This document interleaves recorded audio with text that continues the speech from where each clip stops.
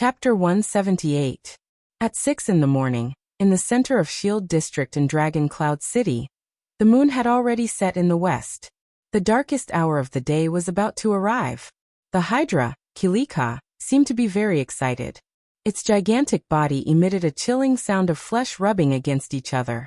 It could not help but make people think of the scene of someone grinding pork with a millstone. It waved its limbs and tentacles in a frenzy, continuously releasing wave after wave of people to surround Nicholas and Gleeward. The two Supreme-class elites, who held legendary anti-mystic equipment, fought with all their might in the crowd controlled by the mystic and advanced with all their might. With great willpower, the two of them endured the cries and screams of the residents as they killed their way through a layer of the crowd. With great difficulty, they managed to get closer to the mystic. However, the girl with a bright smile only shook her head slightly. A gigantic tentacle reached out from behind her and sent her 20 meters away. More people who were controlled walked out of the tentacle in confusion and surrounded the two Supreme-class humans. They could not help but block the space that the tentacle had vacated. Just a dozen meters away, under an inconspicuous low wall, Thales listened attentively to Black Sword's explanation with shock and astonishment. The power of eradication originates from the untapped potential in the human body. We use special methods, such as specific martial arts and sword styles, to guide it into usable power. Black Sword's words seemed to carry a faint sense of authority, causing people to unconsciously perk up their ears to listen. It can more or less increase a person's abilities for a short or long period of time, or adapt to certain battles. He stared at Thales sternly and fiercely. The forms of existence of the power of eradication vary from person to person. There are many types of power of eradication. Some will form visible light, some will fuse with organs and tissues, some will even circulate around the body day and night, some will be used on special parts, and some will permeate the entire body. Even if it's the same type of power of eradication, when used by different people, there are often great differences. Thales frowned. If there are great differences, how should I teach him? Black Sword seemed to have heard his thoughts. As the Hydra roared from its flesh, he said calmly, "But they still have something in common that can be used as a reference. Most of the powers of eradication have a specific form and function at the moment of awakening." Black Sword exhaled. His muscles trembled, as though he was doing his final warm-up.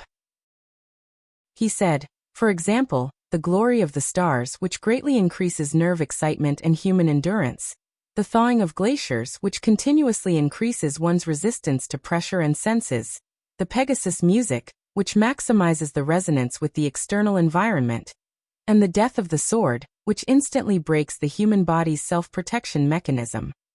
The people who awaken these powers of eradication will naturally form biases and habits based on the specific forms of their powers of eradication." When Thales blinked, Black Sword changed the topic. "But the sin of Hell's River is different." Black Sword's expression turned cold. "It is one of the least recorded powers of eradication. Based on my and some of my predecessors' experiences, it comes from the most unbelievable potential of life," Black Sword said slowly. "Survival." Thales' heart tightened. He remembered the encounter in the birch tree forest. Serena strangled him in midair. So, the sin of Hell's River exists to prolong a dying life. Black Sword inhaled slowly and adjusted his breathing. It is a final struggle at all costs. He gave the prince a profound look. This is also the prerequisite for us to awaken the sin of Hell's River. It awakens at the moment of death, and it will stimulate all the essence of life. Because of this, it is different from most powers of eradication. The sin of Hell's River does not have a specific form. In other words, it can exist in any form and be effective. Thales' pupils shrank. Any form of existence for the powers of eradication? Thales' pupils shrank. Any form? He somewhat understood what Black Sword meant. "That's right." Black Sword smiled and nodded. He looked at Kilika in the distance. "That's right. The sin of Hell's River." Black Sword narrowed his eyes. "It's the omnipotent powers of eradication." While the two of them spoke, Nicholas and Gleeward were struggling to hold on. "We can't go on like this." With a cold expression, Nicholas chopped off a woman's head with the severing soul's blade. Her terrified gaze before she died made the battle-hardened warrior's chest feel heavy. Then he faced the next old man with a dazed expression. With the legendary anti-mystic equipment, we won't have to worry about protecting ourselves.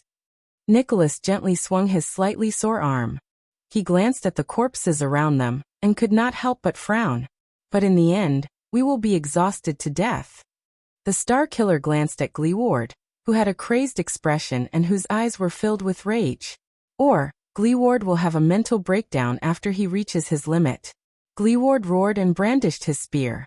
The spearhead slashed through 3 people, but his left arm was scratched by a little girl who attacked him from behind. The civilians of Shield District who were scratched by the spear died under the effect of extermination.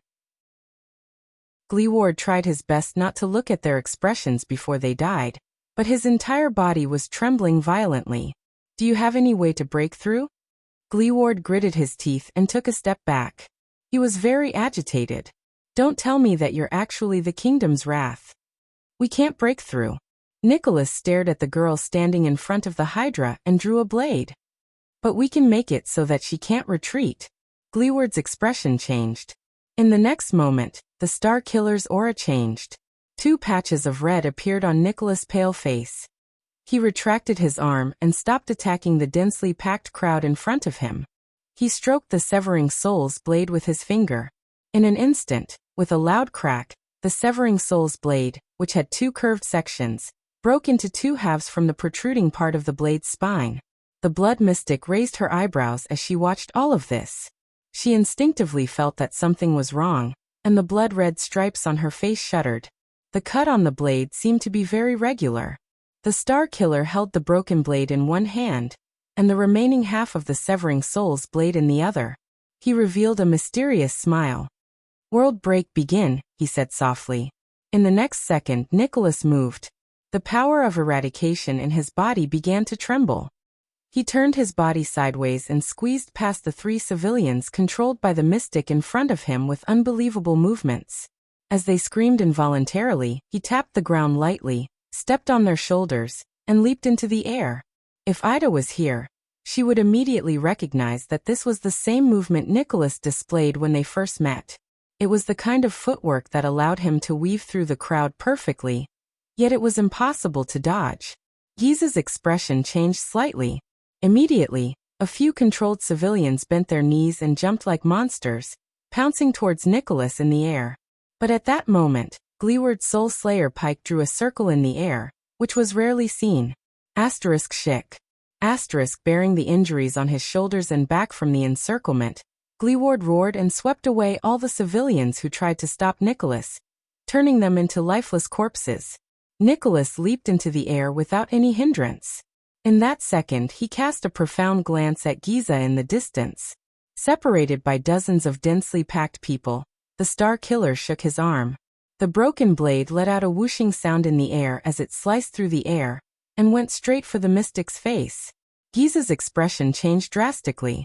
Amid the piercing sound of the wind, she cautiously extended 2 tentacles from her body, struck the ground, and pushed herself backwards. Thud. The blade stabbed into the ground, only a few meters away from the Blood Mystic. Nicholas' expression did not change.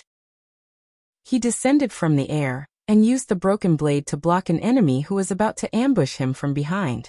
Giza narrowed her eyes and stared at the broken blade on the ground. She did not say a word. However, a second later, Nicholas swung the blade lightly. His eyes shone brilliantly and he said coldly, "World break completed." The mystic's expression did not change. He did not even look puzzled. But at that moment, Nicholas suddenly let out the most emotional roar he had since the start of the battle. "Charge!"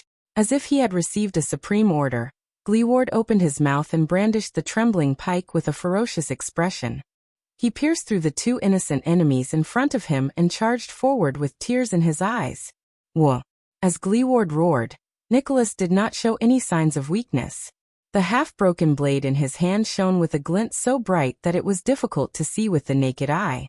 In an instant, he slit the neck of a wailing teenager and charged towards the mystic.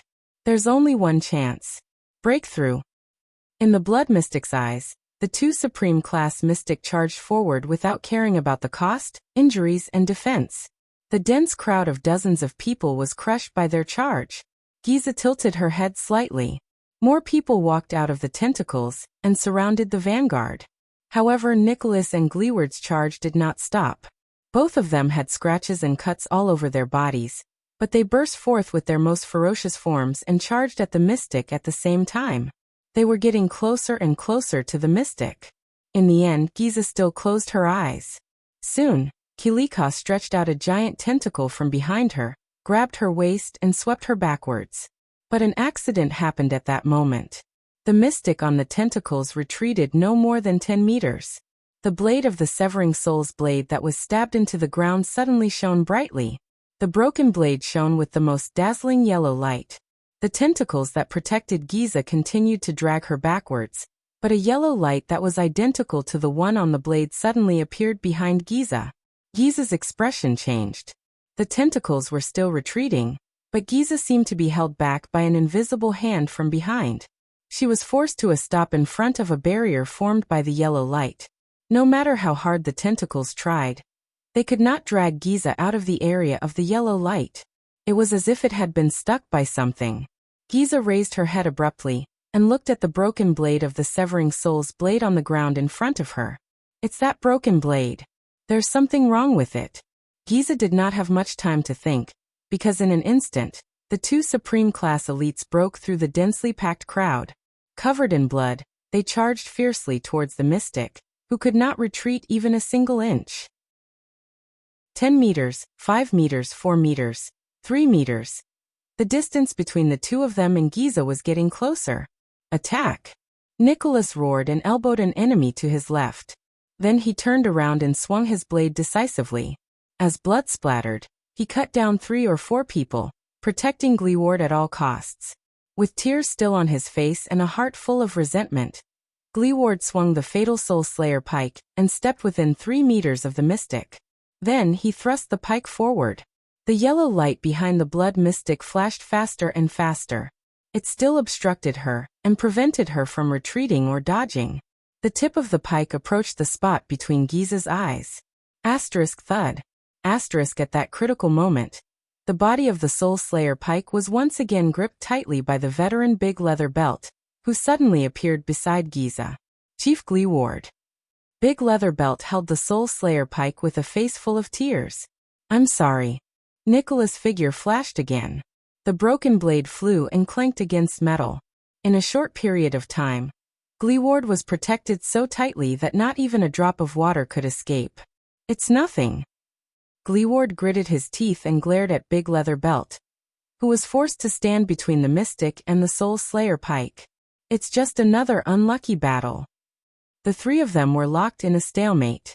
The crowd surrounding the three of them seemed to have received some sort of order. They stopped abruptly and retreated in unison amidst the terrified howls of those who were being controlled. Only then did Nicholas get a chance to catch his breath. He took a step back and leaned his back against Gleeward, who was holding the Soul Slayer pike against the mystic. Giza lowered her head. Her lips moved slightly, and her voice rang in the ears of the two Supreme Class individuals. What is this? The mystic asked flatly. This is the ability of the Severing Soul's blade.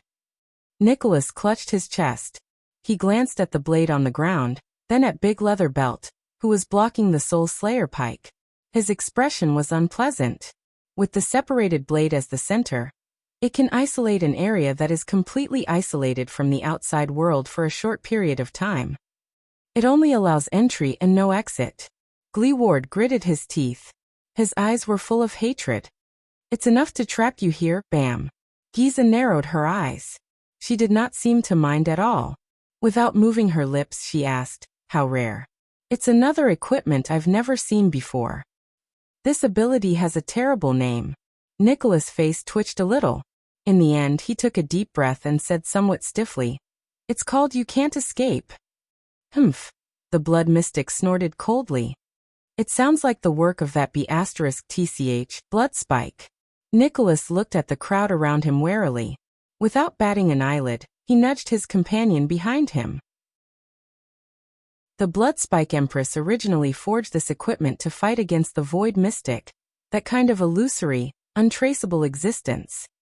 The Hydra, Kilika, let out an enraged and indecipherable roar. Just to deal with Zarkle?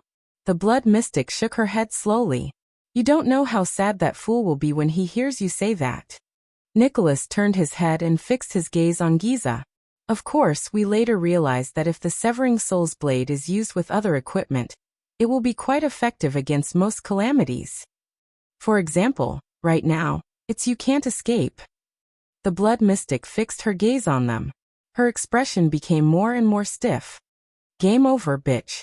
Wielding the Soul Slayer pike, Gleeward's expression was terrifying. He looked as if he wanted to cut the mystic into pieces with his gaze. Do it. Nicholas urged his companion behind him in a cold voice. Let's end this. Are you ready, Big Leather Belt? Gleeward nodded. Staring at his former comrade who was being controlled, anger and reluctance flashed in his eyes. Of course, boss. Big Leather Belt smiled miserably at first. Then his expression stiffened and he said sorrowfully, I still have a daughter. Hearing that, Gleeward frowned slightly. Shield District is almost completely destroyed. Only a small number of residents in the periphery were evacuated. My daughter is probably. But Gleeward still took a deep breath, gritted his teeth and said, I'll take care of her for you. Tears flashed in Big Leather Belt's eyes. At that moment, he flashed a serene smile. Thank you. In the next second, under Big Leather Belt's relieved gaze, Gleeward's entire body let out a terrifying crackling sound. The Soul Slayer pike in his hand seemed to have the strength of 1,000 kilograms. Trembling, Gleeward's hands, which had been freed from Big Leather Belt, thrust forward. Thud. The Soul Slayer pike pierced through Big Leather Belt's chest, producing a muffled sound of metal rubbing against his sternum. Big Leather Belt's relieved smile froze on his face. His entire body turned into a withered corpse. Rip. The tip of the pike pierced through Big Leather Belt's back again. Then it pierced right between the mystic's eyes. It came out from the back of her head. At that moment, the mystic opened her mouth wide and trembled, but no words came out. It was as if she was experiencing endless pain. Behind her, Kilika let out a terrifying sizzling sound. His huge body slowly fell limp. The crowd around them stopped moving. Giza's face began to turn black and brittle. Like cracked, dead wood, pieces fell off. Nicholas exhaled. Panting, he staggered 2 steps forward, picked up the blade that was stuck in the ground, and slowly fastened it to the broken Severing Soul's blade. A dazzling yellow light flashed at the broken part. Then the 2 pieces of metal fused together seamlessly. It was as clean as new, as if it had never been broken. Gleeward closed his eyes. Leaning on the ground with the pike, he knelt down on one knee in exhaustion. It's over. Nicholas turned around and looked at the tottering Hydra. Wait! Gleeward's violent roar rang in the air. Nicholas immediately cast him a surprised and bewildered gaze. What? The Soul Slayer pike is still vibrating. The lame veteran opened his mouth in disbelief. He stared at Giza, who was shattering like broken pottery. With all his might, he pulled the pike out. This isn't her. Gleeward roared in grief and indignation. It's not that bitch. Nicholas was instantly shocked. Under their shocked gazes, the shards on Giza's face fell off piece by piece, revealing a pretty but lifeless gray face. Once the mystic's appearance was stripped away, an innocent girl appeared before their eyes. This is just a civilian. Gleeward roared at the top of his lungs. The battle-hardened Nicholas' expression was cold. He spread his arms like lightning and turned to the crowd around him. But it was too late. Countless people instantly moved and pounced on Nicholas, who had just relaxed. They drowned him in the crowd. In the next moment, a tentacle was quietly flung out from the crowd and reached him in an instant. Bang. Unable to react in time, Gleeward was struck by the tentacle. Under the boundless force, the lame veteran flew more than 10 meters away. Thud. Like a broken sack, Gleeward crashed into a ruin. Dirt and stones flew everywhere, and he rolled a few times before he fell to the ground, motionless. He seemed to have lost consciousness. His Soul Slayer pike flew in another direction, and rolled on the ground with a dull clang. No. Nicholas' sorrowful and indignant roar pierced through the crowd. He fought his way out of the countless people whose strength, speed, and reflexes surpassed that of ordinary people. He was covered in wounds. Blood splattered everywhere. The Star Killer rolled a few meters away. With one hand on the ground, he lifted his head weakly and looked at Gleeward, whose fate was unknown. The multi-headed snake, Kilika, who was on the verge of collapse, became active again. It sent out a tentacle and split it open. A gentle and beautiful girl, the real blood mystic, appeared in the tentacle with a pleasant smile on her face. With a gloomy expression, Nicholas looked at Giza, then at the substitute who had fallen under the Soul Slayer pike. No. You. When did you change your true form? Nicholas said, trembling in disbelief. Giza only looked at him with a smile, as if she was looking at a naughty child. Nicholas closed his eyes, punched the ground, and howled in grief at the sky. It was his fault. He should have thought of it earlier. From the beginning, the mystic had never smiled, never moved her lips, and never had much of an expression on her face. Now that I think about it, that was just a substitute. The blood mystic's gentle voice came from afar. Look, it's not that difficult to change a person's appearance with a bit of dead skin tissue, right? Giza shook her head mischievously. It saves my little cuties the danger of being attacked by the Soul Slayer pike, which would affect me. I can also enjoy the wonderful expressions on your faces when you get tricked. Giza giggled as she looked at Nicholas' resentful expression, and waved her hand. And I only need to stand in a straight line with the substitute. Even the Soul Slayer pike, which can locate mystics, can't tell whether it's a substitute or the real one. The Soul Slayer pike is out. The mystic narrowed her eyes and looked at Gleeward in the distance. Listen up, this is a lesson from the bitch. At that moment, Giza's expression became extremely cold. Never let your guard down at any moment. In the next moment, countless tentacles and the controlled crowd pounced on the unconscious Gleeward, and the injured Nicholas like a raging flood that broke through a dam. They covered the sky and the earth, and they blotted out the sky and the moon. In the end, the two controllers of the legendary anti-mystic equipment were defeated by the mystic. Nicholas gritted his teeth. The hand that held the blade trembled in anger. He staggered to his feet and looked at the enemies attacking him from all directions. He lifted the blade helplessly. The blade sliced through a tentacle and turned it into ashes. The hilt knocked away a wailing child who pounced on him like a hunting eagle. Goodbye, Gleeward. Nicholas felt the blood trickling down his forehead and thought in despair. We failed. But at that moment, the blood mystic's expression suddenly changed. She turned her head abruptly and looked in another direction. There, Kilika's two giant tentacles trembled at the same time. Then they turned into ashes simultaneously. Giza narrowed her eyes. The legendary anti-mystic equipment? The third one? Soon, the mystic saw the figure who attacked her. It's you? Giza's eyebrows twitched. It was her old acquaintance. Blacksword's figure appeared vaguely in the middle of the tentacle's encirclement. He was less than 20 meters away from her. But wherever he went, the blood mystic's creations of flesh and blood were all reduced to ashes. Remember, Blacksword charged towards Giza with an indomitable will. He whispered to Thales, who held the blade of purification in his arms, "We only have one chance. It's time." Thales took a deep breath. His gaze was firm as he nodded slowly. Chapter 179. The battle later will be very intense. If you feel nervous, afraid, and your limbs are stiff, it's very normal. Recruits are like that. When that time comes, you only need to do one thing. Repeatedly think about what I'm saying now to focus. Blacksword charged through countless obstacles and rushed towards the blood mystic at an astonishing speed. The shadow of the Northland military sword style could be vaguely seen in his movements. Thales was held in Blacksword's embrace with one arm. He tried his best to look up as the air whistled past his ears. He held the strange blade of purification tightly in his hand.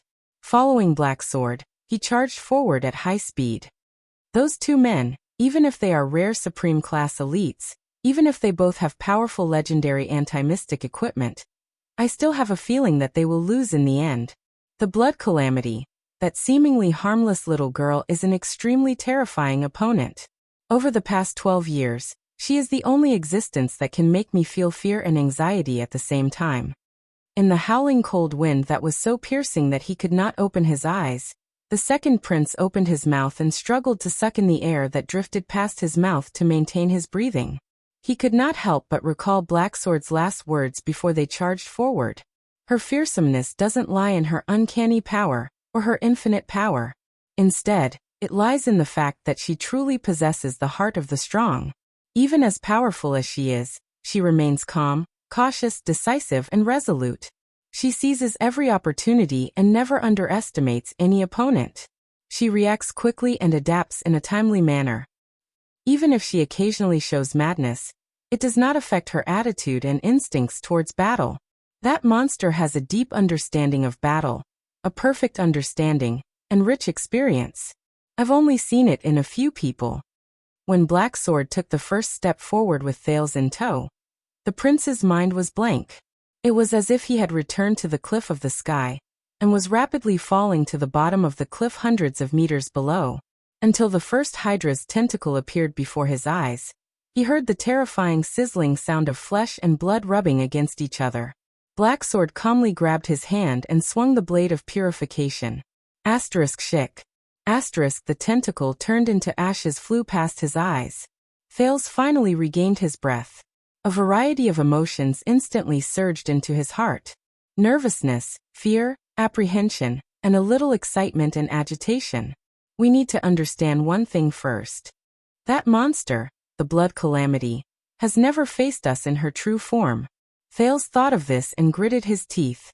He recalled Blacksword's words over and over again in his mind, digesting the shock and surprise he felt just now.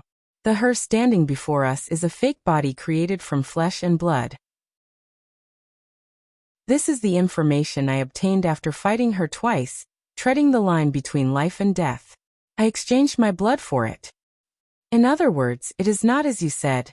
The legendary anti-mystic equipment cannot seal that monster. It's because the person who tried to seal her was unable to lock onto her true body amid the countless pieces of flesh and blood. Thales frowned a little and looked at the gentle girl in front. Not her? In the distance, Giza raised her head and stared at them with a strange expression. This Giza, who appeared after defeating 2 legendary anti-mystic equipment, is also a fake? So, in the birch tree forest, when Sonia shattered her under the supreme shield, how could she appear unscathed? Swoosh. A sharp whistle cut through the air. 2 medium-sized tentacles, one above and one below, swept towards them. When we face her, we must exhaust all possibilities, seize every advantage, and bet all our chips, just for the final victory. Let's start by finding her true form. Thales felt waves of power surge in Blacksword's body. Blacksword's feet trembled, and he stepped lightly on a short stone block.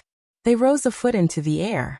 Blacksword turned in the air in disbelief, and slid through the middle of the 2 tentacles. First, it's the time to attack. When the 2 men completely fail and she kills them, it will be the moment we step into the battlefield. At that time, whether she hesitates, is bewildered, or is simply distracted, it will be a precious, weak advantage for us. Even if it can only save us half a second to charge, and get close to her fake body. In the air, Thales looked up and watched as one of the tentacles flashed past his eyes. In the distance, he could vaguely see Nicholas, who had fallen to the ground. The Star Killer fought with all his might, and in the end, he was drowned in the mass of tentacles. There was a piece of tissue that looked like half a tongue in the tentacle. It brushed past Thales' nose and gave off a nauseating smell of blood and acid. Thales suppressed the discomfort in his stomach and throat, and forced himself not to close his eyes. He wanted to see his enemy clearly. All possibilities. All advantages. All my chips. He gritted his teeth and repeated Blacksword's words in his heart. Next, it's our offense. Once the battle starts, we will immediately reveal the legendary anti-mystic equipment, which is the natural enemy of mystics. While intimidating her, we will make her immersed in shock and doubt for even a second, which will expose more flaws. We will also attract more of her attention on me. Blacksword gripped his sword-wielding hand tightly. The blade of purification danced in the air, and slid past the two tentacles, leaving two wounds on them. The tentacles quickly withered and turned black, as if they were instantly burnt, and finally turned into ashes. They were only 30 meters away from Giza. In the distance, the blood mystic, who had been paying attention to them, let out a soft "ha." Giza inhaled slowly. The blood-colored patterns on her face began to tremble slightly. That's right. Aside from the Soul Slayer Pike and Severing Soul's Blade, the third legendary anti-mystic equipment. What a night full of surprises. The flying ashes stained Thale's face, and mixed with the melted snow. In the next moment, Thales felt his entire body freeze. Blacksword landed on his feet.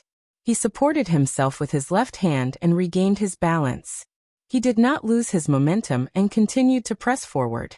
The oncoming cold wind quickly turned the melted snow on Thales' face into ice crystals. The little prince grimaced, and the ice crystals slid down his almost frozen face. A huge tentacle attacked out of thin air. In an instant, it split into countless small tentacles and intercepted the black sword from all directions and angles. It looked as if it wanted to stop them at all costs. And they could not avoid it. Thales was already prepared. Blacksword was going to use his blade of purification to carve out a path of survival that would be filled with flesh and blood and ashes. Then, Blacksword lowered his body and faced the hundreds of terrifying tentacles that resembled snake tongues. The power in his body surged, and he immediately spun around. In his shock and bewilderment, Thales suddenly felt dizzy. We must also carefully consider the direction of our breakthrough. Find a path filled with ruins and obstacles. It will provide us with the best field of vision and cover for our defense, even if it can only cover an inch of our bodies and block one attack. Blacksword chose a rocky road filled with obstacles. Houses that had collapsed due to the fierce battle between the two mystics could be seen everywhere. They turned into a low house that had been destroyed. A wall of earth stood between them and the countless small tentacles. The tentacles attacked in a large area, covering a far larger area than the wall of earth. The tentacles that were scattered all around quickly swept past the wall of earth. Bang. The tentacles that were concentrated in the center mercilessly exerted force and smashed the wall of earth. Soil and stones flew towards Thale's face. Blacksword raised his arm and blocked some of them. However, just as the wall of earth shattered and the momentum of the tentacles that smashed it weakened, Blacksword moved again. A strange power spread through his legs. With a calm expression, Blacksword instantly sped up. Swoosh. Blacksword charged head-on and broke through the cracked wall of earth. He squeezed into the weakest gap, allowing the flying soil and stones to graze the other parts of his body, leaving behind countless bloody marks. Thales shut his eyes tightly, feeling the dust and soil graze his face. Blacksword held Thales' hand tightly against the flying soil and stones.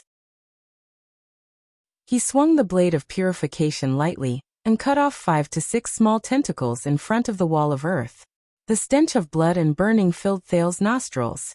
The ashes of flesh and blood scattered around them. Blacksword broke through the wall of earth, and they rushed another 5 meters forward. Only by cherishing every opportunity in battle, just like how a traveler in the desert treasures every drop of water, can we accumulate every little bit to make a mickle and build a wall out of sand. Victory and survival are built on the meticulous carving of every detail. Single quote. Especially when facing the blood calamity. With the strange and rare power of eradication, Blacksword dodged left and right under the Hydra's frenzied attack. Occasionally, he would use the blade of purification to open a path. The path under their feet stirred up waves of dust. Under the contrast of the flying snow, it became even more hazy. Thales could only grit his teeth and endure the double torture of extreme speed and cold. He only felt that Blacksword's right arm, which was holding on to him, was tightening, almost cutting him into two. However, they were getting closer and closer to Giza. There were less than 20 meters left. When we reach a certain distance, you will enter her field of vision.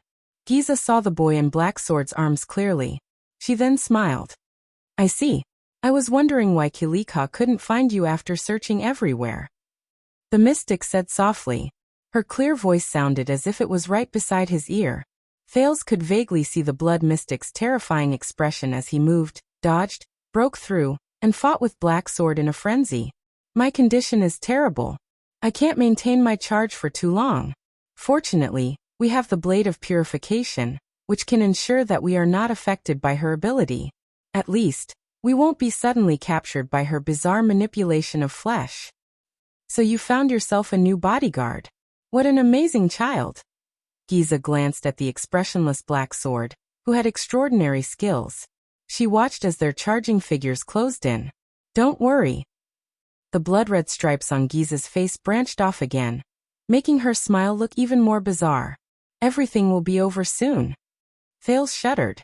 If her target is you, with such a close distance and a weak prey that she is determined to capture, there is a high chance that she will not retreat or evade. She will rely on the advantage of being unable to be sealed as you set to kill me, and take you down in the shortest time possible. Giza raised her hands abruptly. Poochie.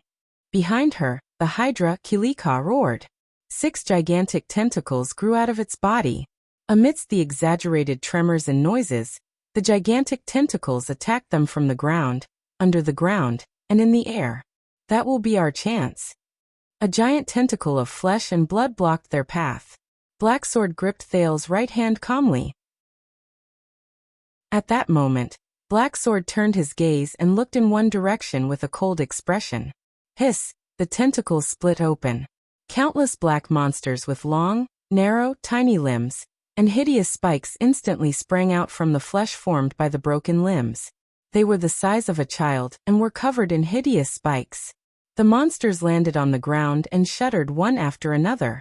The spikes on their bodies stretched out like blades. Her true body should be hidden in those disgusting creatures made of flesh and blood. Underground in the tentacles in that huge monster, or in any other possible flesh and blood. Just like how water melts into the sea and trees are hidden in the forest. We need to find her true body among the countless piles of flesh and blood. Asterisk hiss. Asterisk like starving larvae. The monsters opened up an organ in their bodies and let out a terrifying hissing sound. In the next moment, the pitch-black monsters raised their heads and swung their limbs. Some of them ran, some jumped, some rolled, and some crawled. There were even a few monsters who spread their equally ugly black wings in the air. They swarmed towards Black Sword and Thales, covering the sky and the earth. They surrounded Black Sword and Thales in a densely packed manner. At that moment, the smiling Giza in front of them was obscured by these terrifying little things.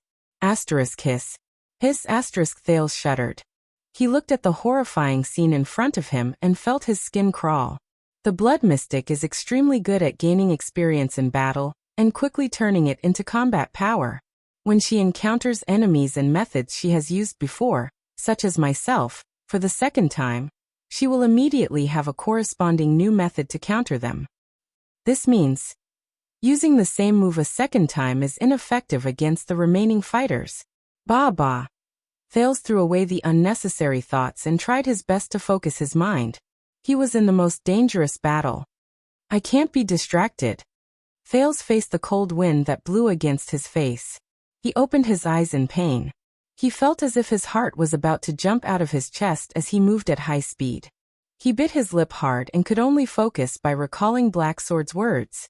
The first time we fought, I used Tremor, a move I learned from a Supreme Class assassin and modified. I slid her tentacles away. However, the second time we met in the alley, once I used Tremor again, she immediately changed her strategy and used a new method. She transformed her flesh and used sharp bone spikes to break the move. Did you see that? The monsters with bone spikes. Black Sword's words traveled into Thales' ears intermittently amidst the sound of the wind. They exist to suppress my tremor. Thales sucked in a deep breath and focused his gaze on the black monsters. They were hideous in shape, but when they were combined with their shocking numbers, Thales felt a chill run down his spine. That feeling was like a group of child-sized black locusts, tens of thousands of them, blotting out the sky and covering the earth as they pounced towards him. Without hesitation, Black Sword rushed towards the group of monsters in front of him, as if the danger before him was not life-threatening, but a beautiful dream. So the second time we fought, I was suppressed by her in just a few seconds. I almost died in the hands of these little monsters. This time, Black Sword did not hold back. He did not use tricks or save energy. Thales felt Black Sword's body tremble beside him. A pulsation that seemed to have a substance surged from the depths of his body. He knew that this was the sin of Hell's River.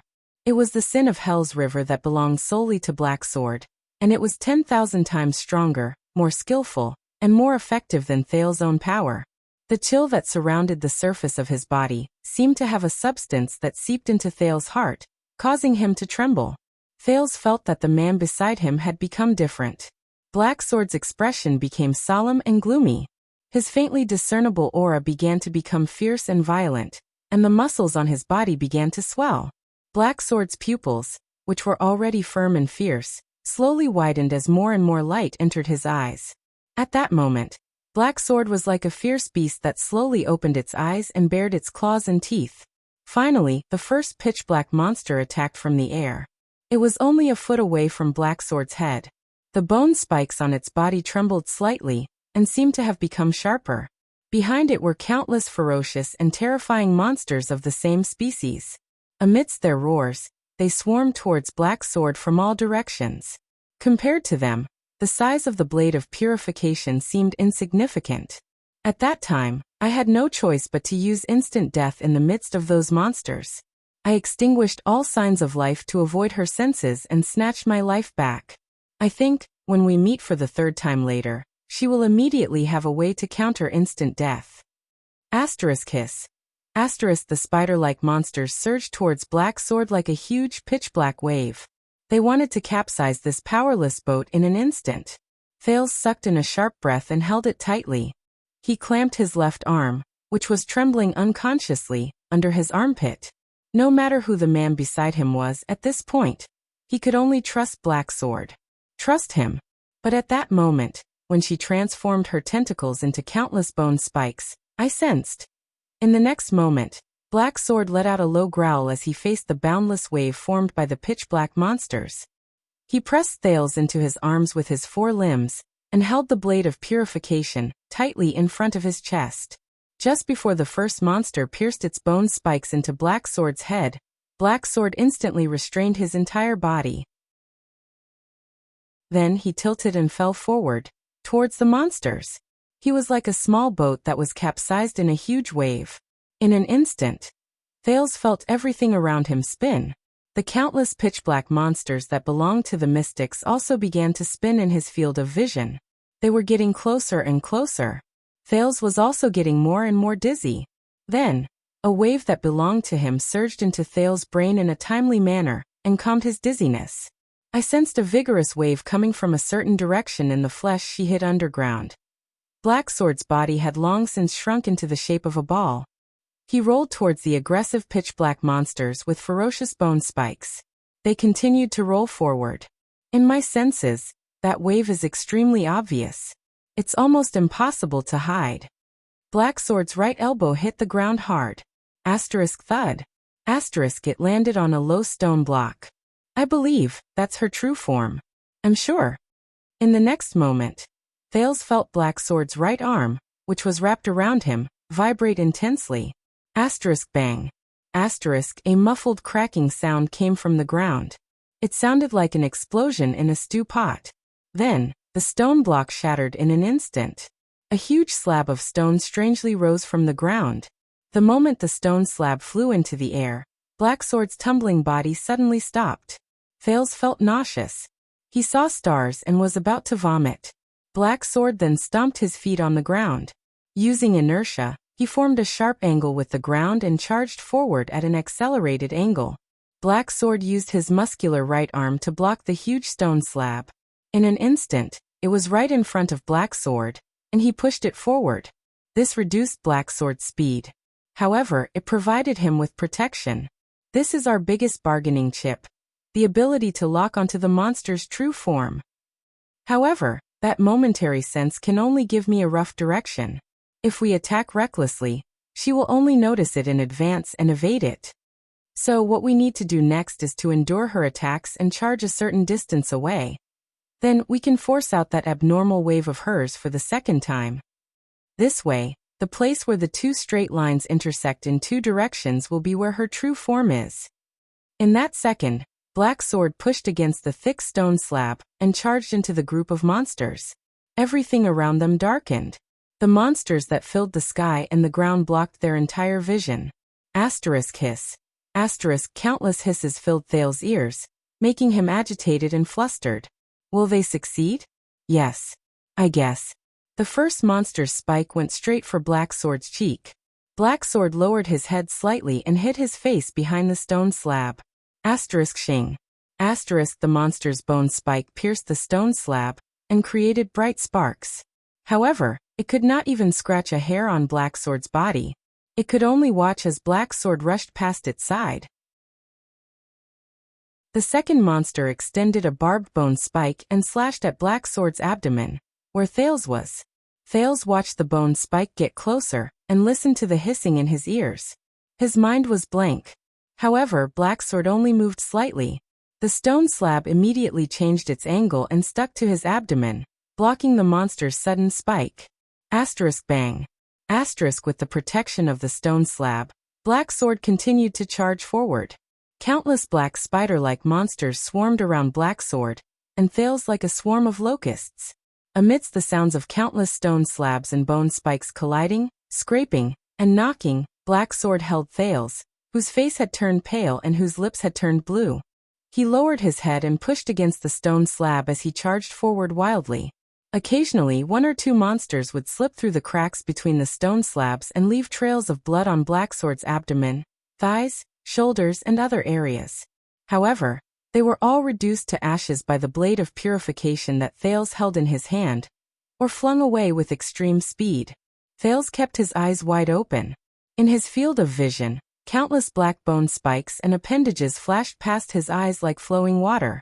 The second time we forced her to transform, force her to release fluctuations, and reveal her true form, is at the protective stone slab shattered inch by inch under the countless impacts in just a few seconds. Gravel and blood fell from Black Sword's body at the same time. However, at the same time, Black Sword's body trembled. At asterisk shing. Asterisk a black monster's spike grazed his shoulder, drawing out a streak of blood. Asterisk shing.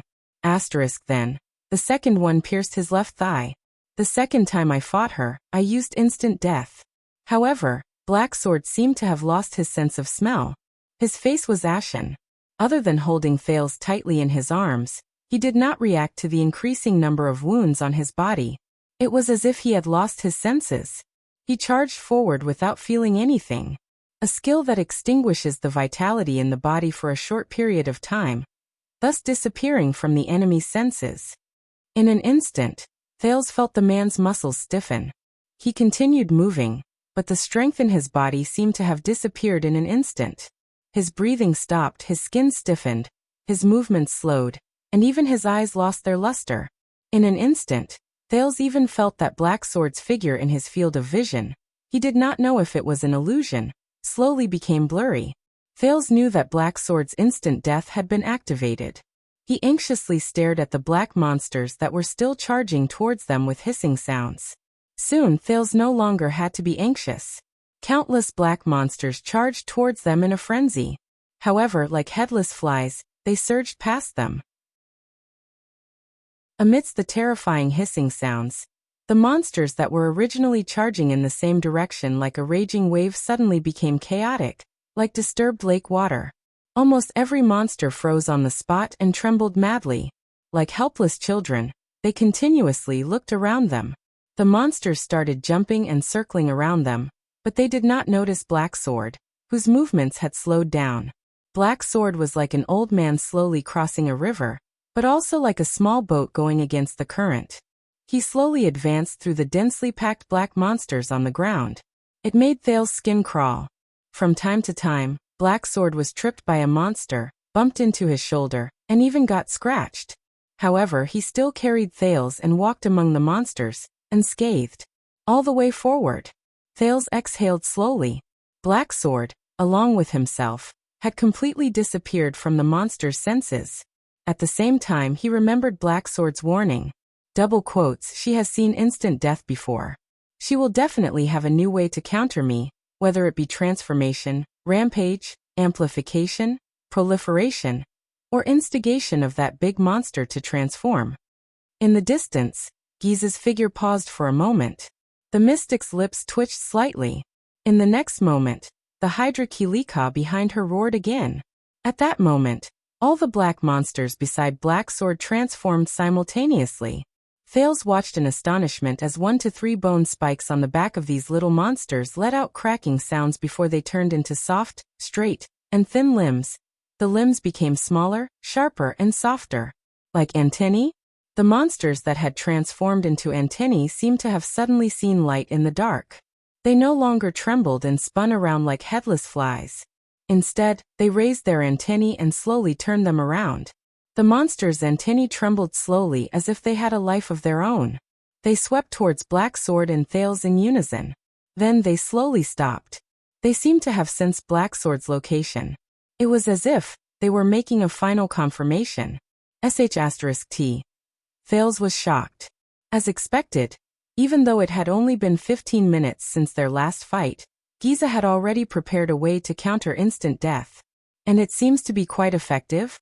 He anxiously looked at Black Sword, who was still holding him and struggling to move through the horde of monsters. However, the latter only closed his eyes and moved slowly like a dead tree. Thales was extremely anxious. Giza has already moved, shapeshifting or some other method. So, Black Sword, isn't it time for you to wake up? When that time comes, I will be able to sense her true body's location for the second time and completely lock onto her. Thales hugged the blade of purification in front of his chest and watched the little monsters gradually aim their antennae at Black Sword. His heart thumped furiously. In the end, he could not help but extend a finger and poke Black Sword's chest. But this time, it was as if he had poked a hornet's nest. In an instant, all the black monsters seemed to have suddenly awakened from their slumber. They carried trembling antennae on their backs and ferocious bone spikes. Once again, they let out a terrifying hiss and stomped their hind legs together. They pounced towards Black Sword and Thales. Hiss. At that moment, Thales had goosebumps all over his body. But it was also at that moment, Black Sword, who looked like an old man with one foot in the grave, suddenly moved. As if it was the first breath of air he had taken since he was born, Black Sword took a deep breath.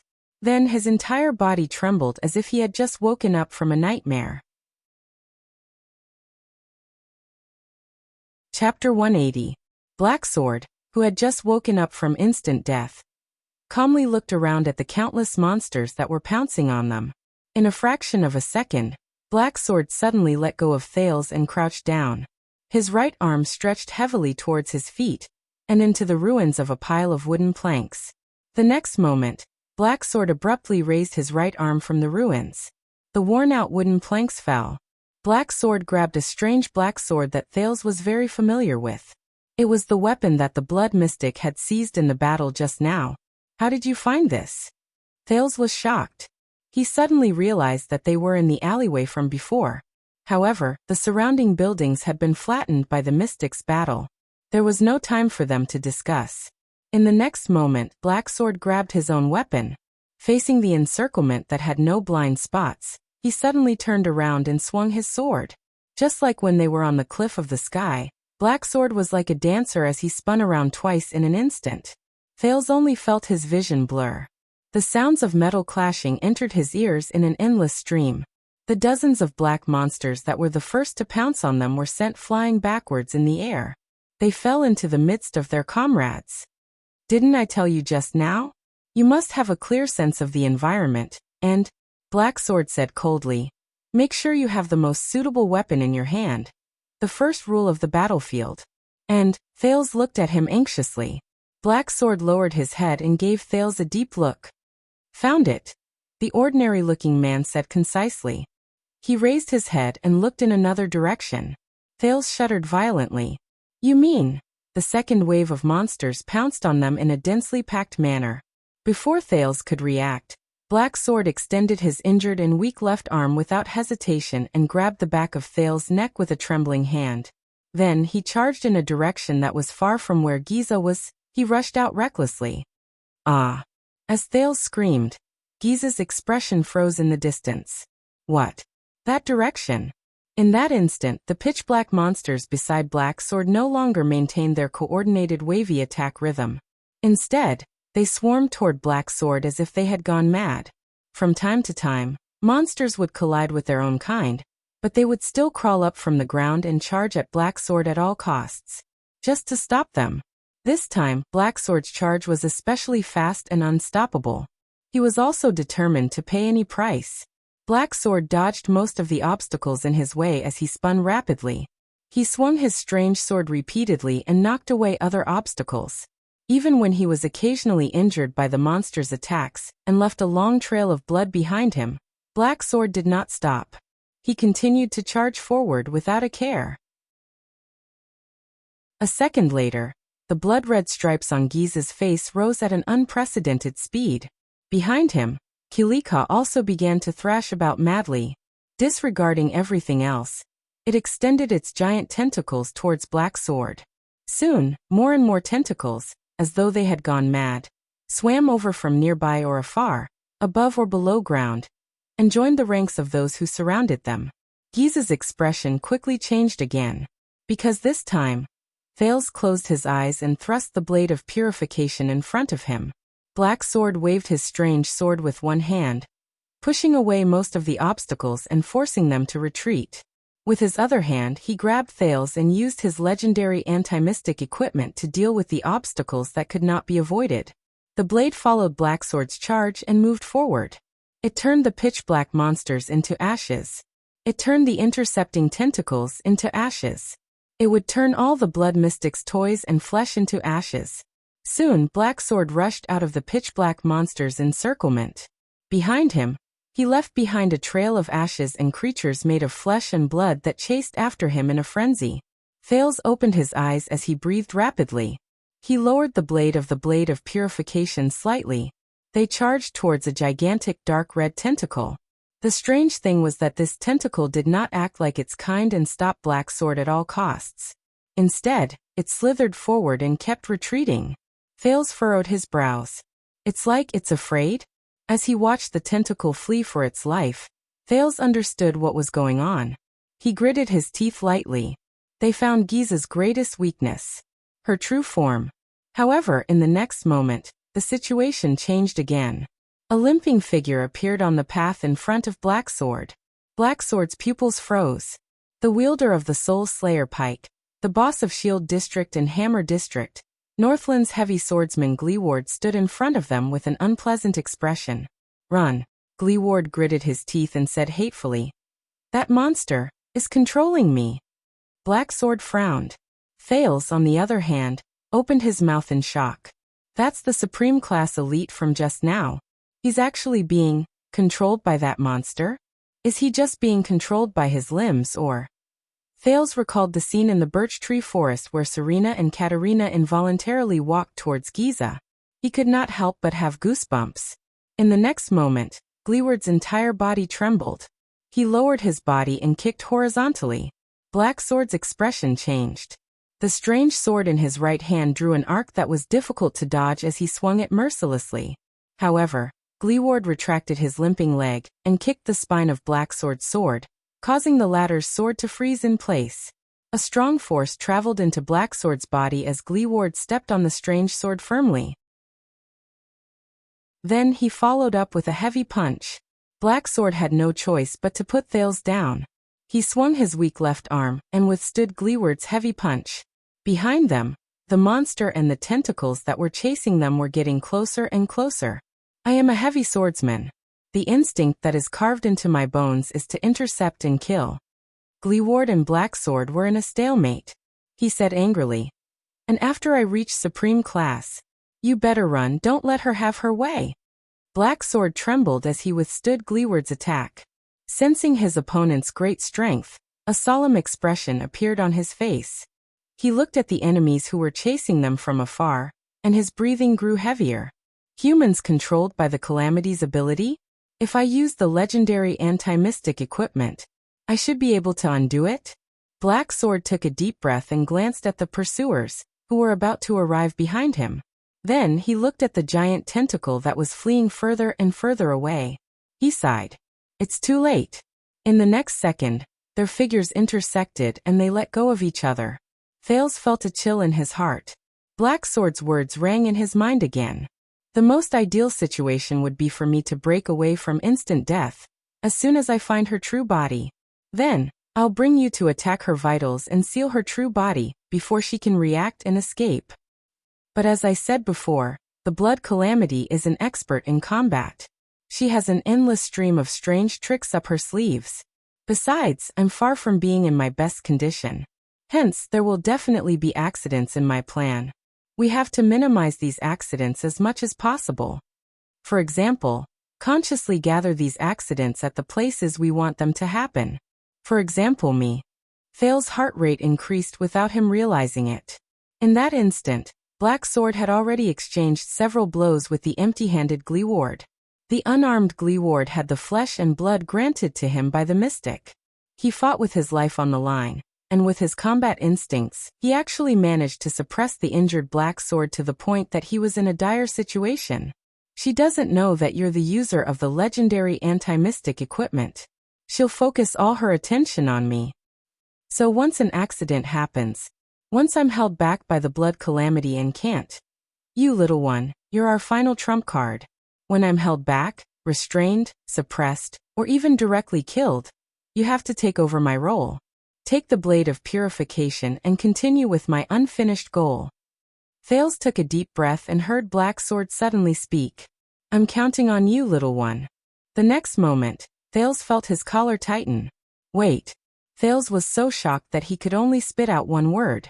Then the scene before his eyes instantly changed. It was only when the whistling sound of wind brushed past his ears that Thales suddenly realized that he had been thrown out by Black Sword once again. Thales could only hold the blade of purification tightly in his bosom. It fell towards the tentacle that might contain the blood mystic's true body. In that instant, the sin of Hell's river surged into Thales' brain, making him shudder. Everything around him slowed down again. Thales watched himself float in the air and slowly descend towards the giant tentacle. Black Sword's words lingered in his ears. To ensure that nothing goes wrong, I hope that you can also do this.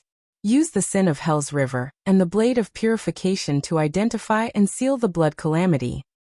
I've said it before, the sin of Hell's river is an omnipotent power of eradication. It can instantly increase or strengthen your agility, reflexes, explosiveness, speed, strength, perception, vision, willpower, nerves, thinking, recovery, endurance. Everything you can think of. Thales took a deep breath and felt the sin of Hell's river fluctuate under his skin and blood vessels. He felt its waves of agitation. That's right. This is the feeling. Just like the time when he fell towards Katerina in the birch tree forest, the sin of Hell's river gradually strengthened his sense of balance in the air. In the distance, Thales trembled as he saw Black Sword and Gleeward's figures being drowned in the tentacles, and the group of pitch-black monsters. Precisely because of this, the sin of Hell's river is often not easy to control. When you need to increase your agility, the sin of Hell's river may give you the agility of an acrobatic boy. But it may also turn you into a Scud, a Hercules, and a Lookout at the same time. This involuntary dispersal of power will greatly reduce its efficiency and durability, as well as your ability to control it. Hence, as the controller of the sin of Hell's river, your first lesson is to learn how to summon. Summon. Unlike other powers of eradication, you need to consciously guide the sin of Hell's river to focus on something you want to accomplish. Don't treat it as a tool. Instead, treat it as a companion that you can talk to. Tell it, as the master of life, what do you want? While in midair, Thales gently closed his eyes and let the cold wind blow past his ears. Very good. The sin of Hell's river. It was an instinct that came from between life and death. Right now, I am faced with such a choice. What was needed was seal the blood mystic. So I need your help. The sin of Hell's river. At that moment, Thales could clearly feel the sin of Hell's river, which was originally scattered all over his body. It was fading away. That strange wave gathered in his heart, and a moment later, it surged towards another place. Everyone's power of eradication is different. How far you can go with the sin of Hell's river depends on your own exploration. Tremor and instant death are the moves I completed while I was exploring. Everyone's power of eradication is different. Here, I will teach you my own experience and understanding of the sin of Hell's River. It is an extremely effective use. Perception. The perception I obtained from the sin of Hell's River originates from vibrations and waves. I named it feedback. Even the slightest breath will cause vibrations in the air, and they will be transmitted to the ground, walls, and even the pulsations in the human body. With feedback, I can sense even the slightest movement from 100 meters away. Thales inhaled one last time. He opened his eyes. His gray eyes were filled with the sin of Hell's River like never before. The moment the sin of Hell's River surged into his eyes, the effect of slowing down time suddenly disappeared. His originally agile limbs seemed to have suddenly become much slower. Thales fell hard on the top of the tentacle. His hand felt slippery. More small tentacles instantly burst out of the tentacle and bound Thales' legs tightly. Thales endured the nausea. He gritted his teeth and repeatedly thought about his mission. Little rascal's tears flashed before his eyes. And the countless corpses on the streets of Shield District. When he thought of this, Thales could not help but grit his teeth and roar to gather his spirit. Arg! But at that moment, he noticed something unusual. Thales raised his head. He immediately felt that the scene before him was different. Thales was stunned. Unlike the feedback Black Sword received, which detected the waves and vibrations, the perception Thales received was in a different form. It was vision. His vision became clear again. This time, the sin of Hell's River gave him another world. It was colorful, but the details were vivid and full of life. This time, the sin of Hell's River's feedback gave him another world. It was colorful, but the details were vivid, and it was full of life. It was as if the resolution had been increased by countless times. He could see every inch of flesh and blood in the huge tentacle before him clearly. Every pulse was clear to him. Thales could even guess the general flow of blood in this tentacle, the specific path of muscle contraction and expansion, and which inch of tendon he would be able to break free. He stared at the new sensory world before him, and his eyes almost popped out of their sockets. But that was not all. Thales looked at the tentacle that was emitting endless red light. He suddenly realized that these lights were layered, and some were deep, and some were shallow. As he confirmed his target, the sin of Hell's River gathered in his eyes and became denser. Soon, in the deepest part of the tentacle, a spot of light that was so red that it was almost purple was slowly shrinking and pulsing. So that is. Thales felt a chill in his heart. The tentacle under his feet tightened. He did not hesitate anymore. Thales raised the blade of purification, and once again felt the heat from the sword. Then he stabbed it down. The blade pierced into the tentacle. In Thales' eyes, two similar red lights fused together on the blade and on the tentacle. Then, the latter's red light collapsed the moment it came into contact with the blade. From the spot where the blade pierced, the tentacle's flesh, which was made up of the creature's limbs, melted, evaporated, and turned into ashes. Thales only felt his feet loosen. As the tentacle turned into ashes, his entire body sank into the huge tentacle. In a panic, Thales waved the blade of purification in his hands randomly. Wherever it went, ashes scattered everywhere. The inside of the tentacle, which looked like a red cave, seemed to be whimpering in pain. The endless tremors made Thales dizzy. Finally, Thales' legs landed on the ground. The second prince panted heavily, sucking in the stinky, sour air. Damn it! This place is too disgusting, isn't it? He raised the blade of purification and stepped on the sticky and slippery flesh. He forced himself not to look at the limbs around him that were still moving slightly, as if they were breathing on their own. They were heads, arms, stomachs, lungs, eyes, noses, and so on. He suppressed the desire to vomit and walked slowly towards the brightest red spot in his field of vision. Asterisk swoosh. Asterisk a few fine tentacles and spikes attacked him. But Thales only grabbed the blade in his hands, and without hesitation, he hacked them into ashes. He got closer and closer to the bright spot. Soon, Thales' target appeared in front of him. It was a purplish-red naked girl whose limbs and back were embedded in the wall of flesh and blood. The young girl's face was covered in layers of blood-red patterns that were constantly trembling. It was extremely strange. She did not have a gentle expression, nor did she have a pleasant smile. She only closed her eyes and breathed in and out slowly. Her skin was also the same strange purplish-red color. Countless thick and thin dark red blood vessels extended from the wall of flesh and blood and connected to the girl's body. He could vaguely see flowing liquid within them. Thales, who was dumbfounded, could not help but stop in his tracks. The prince stared at Giza, who was almost fused with the flesh and blood behind her. His breathing slowly quickened. What the hell is this? The girl opened her eyes abruptly. Thales, who was already restless and had goosebumps all over his body, jumped in fright. You shouldn't have come here, Giza's true form said slowly. The stripes on her face trembled slightly, like a wandering parasite. How did you find me? Thales first glanced at the blood mystic in this form in a daze. Especially the countless blood vessels on her body. When he thought of the people she dragged into the tentacles, and how they might be flowing in the form of fragments or liquid, Thales felt another wave of nausea. A second later, Thales took a deep breath. Under Giza's cold and crazed gaze, he slowly walked up to her and said resentfully, "About this, I can only say that you met a powerful person." Thales sighed. His gaze was firm. "Well, I can only say that you met a powerful person. I'll remember this. Black Sword, a terrifying opponent." Giza slowly narrowed her eyes. "I should have been vigilant when he disappeared from my senses again. How could an opponent like him use the same trick so easily?" Thales slashed away two small tentacles that tried to stop him. He mustered his courage, ignored the disgusting limbs around him, and stood in front of Giza. "And you, child? You will regret it." Giza fixed her gaze on the red blade. There was deep wariness in her eyes.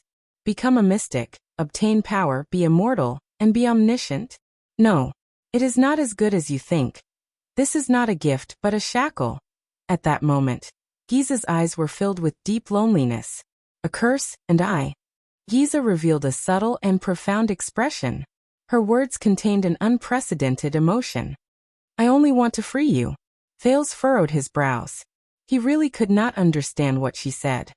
"Otherwise," Giza said slowly, "from the day you found your name of origin, you will never be free."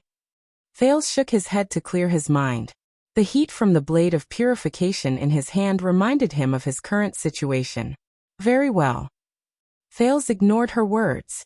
He looked at Giza, raised the blade of purification in his hand, and aimed it at Giza's abdomen.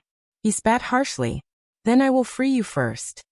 Giza only looked at him gently with a sad and pitiful gaze. It was as if she was looking at an ignorant child.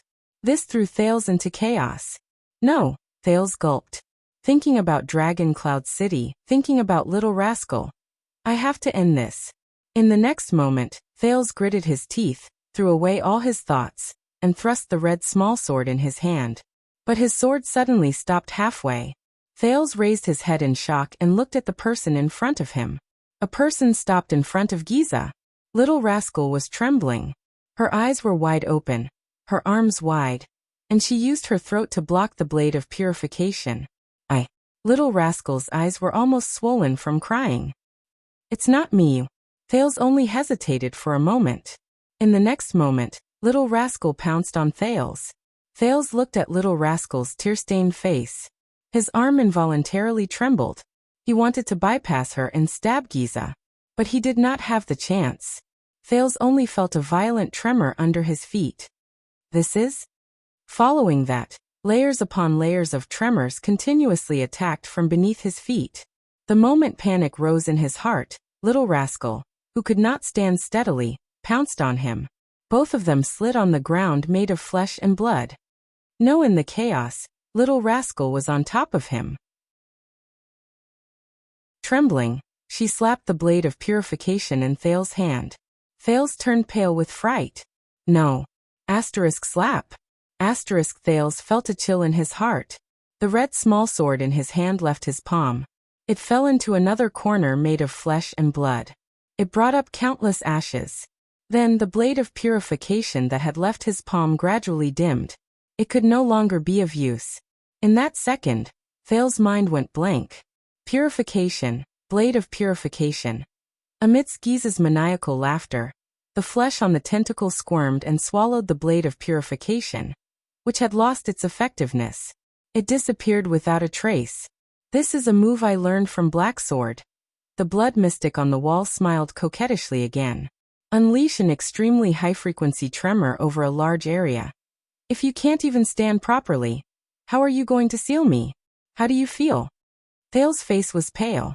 He pushed Little Rascal, who had regained her freedom of movement. He stared in the direction where the blade of purification had fallen. However, apart from the red light formed by flesh and blood, there was nothing else in front of him. The legendary anti-mystic equipment. The only thing he could rely on when he faced the mystic. Lost it? No. I don't have a chance anymore. Thale's heart was dead. He turned his head in a daze and looked at Giza. I failed. Beside him, Little Rascal hugged him tightly and kept sobbing. Giza inhaled slowly and narrowed her eyes. Two tentacles extended from the inner wall of flesh. As Little Rascal screamed, they wrapped around Thale's arms and legs and pulled him up. Thale struggled with all his might, but like an insect caught in a spider's web, his efforts were futile. More tentacles grew from the inner wall. As Little Rascal covered her mouth to stifle her sobs, the tips slowly sharpened and hardened. They became ferocious, sharp, and deadly thorns. I'll give you a piece of advice. Giza stared at Thales, who was pulled before her. His face was ashen and he was in despair. She flashed a pleasant smile and enunciated her words like orchids. In battle, abandon unnecessary emotions. You saw it for yourself. You saw how badly it harmed you. Thales trembled all over as he stared at the blood mystic in a daze. This time there was no Sonia, no Asda, no Black Sword. He was the only one who could save himself. In that instant, Giza's face revealed tender love and pity. As I promised, you won't feel any pain, child. Thales gulped slowly. He could only feel the tentacles wrapped around his limbs getting tighter and tighter. The tentacles with their sharp thorns slowly moved to Thales. One of them even extended a sharp thorn and stopped a few inches away from his left eyeball. The fear of death instantly struck him. Thales could even hear his heart pounding violently. He could feel his blood vessels swelling and surging. His muscles trembled uncontrollably.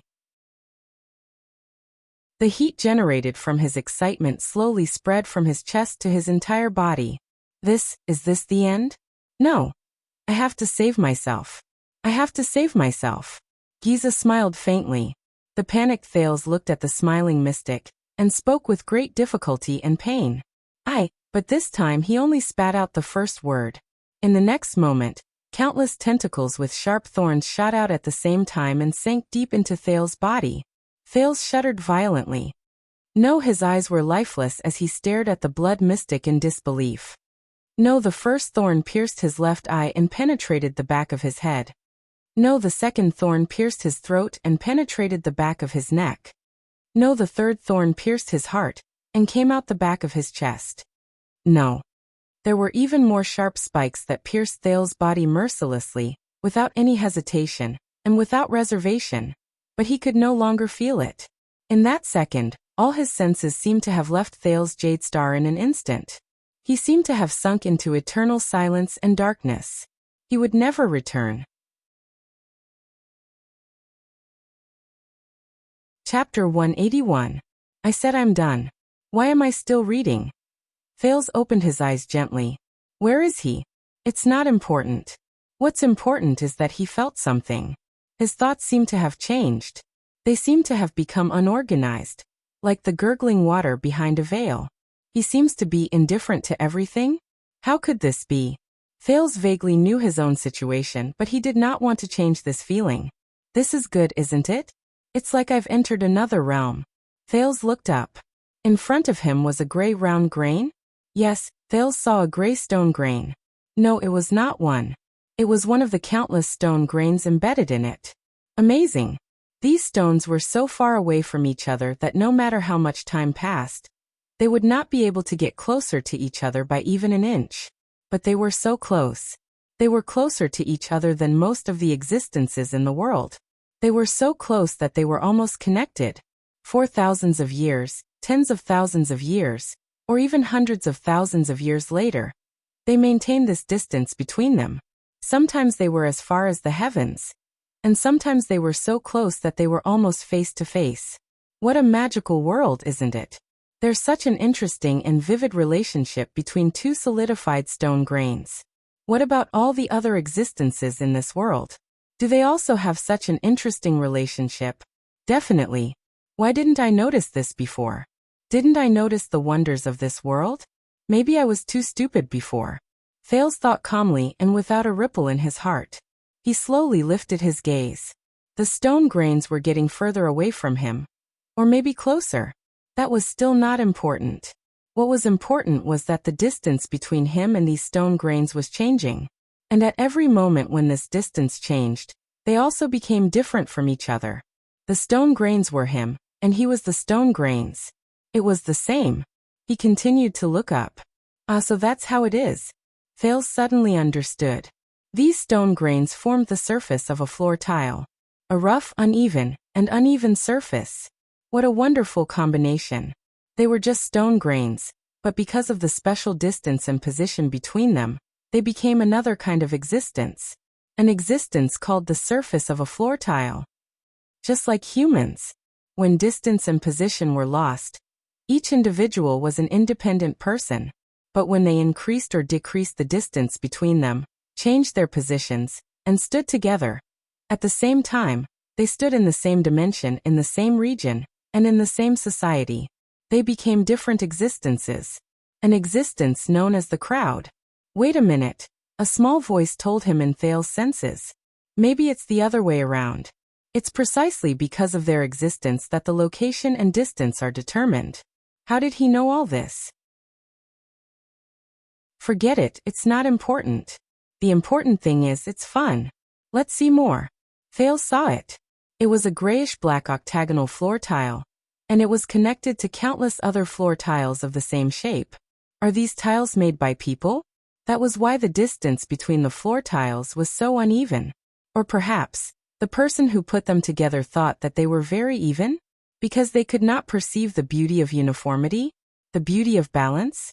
Or perhaps this was what they meant by evenness. That's right, if you zoom in a little further. Wouldn't these tiles be a very even floor? Thales raised his gaze to the highest point. He knew that it was daytime. This was because the existence known as day was defined by the position of the ground and the sun. The sun had already passed its zenith, forming a beautiful angle with the ground. In front of him was an exotic house. The four corners of the strange, flaky eaves curled up. The door was made of heavy, sunken wood, and the windows were made of glass and crystal drops. There were also black-haired and black-eyed humans dressed in flowing robes moving in and out of the gorgeous house from time to time. Without exception, they all looked nervous. Why are they nervous? Thales' thoughts moved a little. He knew why. In that house, there was a woman, a young woman with black hair and eyes. She was surrounded by a group of women, and she was crying out in pain in a pool of blood. The woman's lower abdomen was swollen. She was in labor. They did not have to be nervous. He saw that the life in the woman's abdomen was strong, and it was moving its limbs continuously. She would give birth naturally. And a man who looked like the woman's husband, who wore elegant and noble clothes and accessories, was blocked outside the house by another group of men. He had a difficult expression on his face. I see, Thales thought. The inside and outside of the house are isolated. This is why the inside of the house is tense and dignified, and the outside is tormented and difficult. What a pity, if only they could see each other's situation. Even if only they could see the girl in the woman's abdomen. Would they not have to be nervous, worried, afraid, and tormented? Soon the woman's screams stopped, and her abdomen slowly flattened. And with a weak wail, a baby girl covered in blood was carried out. The man outside the house got the news. He broke through the blockade and rushed into the house without a care for anything else. The man trembled as he knelt in front of the bed. He held the woman's weak hand and comforted his wife nervously and anxiously in a language he did not understand. The woman smiled. Finally, someone respectfully handed the baby girl, whose eyes were tightly shut, to the man. The man trembled as he took his daughter. Oh my God! Thales, who was watching all of this from the side, looked at the excited man with black hair and black eyes, then at the woman with black hair and black eyes, who had a gratified expression on her face.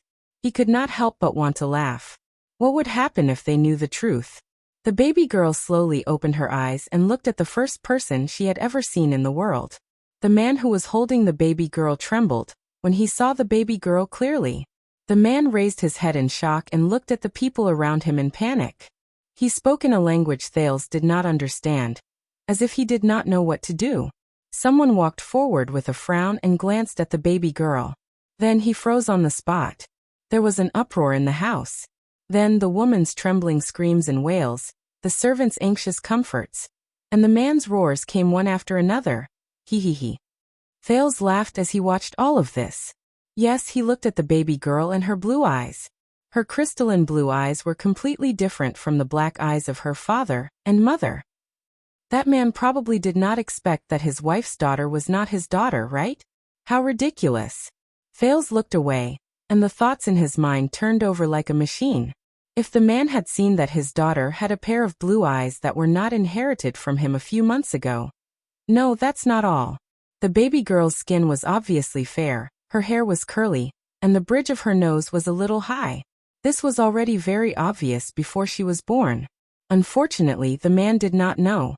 If he knew, then, do I still need to be like today, after being filled with anticipation, worry, torment and wait, to be greeted with disappointment, pain, resentment and anger? No. I don't need it. But the man can't see through his wife's belly, so he can't see his wife's betrayal. So he's destined to experience all of this.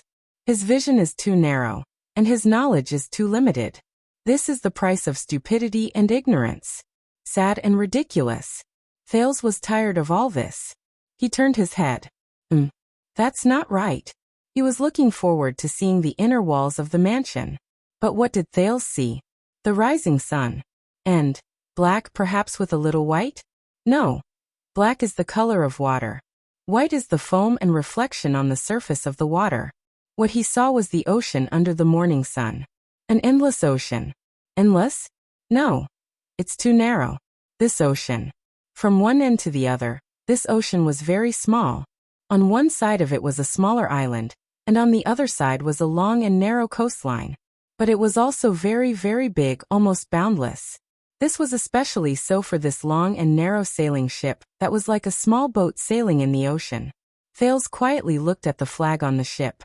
On the flag was a white seagull holding an anchor in its beak. Interesting. The seagull and the anchor. The sky and the bottom of the sea. The distance that seems so far away, but it's so close that it can't be separated. The sailors on the ship did their work dutifully. A young man without even a beard, dressed clean and tidy, behaving appropriately and politely. A stark contrast to the boorish sailors around him, who were covered in sweat and dirt, stood beside the rudder, chatting with the helmsman, who looked impatient.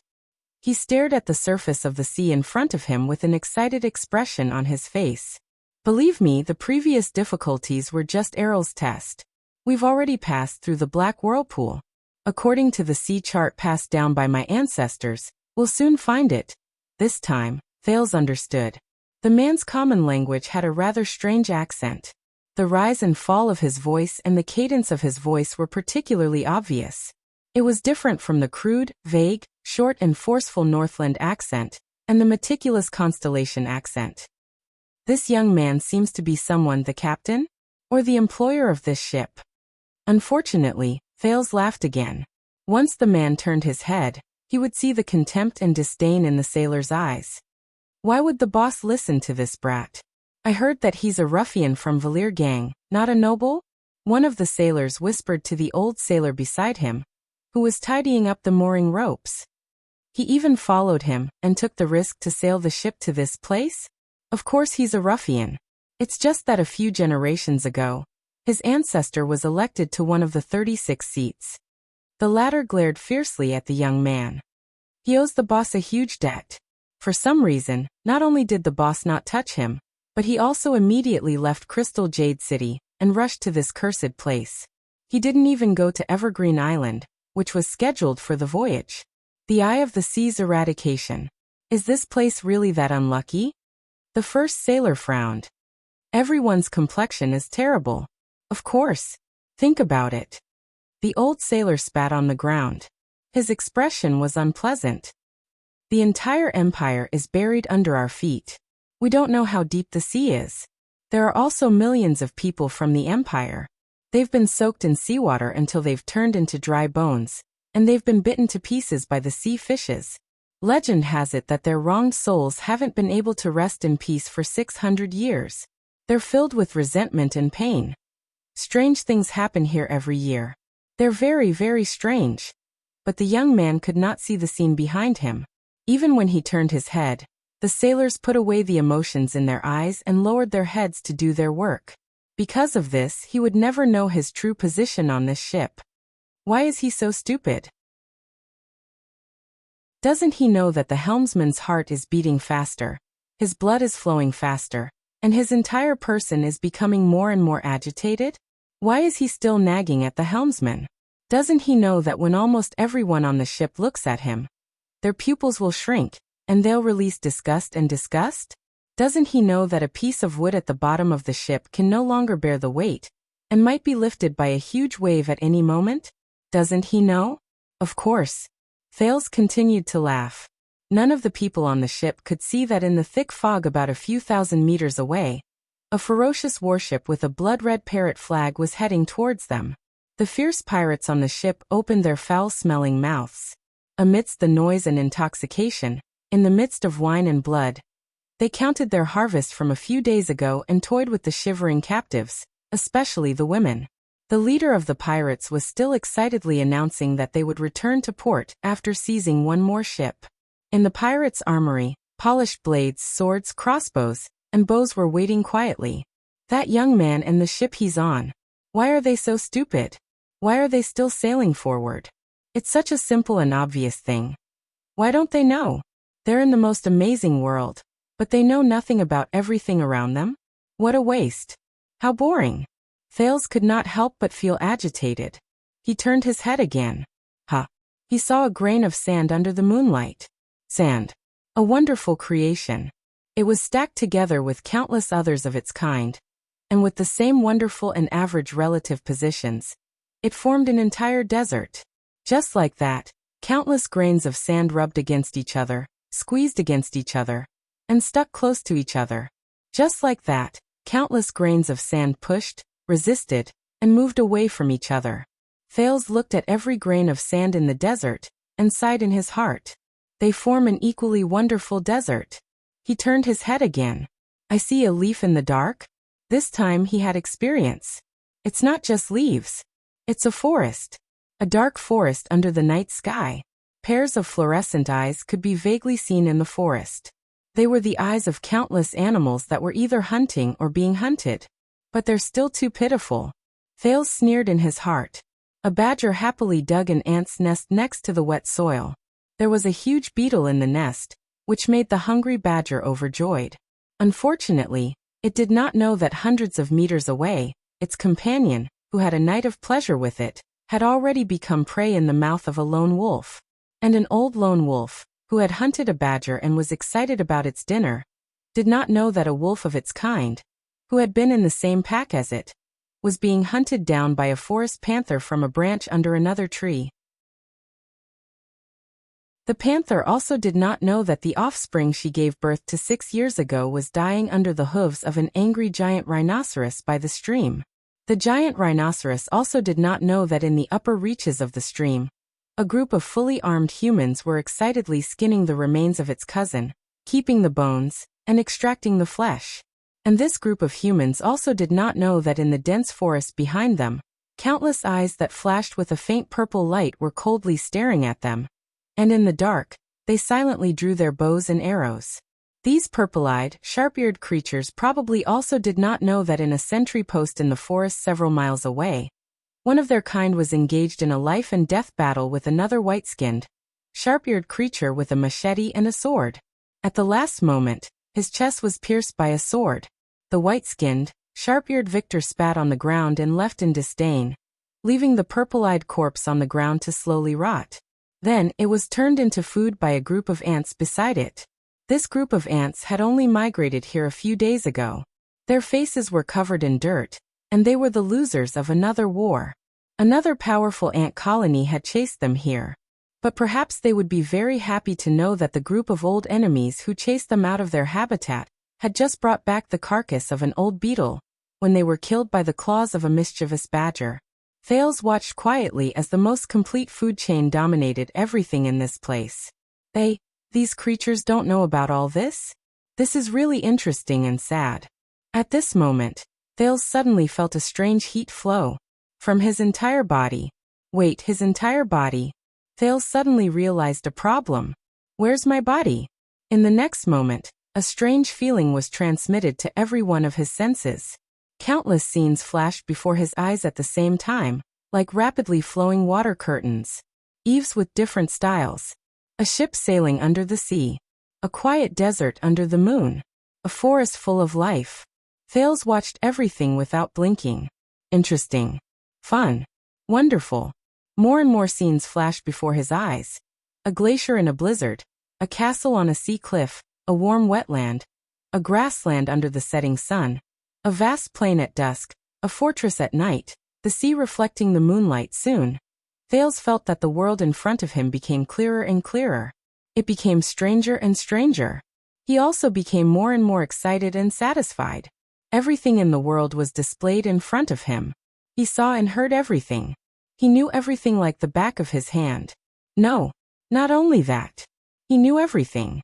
It was as if he was standing in the place where everything happened. He was in everything. He was everything. Thales became happier and happier. He was enjoying this feeling. And he wanted more. More. He wanted to see more, know more, get more. More. The scenes in front of him flashed faster and faster. More and more urgent. The scenes became shorter and shorter. In the next moment. Boom. It was as if thunder exploded in his ears. Thales only felt his vision go black. All the scenes no longer changed. Instead, they were fixed in front of him. It was as if he was watching countless movies at the same time. The movies showed everything in the world. It was as if he was standing in all corners of the world at the same time. It was more than that. It was more than that. Thales suddenly felt a heavy pressure on his senses. In the next second, all Thales could feel was a violent tremor. A dull sound reverberated in his consciousness.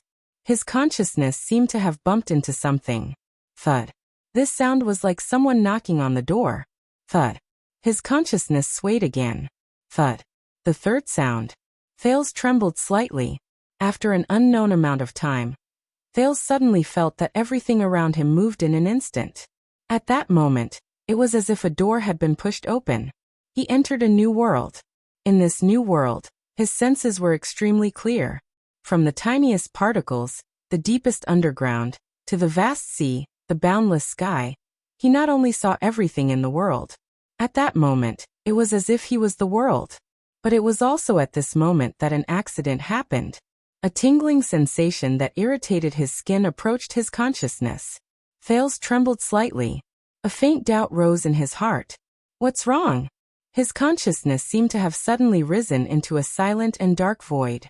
Almost at the same time he entered this void, Thales immediately sensed something strange. It was like instinct. Right. It felt as if someone was spying on me.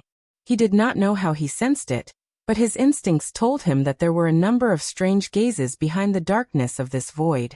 Thales subconsciously raised his gaze, wanting to see through the darkness. However, the moment he thought about it, he sensed the existence closest to him without warning. It was a ball of light. A colorless ball of light. Thud. There was another violent collision. In the darkness, this colorless ball of light suddenly appeared. It gave him a vague feeling as if it was shrouded by clouds and fog, as if it could not be touched. Before he could react, the ball of light moved slightly. Soon after, a lifeless sentence reverberated in his ears. Rude. Thales' vision swayed. What? This ball of light has a consciousness? At this moment, the colorless ball of light asked. Its words were still dry. I have never seen you before. Where is your name of origin? Name of origin? Mystic. Mystic. The first mystic covenant. Thales recalled a few familiar terms from his memories, which seemed to be separated by a layer. He suddenly shuddered. But before he could think about it, his gaze suddenly moved away from this ball of light. Hey! The dry voice slowly became softer, as if it was shouting from afar. Who are you? Thales ignored it. His consciousness seemed to be sinking. Thud. Thales felt his vision tremble again. He encountered a pile of iron-gray, shining fragments. Unlike the ball of light just now, this pile of fragments seemed to be lifeless and unconscious. But just as Thales was confused, another puff of brown smoke appeared in front of him. But this puff of smoke also gave him the same feeling as the iron-gray fragments. It seemed to lack vitality. It also did not know how to speak. Thales' heart stirred. The pile of fragments and the puff of smoke slowly left. Thud. There was another collision. Thales was already somewhat used to it. Soon, a green light appeared before him. But this time, this light was conscious. The green light had an ever-changing silhouette, from a circle to a rectangle, from an oval to a long strip. Aya. A gentle but rude voice came from the green light. Just like its owner, the voice floated around. Which idiot is it? Is his brain damaged? Knocking on the door? Boss Froland? Little Asda Dummy? Old Devil Zarkle? Fierce Kyrie? Cute Top Student L? Or the flat-chested Giza? These names sound familiar? A few questions rose in Thales' heart. This is, where am I? What am I doing? Why can't I remember anything? Hey. The voice from the green light continued to laugh. Don't tell me you're the legendary Taurus. After thinking of a few questions, Thales' thoughts suddenly became chaotic. In his panic, the green light suddenly disappeared before his eyes. Hey, why did you leave? You can't really be Taurus, right? The green light's voice came from afar. Don't be in such a hurry to leave. You're my idol. At least leave an autograph. Thales crashed into the door twice more. He encountered two strange, lifeless, and soundless existences. One was a silver wall of light, and the other was a golden cube. While Thales was at a loss, a faint purple light appeared before his eyes. The purple light flickered slightly, but it gave him a sharp and fierce feeling. He could not look at it directly, and its reaction was very simple. Get lost. It seemed to be a bad-tempered fellow. Get lost. The fierce voice continued to travel into his ears. Immediately after, the faint purple light disappeared. Thales was slightly taken aback. A question emerged in his mind as he drifted about. What's going on? The next second, thud. After another crash. Thales arrived in front of a glowing human silhouette. A human silhouette? It flashed with a familiar blue light. Another one? This feeling. It's like it's flowing endlessly, and it's everywhere. However, a familiar voice slowly traveled into his ears from the silhouette. Stop knocking on the door. Thales. A thought appeared in Thales' mind. It knows me? This familiar voice. All of us can feel your presence. All of us? My presence? Me. At that moment, many memories seemed to suddenly return to Thales' mind. Thales thought of something. Wait a minute, you are? Thales stared at the ball of light, puzzled. A vague name emerged in his fuzzy mind. You are Asda? The blue silhouette flashed slightly. Thales confirmed his guess. I was trapped underground. I don't know what happened to you, and I don't know why you can knock on the door directly. The air mystic, Asda Sakurn's pleasant voice traveled slowly from the ball of light. It sounded calm and steady, without a hint of extra emotion. But this is too dangerous. You must immediately leave your original form. Thales revealed a puzzled expression. What? But Asda did not respond to him. He only heard the mystic say anxiously, listen. They sensed it too. They will definitely come for you. Before you are completely locked onto.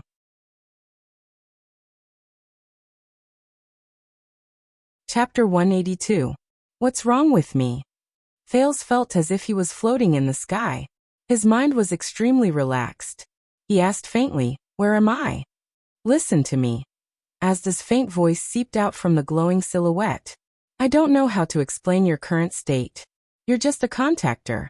Whether it's your understanding of mystic energy or your own name of origin, you're far from becoming a mystic. No, you're still not a mystic. I can feel that you're not one of us. but you're definitely knocking on the door. Just like a newborn baby, who can't even control his limbs being suddenly sent 10,000 meters into the sky. The air mystic's voice was a little unsteady. You're in great danger now? Danger? Thales did not know how he spoke, but he did. What do you mean? Knocking on the door? Asda sounded a little anxious. After breaking through the first threshold, a mystic will leave his physical form and enter his original form. Taurus called the moment of transformation, knocking on the door. After a mystic knocks on the door, his consciousness will be connected to the other mystics in the world. The intensity of the connection is like knocking on their door. In other words, the door knocker is like lighting a torch in the dark. At that moment, he will be detected by all the mystics. Those who intend to do so will be able to directly lock onto your current location. At this moment, thud, a muffled sound similar to the one just now seemed to ring in Thales' heart. This muffled sound was ear-piercing and sharp. The lingering sound made people restless and uneasy. This is? An ominous feeling rose in his heart. Thud, another muffled sound. This muffled sound was like the low throbbing of a heart. There was a soul-stirring shock and heaviness. In an instant, Thales suddenly felt that there was something extra in this part of the void. He felt a sense of panic for no reason. He was not the only one who felt this way. They're here. Asda's voice became extremely urgent. Go. There's no time to explain. Hurry up and return to your physical form. Thales grabbed a few strands of his vast thoughts and used them to think about the current situation. Right. Whatever they are, they're definitely not friendly to me. Thales lifted his gaze and looked at Asda. Or rather, his silhouette, which was getting further and further away. At this moment, two sharp and threatening gazes were directed in his direction from the dark void. The owner of the gaze was getting closer and closer. While he was terrified, Thales' thoughts raced like flowing water. I should get going. It was time to go. Go where? Think about who you are. Think about what you should do. Think about what happened before you knocked on the door.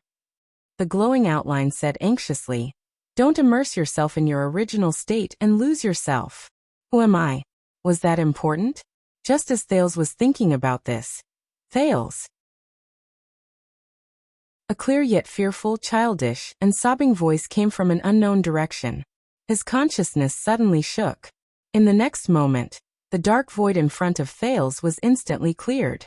Asda's silhouette disappeared right before his eyes. The countless scenes that had stayed in his mind, whether it was the sea or the desert, humans or animals, all receded like the tide.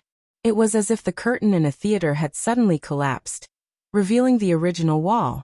Snowflakes, corpses, streets that looked like ruins, Dragon Cloud City's magnificent heroic spirit palace that was built halfway up the mountain, and the multi-headed snake made of severed limbs and flesh flashed across his vision.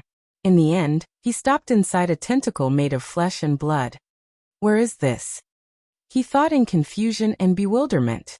Inside the tentacle, under the horrifying backdrop of scarlet blood and severed limbs and flesh, Little Rascal knelt on the ground, sobbing in despair as she watched the boy who was hung up and impaled to death. The blood mystic, Giza Streelman, stared coldly at Little Rascal, who knelt in the flesh and cried. You killed him. Tears streamed down Little Rascal's cheeks. She stared in agony at Thales, who was bound by the tentacle. Giza frowned. The blood-red spots on her face slowly faded. Little Rascal obviously thought that Thales had met with misfortune. She sobbed and extended a hand to Thales, who was in a terrifying state. Tears rolled down her face. I'm sorry. Tears streamed down Little Rascal's cheeks as she bit her lip. Giza stared at Little Rascal. The coldness in her eyes slowly turned into gentleness. Child. Pressed against the inner wall of flesh, Giza's expression changed. As if comforting a child whose candy had been snatched away, she said gently, Don't be sad, it's not his fault. It's not your fault either. Giza closed her eyes in desolation. Two more tentacles extended from the inner wall behind her. It's our fault. The tentacles curled towards Little Rascal. Asterisk swoosh. Asterisk immediately, Little Rascal's face was filled with terror and sadness. She was pulled deeper into the flesh by the countless tentacles. She disappeared. But in the next moment, the blood mystic opened her eyes abruptly and screamed. She turned her head in disbelief and stared at Thal's corpse, which was tied in the air by the tentacles. Why? Giza shook her head slowly, her eyes filled with disbelief and shock. This is impossible. In her eyes, Thales, who had been pierced by countless tentacles, slowly opened his eyes. Ah. So, I'm back again. As if he had just woken up, Thales slowly raised his gaze. In his daze and dizziness, he looked at the person in front of him. His thoughts were a little chaotic, and he could not quite recall what was in front of him. This is, That's a severed arm? Organs? Eyeball? Flesh? Thales saw the environment he was in clearly. Wait a minute. He tried his best to divert his attention and consciousness from his hazy and chaotic thoughts. He fixed his gaze on what was in front of him. It was a young girl covered in blood, and her naked body was stuck to countless pieces of flesh. With a subtle and complicated expression, she was staring straight at him. Thales shuddered all over. At that moment, as if a curtain had been suddenly lifted, all of Thales' memories from that night surged back into his mind like a tidal wave. Northland, King Novan, the Archduke, the duel Asda, the Mystic, Black Sword, Ramon Little Rascal, Giza, the Hydra, the destroyed Shield District, the Blade of Purification. And at the last moment, he was pierced by Giza's countless spikes. The last scene reappeared in his mind. A spike mercilessly pierced through his left eye. No, Thales shuddered. No. Fear, panic, nervousness, worry, surprise, doubt. It was as if all the emotions he had once lost returned to Thales in an instant. Seeing the mystic in front of him clearly, Thales' breathing instantly quickened. The illusory illusion just now, the isolation of all thoughts, and the indifferent attitude, seemed to be just an illusion. It was just a dream. How? Thales panicked and realized that his limbs were still bound by the tentacles. What terrified him even more was, countless sharp thorns were still stabbing into his body, piercing through his body. One pierced through his left eye. One pierced through his throat. One pierced through his heart. There were also countless spikes of the same kind that pierced through almost every inch of his body. He was like a hedgehog suspended in the air. Thales panted rapidly, and his heart was filled with extreme fear. Especially the spike on his head. It was still in his left eye socket, and it had pierced through the back of his head. But Thales noticed something strange. There was no blood flowing out of his body where he had been pierced. It doesn't hurt? It doesn't itch? What's going on? This is... Thales panicked as he felt the tentacles and spikes all over his body. What happened to me? Did I become a ghost after I died? But Giza's words had answered his doubts. How did you? Giza looked at the second prince in surprise. Her tone was filled with confusion and astonishment. Why aren't you dead yet? Thales was stunned when he heard that. Why not dead yet? He stared at Giza nervously, and then at the spikes all over his body in shock and bewilderment. I'm not dead. Giza's expression became more and more unpleasant, and the blood-red spots on her face trembled rapidly. Then let's do it again. Wait. Thales was shocked, and his heart beat violently. But the mystic ignored him. In the next moment, the tentacle that pierced Thales' left eye, along with the spikes at its tip, suddenly retracted, and with a vicious turn, it pierced through the top of his head. Feeling the movement of the tentacle, Thales shuddered violently. But Thales still did not move. Wait. It doesn't hurt. Or not. Thales was shocked, and then slowly breathed a sigh of relief. I'm fine? It was as if he was not the one who was pierced. Impossible. The blood-red spots on Giza's body began to grow violently. She narrowed her eyes, and revealed a fierce expression that had never been seen before. Your entire body was pierced, but why are you completely fine? Can't you even feel pain? Thales was about to answer with, how would I know? Giza's expression suddenly changed. She felt something. With an unpleasant expression, Giza raised her finger slightly. Immediately, all the spiked tentacles that pierced through Thales' body moved at the same time. Thales felt his skin crawl as he watched all the tentacles on his body move continuously. This. God. Sizzle. The familiar sound of flesh and blood sizzling came from these murderous weapons.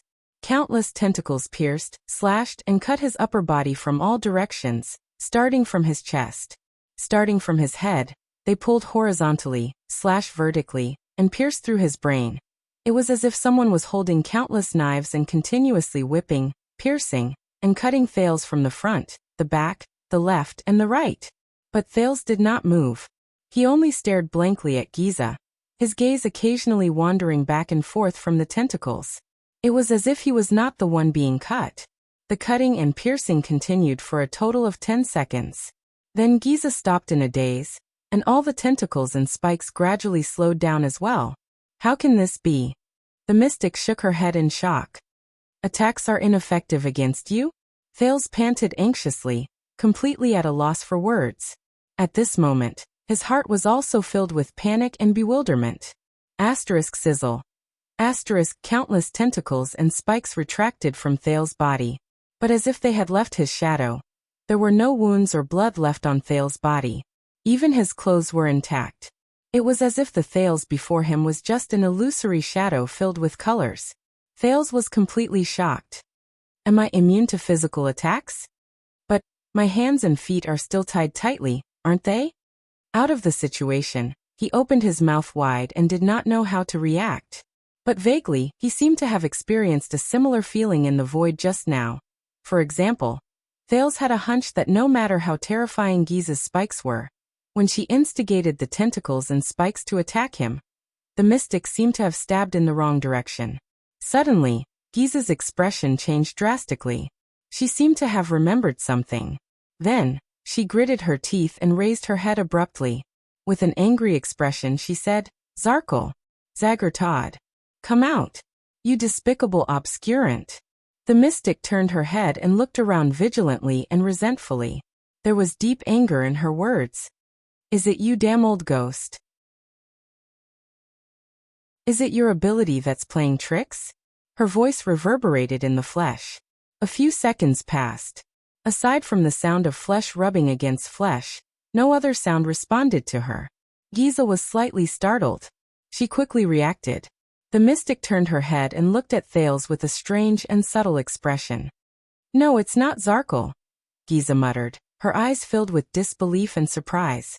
"It's you." Giza stretched out a tentacle and passed through Thales' body without any hindrance. The tentacle retracted. The place where Thales was pierced was unscathed, as if it had only passed through an illusion. Giza refused to believe it. She stretched out another tentacle and stabbed at Thales' bound right hand with the spikes at its tip. The result was the same as before. His right hand, which should have been bound by the tentacle, was easily pierced by the spikes and pulled out. He was unscathed. This time, even Thales was speechless. Giza frowned deeply and stuttered. This is your ability? Did I lose control, due to mystic energy interference? Impossible. If I lose control, how can I do this? Thales was also panting in a daze. He looked at his limbs, which were still tied up, and then at his body. My ability? What kind of ability is this? Giza raised her eyebrows and shook her head violently, as if she had seen the strangest thing in the world. You're just a contactor. How can you use mystic energy? But then she frowned hard and remembered something. Her expression changed drastically. Just now you knocked on the door? Thales was still staring at his body, thinking hard. Did I become a mystic? But why did I not feel anything at all? Except that Giza could not hurt me? How can this be? Giza gritted her teeth. Her voice was low and filled with hatred. You're just a beginner contactor. You're not even a mystic. I just lost control. How can I knock on the door? Thales frowned. He remembered what Asda said about losing control, being uncontrollable. Could it be? Am I really special? Giza stared at Thales with a terrifying gaze. You really knocked on the door? At that moment, Thales swore that he saw despair, sadness, grief, and pain in the eyes of this unreasonable crazy woman. And guilt. No. Giza shut her eyes tightly and said in a sorrowful tone, You still became a mystic. Thales looked at her in confusion. What's wrong with this crazy woman? No. Giza gritted her teeth. Tears streamed down her face as she screamed hysterically. No. You're not a mystic yet. You're still a contactor. What happened just now was an accident. She opened her eyes abruptly. Her expression was fierce and determined. There must be a way. There must be a way to kill you. Let's start with mystic energy interference. In the next moment, the flesh and blood inside the giant tentacle began to change shape again. One by one, the little black monsters Thales had seen before broke out of the wall of flesh and blood. Thales was shocked. He took a deep breath. His brain worked quickly. Don't think about things I can't figure out. The most important thing is to solve the problem at hand. Get rid of this crazy woman. But the moment the second prince raised his head, hiss, a newborn little black monster kicked its hind legs and pounced into Thales' almost illusory body. Puff. Then, it exploded into flesh and blood inside his body. If Asda was here, he would have recognized that this was the move Giza used to prevent him from turning back into a human after dispersing him. At that moment, Thales felt his whole body tremble. It was like a ripple on the surface of water. Then a shard from the exploded spike slashed his left arm. Rip. Pain shot through him. This time, Thales discovered in great terror that his left arm had been cut open and was bleeding. His illusory body seemed to have lost its effectiveness. See, I knew it. Giza saw this scene and smiled excitedly. Mystic energy interference is still effective. Hiss. As Giza moved, more and more black monsters pounced into Thales' body. Then they exploded. Severed limbs flew out of Thales' body in an explosion. Ah! Thales cried out in pain. The side of his calf was pricked by an exploded spike. Blood flowed. Starting from the surface of his body, Thales' special ability seemed to be gradually losing its effectiveness. Thales stared in horror at the countless monsters pouncing on him. Pain came one after another from the surface of his body. More and more pain. It was mixed with Giza's laughter and the monsters hissing. Hiss. Thales closed his eyes in pain, feeling the monsters pass through his illusory body surface and explode inside him. Then they left wounds on the surface of his body. He had a feeling that it would not be long before the ability he relied on for survival would completely lose its effectiveness. When that time came, no. Another monster exploded on his lower abdomen. When a sharp pincer flew out of his body, it pierced the left side of his abdomen. Pain. Hiss. Amid the pain and the monster's explosions and hissing, Thales desperately tried to recall. Hurry. Anything that can save me. Hiss splat. Black Sword's words flashed in his mind. I used tremor to slide away her tentacles. Thales shuddered violently. He remembered the high-frequency vibration that Giza used to shake him off. More and more small monsters pounced on him. In the next moment, a black monster swept past his cheek, but it did not go through. Instead, it left a bloody mark. His illusory had officially lost its effectiveness. The blood mystic snorted softly. Thales did not have time to be shocked and terrified. He did not care. He just gritted his teeth. Following the instructions Black Sword taught him, he summoned another power in his body. Help me, Sin of Hell's River. It's a matter of life and death. Help me. As his resolute will rose, the Sin of Hell's River spread to his limbs as if it had a life of its own. I need to be able to get rid of these tentacles. Power. As long as I can slip away from them. In the next moment, there was a low hum. Only Thales could hear it. Thales' limbs trembled violently at a speed that was almost invisible to the naked eye. The second prince sucked in a sharp breath. He felt as if his entire body was about to be shattered by the tremors of the Sin of Hell's River. This feeling. Giza's eyelids suddenly widened. In the next second, the 4 tentacles that bound Thales swayed, and he was immediately freed from midair. A monster flew over his head and sliced off a strand of his hair. Thud. Thales fell on the ground, which was also made of flesh and blood, and panted heavily. The Sin of Hell's River faded from his limbs. Thales gritted his teeth and tried to stand up, but he only felt his muscles go numb.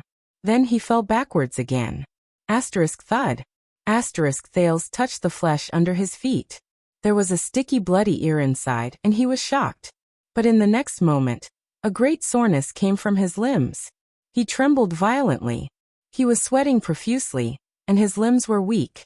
So tired. So sore. So painful. All his muscles began to ache, and he almost lost all his strength.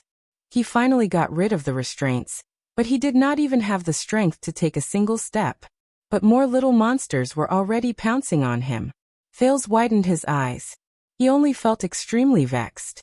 It seemed that the extreme tremors just now had exceeded the limits of what his body could bear. So, no. Thales felt his aching limbs and stared at the monsters in front of him in despair.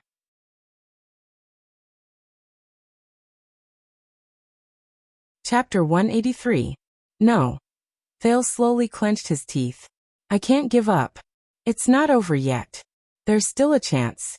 Didn't Blacksword say that a powerful person? I have to consider all factors and bet everything. Just for the final victory. Bargaining chips. What other bargaining chips do I have? Thales clenched his teeth and forced himself to calm down in just a few seconds. The Northland military sword style that he had only practiced for a month and could barely use. The sin of Hell's River that far exceeded his body's load and could barely be used again. The blade of purification that was lost in countless pieces of flesh and blood. The mysterious mystic energy that turned him into an invulnerable phantom. The title of Prince of Constellation. The identity of a mystic candidate. No. Wait. There's more. There's still another bargaining chip. The last one.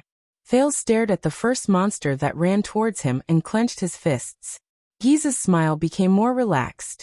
In the next moment, Thales clenched his teeth and extended his trembling right hand to his back. When he pulled his hand back, there was already a weapon on it. It was a trifling dagger. One side of the dagger was stained with the blood of the tentacle. 2 letters were reflected on the blade. Giza was slightly taken aback when she saw his actions. Thales panted heavily and raised the dagger with a trembling hand at the monsters that were inches away from him. Dagger. The mystic snorted. That's not a legendary anti-mystic equipment, is it? Are you going to stab me with that thing? Dagger. Giza watched quietly as the dagger-wielding boy was surrounded and attacked by the monsters. This scene. It's really familiar, isn't it? Thales lay on the ground and his lips trembled. He weakly executed Iron Body style to block the first monster. Clang. No. Thales rolled to the side in pain and avoided the monster's sharp spikes. He felt his muscles ache more and more. He panted and raised his head. He ignored the other monsters that continued to run towards him, and looked straight at the blood mystic. I'm not stabbing you. In the next moment, Giza could not help but be stunned. She watched in puzzlement as the boy put the dagger into the palm of his left hand. Thales said faintly, I'm stabbing myself. The 2 monsters leapt into his arms and extended their sharp spikes towards him. The boy, who had a defeated expression on his face, just pulled the dagger in his hand. Pain and warmth came from his palm at the same time.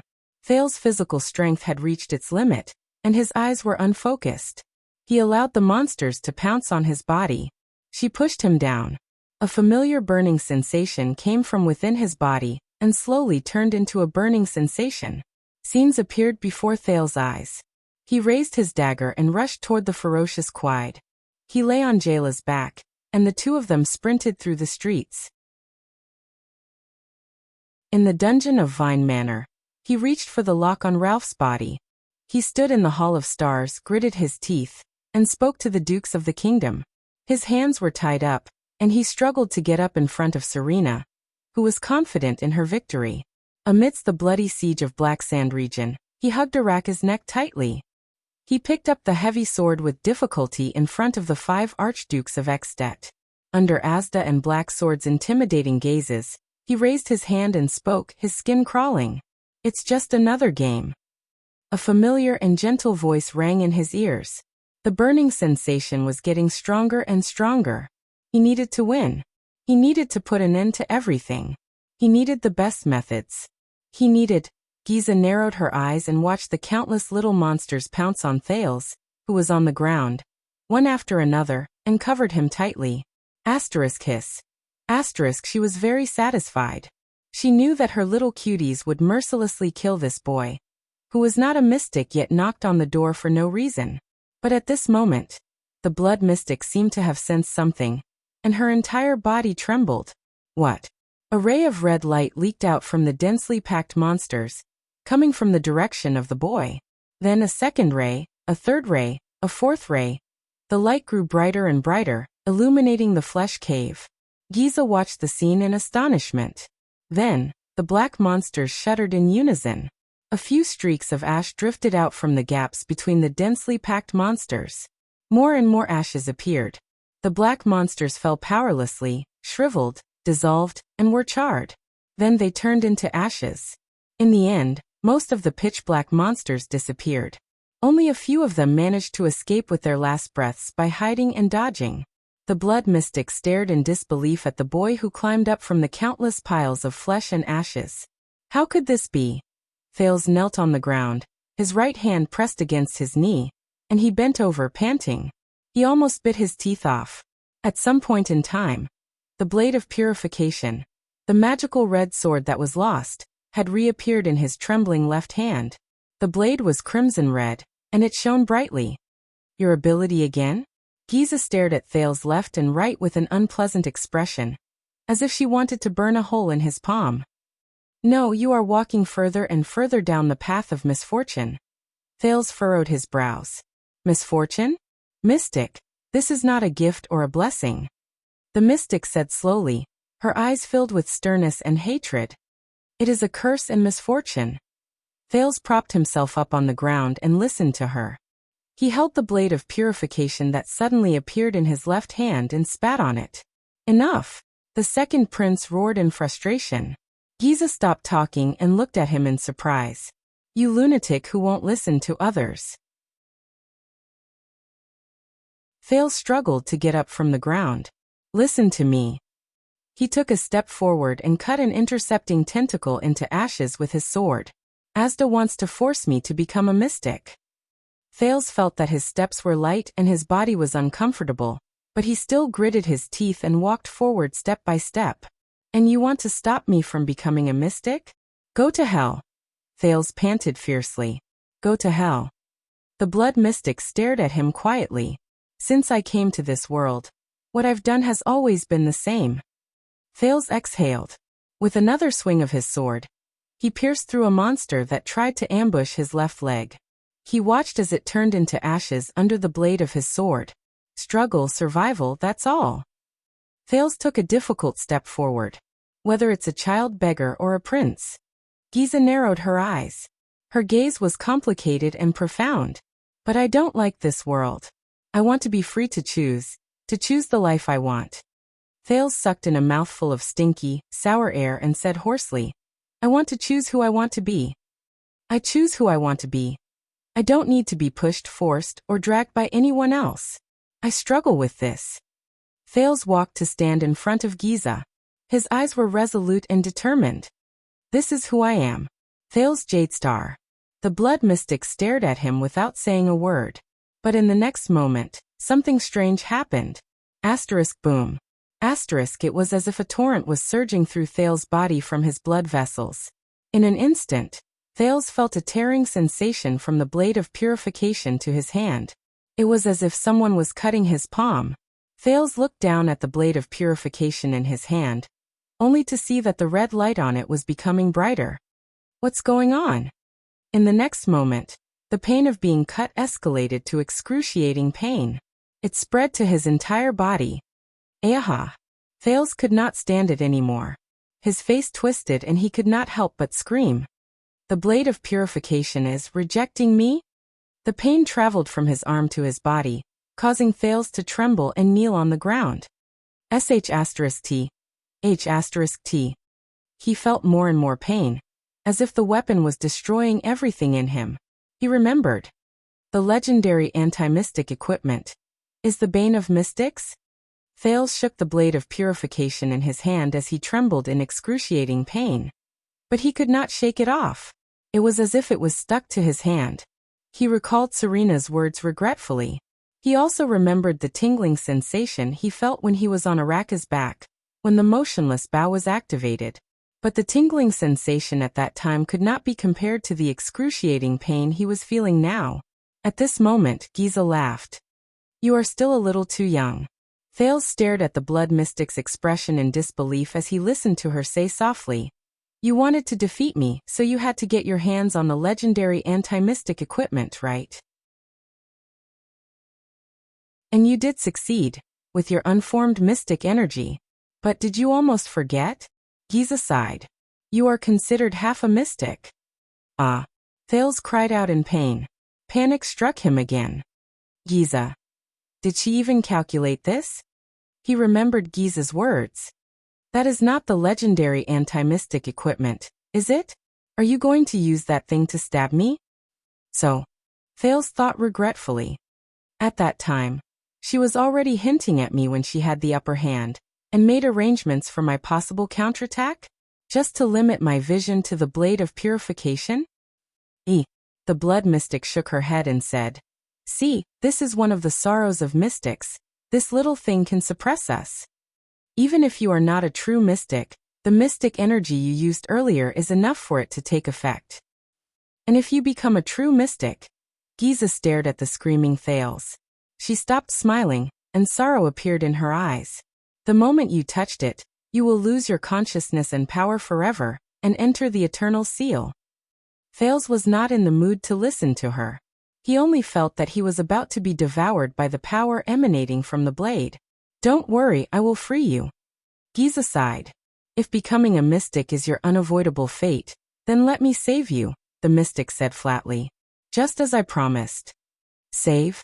Save my foot. Thales shut his eyes tightly, enduring the rejection from the blade of purification. He really wanted to let go, but in the extreme pain his face was distorted, and he almost couldn't feel his own hands. Giza took a deep breath. Following the mystic's will, another batch of tentacles grew out of the flesh on Thales' side. They slowly aimed at the boy who was repelled by the legendary anti-mystic equipment, and could not move. Once again, Giza flashed a charming smile. The flesh under Thales' feet turned into a trap, trapping him firmly. The tentacles drew sharp spikes, preparing for the next round of attack. No. Thales shut his eyes tightly, his whole body trembling. No. At this moment, a burning sensation similar to the first time he held the blade of purification suddenly came from his hand. The red light on the blade gathered as if it had a physical form, and traveled along the blade to Thales' left hand. Thales shuddered. At that moment, he felt as if he was being caressed by a hand. Even the pain seems to be alleviated. The red light continued to crawl up along the veins on the back of Thales' left hand. It looked as if glowing blood was flowing through the veins. It was extremely strange. For some unknown reason, after the red light from the blade of purification surged out and entered his body, Thales suddenly felt that the feeling of being cut and repelling him had actually started to diminish. Thales sucked in a sharp breath. He had held his breath for too long in extreme pain, and even forgot to breathe. He felt his hand again. The sharp pain of being cut and destroyed slowly reduced to a slightly tolerable prickling pain. What's the principle behind this? It can actually alleviate the rejection from the legendary anti-mystic equipment? Thales trembled, and his doubts about the sword deepened. But he was saved after all. Thales stood up slowly. He raised his head and fixed his gaze on Giza. There was a strange look in his eyes. Giza's expression changed. She noticed his abnormality. You. Thales looked at her, then at the flesh and blood trap under his feet, and the spikes of the tentacles around him. He felt the prickling pain and burning sensation from the blade in his hand. Maybe I will become a mystic one day, Thales said slowly as he endured the pain in his hand. But it is definitely not because of some unavoidable fate, or because I have no other choice. On the wall, Giza's pupils shrank. It is because I want to become a mystic. Thales bit his lower lip and lowered his head. I will use my own eyes to see what it means to be a mystic. I will judge and understand what mystic energy is, what kind of power I will obtain, and what kind of risks I will face. Then, I will decide whether to become a mystic. Thales raised his head. His eyes were filled with unquestionable determination. And what kind of mystic I will become? How far I can climb and what kind of scenery I can see are not important. What is important is that it must be my own choice. This is what I have been struggling and working hard for since I came to this world. Thales exhaled one last time. Then he raised his sword and slashed the trap under his feet and the tentacles around him. In the ashes, Thales supported himself with his trembling legs and stood up. Giza's eyes moved. Don't even think about it. The girl grinned. Her gaze was cold. Soon, Thales felt his feet sway. The continuous tremors that caused him to fall to the ground and lose his grip on his sword appeared under Thales' feet again. Thales' body swayed. He was on the verge of falling, but he had experienced it once. Thales reacted quickly. He knelt down and lowered his upper body. At the same time, he stabbed the blade of purification into the flesh under his feet. It prevented him from falling again. The flesh sizzled, as if it was being roasted. It slowly dissolved, evaporated, and blackened. Then it turned into ashes. The ground made of flesh and blood contracted in the tremors. It seemed to be moaning in pain. Giza let out a low growl of indignation. Thank goodness. Thales thought. He stood still in the face of the same tremors. What I need to do next is... Don't think about it. Giza was a dozen steps away from him. She said coldly, You can't even stand up. You can't even get close to me, let alone seal me with that weapon. Thales furrowed his brows. Let us see. The flesh around Thales bulged again. The silhouettes of monsters were born from it. The blood mystic narrowed her eyes and stared at the blade of purification Thales stabbed into the ground. That sword of yours. Are you going to use it to maintain your balance? Or to destroy your enemies? At that moment, Thales suddenly had a strange feeling. The monsters around him were born from the flesh, but Thales ignored them. He did not even care what kind of monsters they were, or whether they were dangerous. He seemed to have entered that state again. The feeling of being cut off from his emotions and thoughts surged again. But it was not as complete, wonderful, and enjoyable as before. Thales glanced at Giza in the distance. It was a dozen steps away. Under the endless tremors, he could not even stand steadily. It seemed like he could not get close. But, even though it seemed very far away from him, but for some reason, Thales knew that his sword could pierce Giza. It could. As he thought about it, the pain in his hand suddenly increased. Thales smiled faintly. He somewhat understood it. He knew that in this state, he seemed to be able to use more mystic energy, even though he did not even know what mystic energy was. But since the blade of purification's rejection of him increased again. That's right. The corners of Thales' lips curled up. His smile grew wider. Giza was expressionless. Her monsters advanced towards Thales again. But Thales only panted absent-mindedly, and gripped the blade of purification that was stabbed into the ground. Then he pulled it out. The moment the countless flesh and blood monsters pounced on him, Thales knelt on the ground, raised the blade of purification in his hand, and gently pushed it at Giza, who was a dozen steps away. Boom! The sound of his blood vessels surging rang in his ears. At that moment, the pain and cutting sensation that the blade of purification gave Thales increased like never before. But Thales did not care. He had succeeded. Giza lowered her head in disbelief. When? The young girl asked, puzzled. At some unknown time, Thales had already taken a dozen steps away in an instant. He knelt in front of the mystic. The red blade in his hand had already sunk deep into Giza's naked abdomen. Thales' expression was indifferent. Giza trembled as she stared at her wound, then at Thales. But in the next second, relief appeared on the young girl's face, as if she had been waiting for this moment for a long time. So this is our end, Giza said casually, as if she did not care. She completely ignored the legendary anti-mystic equipment in her abdomen. Thales withdrew the blade of purification. Blood seeped out of the blade and the young girl's abdomen. Then, it slowly evaporated and dissolved. Even the tissues in her abdomen withered and scorched. At that moment, Thales withdrew from that strange state again. Thales took a deep breath, as if he had just emerged from the surface of the water. Many emotions returned to his mind again. He stared blankly at the blade of purification in his hand. Then, he raised his gaze in a daze and looked at the blood mystic, who had a gentle and relieved expression on her face. "Thank you for your hard work, child." Giza slowly extended her hand and gently caressed Thale's face. "Take care of yourself." For some reason, Thales felt that Giza was filled with complicated emotions at that moment. "I'm sorry that I couldn't help you," Giza said softly. "What happened?" Thales' breathing gradually calmed down. "I'm sorry." Giza's eyes were sparkling. "You have to walk the rest of the path on your own." At that moment, Thales could not summon any hostility towards such a young girl. The lovely young girl slowly lowered her head. The purplish-red patterns on her body gradually faded. She gently lowered her soft lips and placed them on Thales' forehead, a gentle kiss. Thales shuddered slightly. Giza snorted softly when she saw Thales' reaction. Then she slowly exhaled.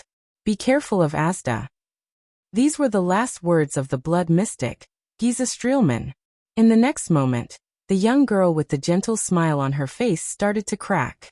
Her face, along with her smile, slowly fell apart like a cracked sculpture. Then it was her neck, chest, abdomen, her entire body. In just a few seconds, the blood mystic, along with the insides of the gigantic tentacle, turned into ashes of various sizes. The night sky of Dragon Cloud City reappeared before Thale's eyes. The ashes flew. They were like countless black butterflies. They scattered all over the sky. In the distance, all of the blood mystic's creations, flesh, monsters, tentacles, and severed limbs, withered, scorched, and dissolved at the same time. All turned into ashes.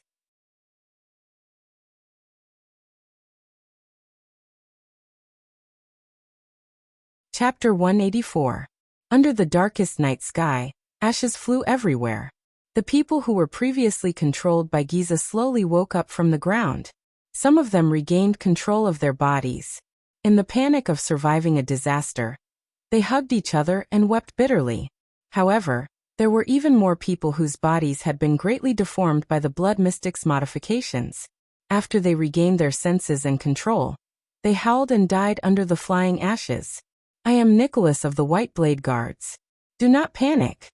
A pale-faced man covered in blood, holding a strange-looking blade, shuttled through the crowd.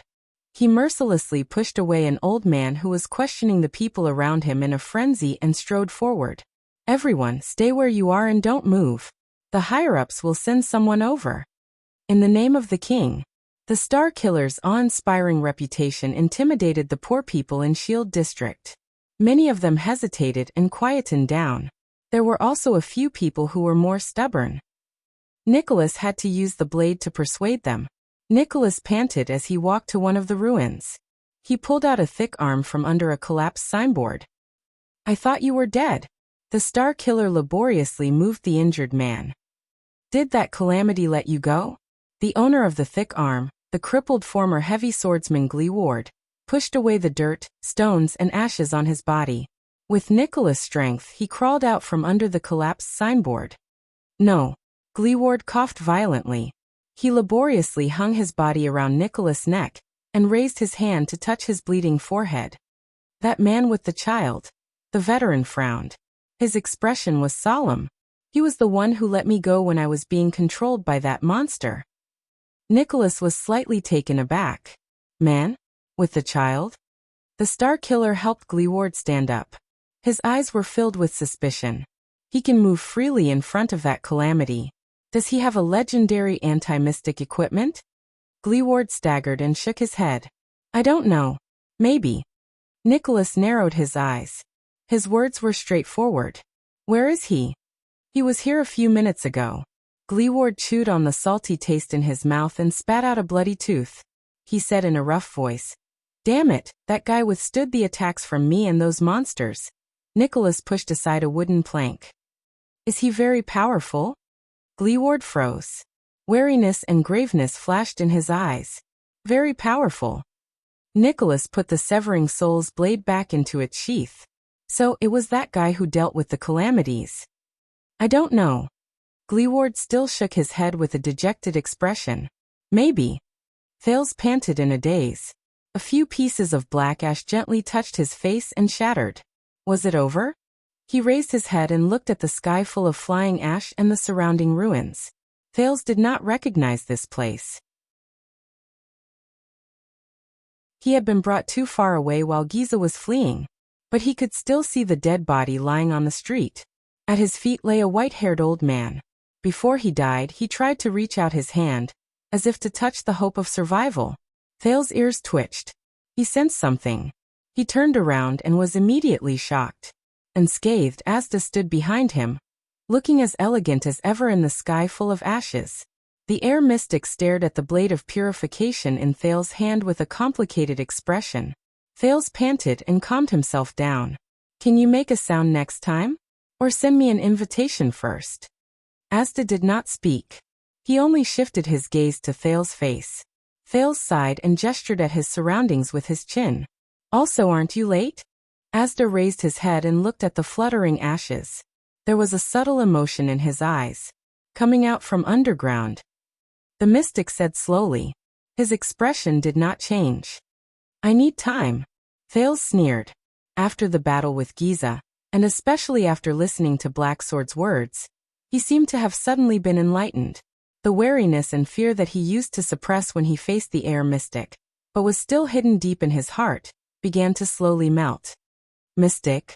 Compared to Giza, the one in front of me is just a slightly stronger opponent." Thales called Asda's surname softly. "By the way, Mr. Sakern, I've thought about the matter regarding the mystic." The mystic raised his eyebrows slightly. He lifted his gaze and looked at Asda with determination. "I am not ready yet." Thales stared at the mystic's aggressive gaze and enunciated each word clearly. "This is my answer. It is also my choice." Asda's handsome face did not move.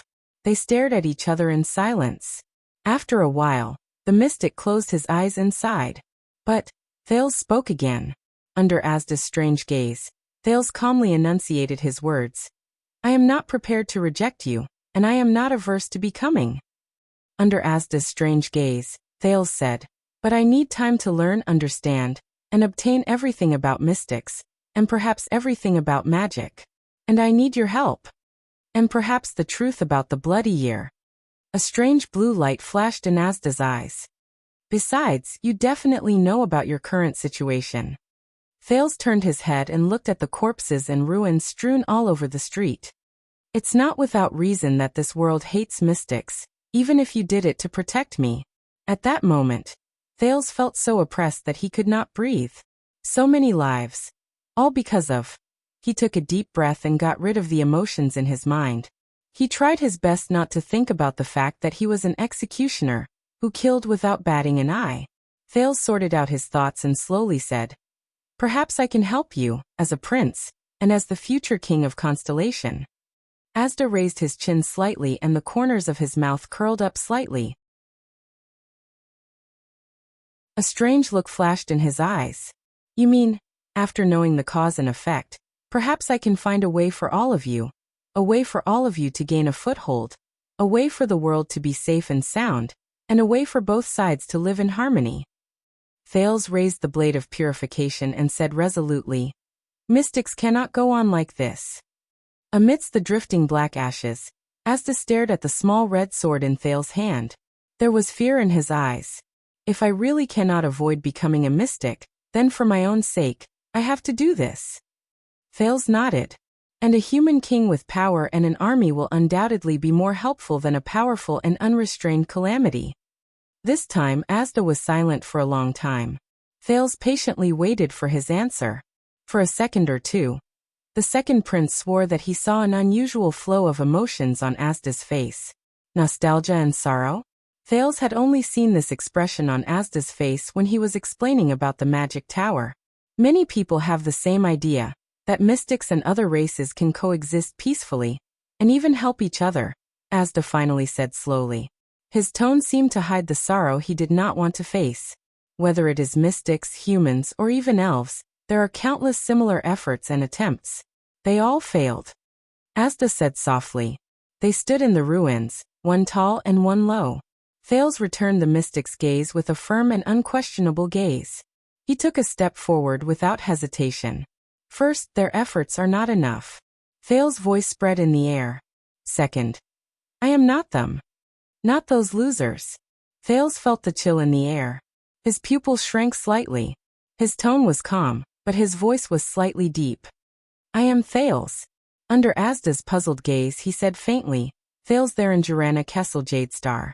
The descendant of the imperial family, the Jadestar bloodline, the future king of Constellation. Speaking of this, Thales took a deep breath and raised the blade of purification. He was not surprised to see Asda frown and take a step back. Thales smiled faintly in his heart. His expression did not change as he said firmly, I am also the blood mystic sealer.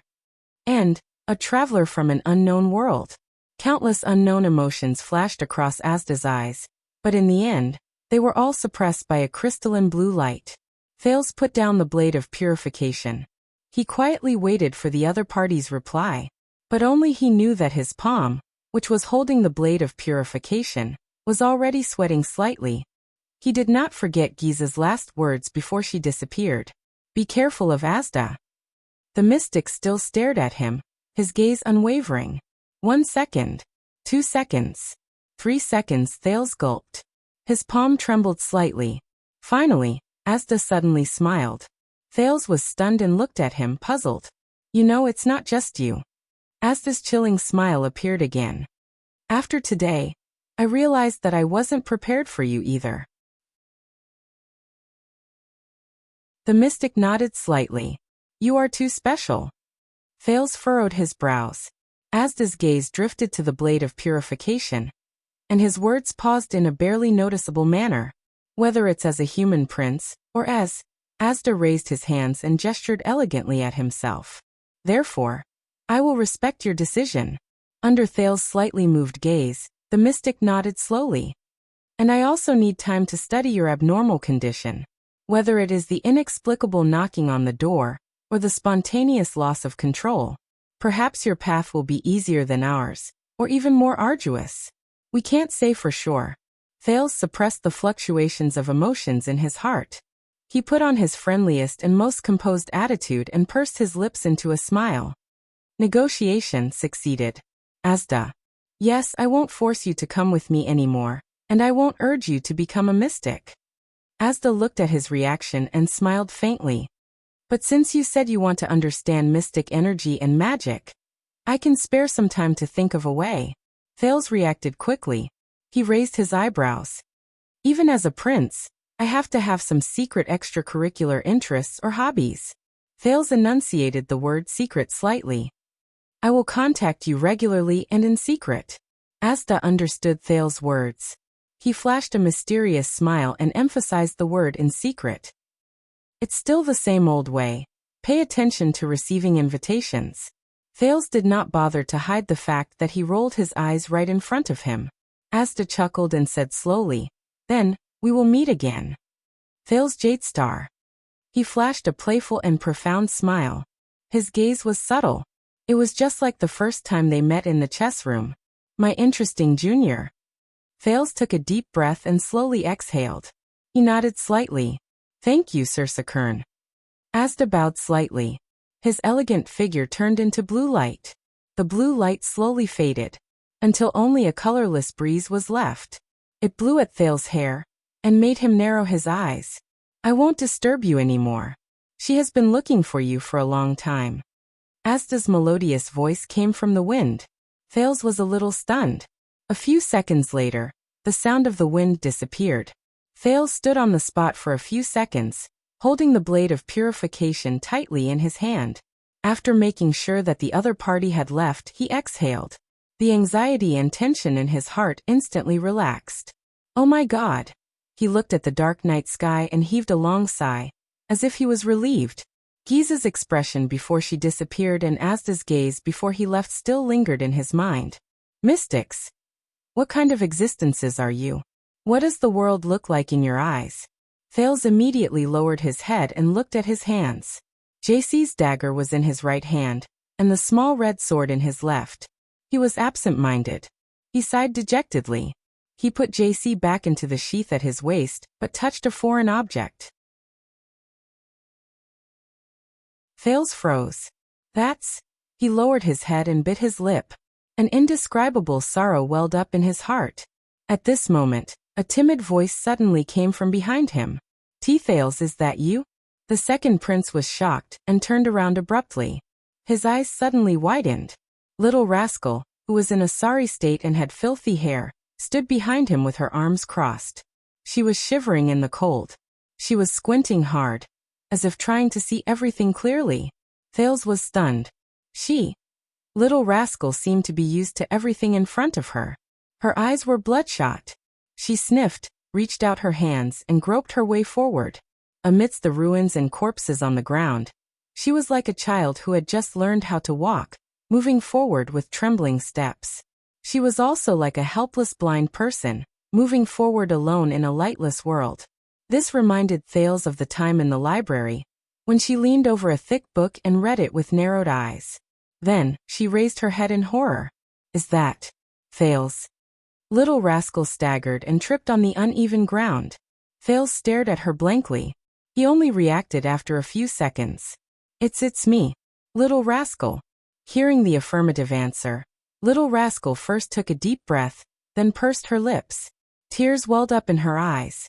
Thales exhaled. He bit his lip, stepped over the mess on the ground, and rushed to the girl in a few steps. He stood a step away from her, gasping for breath as he carefully extended his bloody left hand. Then he held Little Rascal's palm. Feeling his hand tighten, Little Rascal shuddered, as if she was afraid. But after a moment, she resolutely and confidently held Thales' left hand with both hands. They stood in the ruins on the ground, holding each other tightly. Thales looked at Little Rascal with a complicated expression. He clenched his fists and felt his heavy heart lighten a little. Are you okay?" he asked hesitantly. Little Rascal seemed to have calmed down a lot. She squinted her highly myopic green eyes and nodded shakily. Those tentacles let me go." The girl stood in front of him, her lips slightly pursed. Looking at the disheveled girl, Thales closed his eyes and took a deep breath as well. Little Rascal sniffled. Her hands, which were holding his arm, trembled slightly. "We that." But before she could finish, Thales suddenly smiled. A second later, he took a step forward without hesitation and hugged the dazed Little Rascal tightly. Little Rascal shuddered, but she obediently leaned against Thales' shoulder. Tears streamed down her cheeks uncontrollably. "That's good." Thales gritted his teeth and mumbled. He stared at the streets of Shield District, which were only left with the howling wind and snow. He looked at the countless corpses lying by the roadside and the scattered ashes. He hugged the only warm and trembling life in front of him tightly. At that moment, Thales felt his eyes blur. "It's okay," he said softly. "We're safe." Little Rascal hugged him tightly, sniffling, her tears drenching his shoulder. "At least King Nuven." Thales grabbed the blade of purification and wiped his tears with the back of his hand. Hearing King Nuven's name, Little Rascal froze slightly. Thales smoothed out his breath, forced a smile and continued. "At least he won't hang me on the city gate for kidnapping a girl." Little Rascal froze for a moment, then burst into laughter. Thales chuckled as well. "Oh right." A moment later, Thales let go of Little Rascal. He reached towards his waist, towards the foreign object. "This is for you." Thales took it out and stuffed it into Little Rascal's hand. Little Rascal was slightly stunned. She fumbled with the object in her hand. It was the thing she was most familiar with. Little Rascal sniffled hard. Then, she gently raised the object in her hand, put it on her head, and pressed it behind her ear. Behind the comical, thick, dusty, and cracked black-rimmed glasses, the little girl opened her crystal-clear green eyes again. Little Rascal stared at Thales in a daze. She stared at the boy, who was covered in blood and dirt, with messy hair and a big red bump on his forehead. A few seconds later, both of them looked at each other's disheveled appearance and laughed together. At that moment, Little Rascal's expression changed. "What's wrong with you?" she asked, a little shocked. Thales raised an eyebrow. "Huh." In the next second, Little Rascal widened her eyes in horror. Thales frowned. He quickly sensed that something was wrong. He lowered his head, his face pale. A drop of blood appeared on the ground. Then a second drop, a third drop. Thales shuddered violently. He reached out and touched his nose. It was wet and slippery. Thales' expression froze. "This is what's wrong." Asterisk clang. Asterisk the blade of purification fell from his hand and fell to the ground, swaying slightly. Under Little Rascal's shocked gaze, Thales staggered a step back and subconsciously covered his chest. The prince's hands trembled uncontrollably. He stared at Little Rascal with widened eyes, as if he had seen the most terrifying thing. At that moment, Little Rascal remembered Alex's expression before she died a few hours ago. She covered her mouth and screamed, "No! It can't be." Following Little Rascal's scream, Thales swayed and fell. Little Rascal turned pale with fright. She quickly extended her hand and helped him lie down. "Arg!" Thales let out a pained and suppressed moan. A heart-wrenching pain suddenly spread from Thales' body. It was as if his soul was being torn apart. No. The pain he felt when he was assassinated by a psionic assassin, when he was bombarded by a mystic gun. It was as if every inch of his body and every cell was being torn apart. That the price of using mystic energy, again, is this, the price of victory? While he was in extreme pain, Thales vaguely heard the sound of something cracking, as if it was real. It came from within his body in a chilling manner. It was as if his body was slowly disintegrating. Arg! Thales' body convulsed and he let out another pain cry.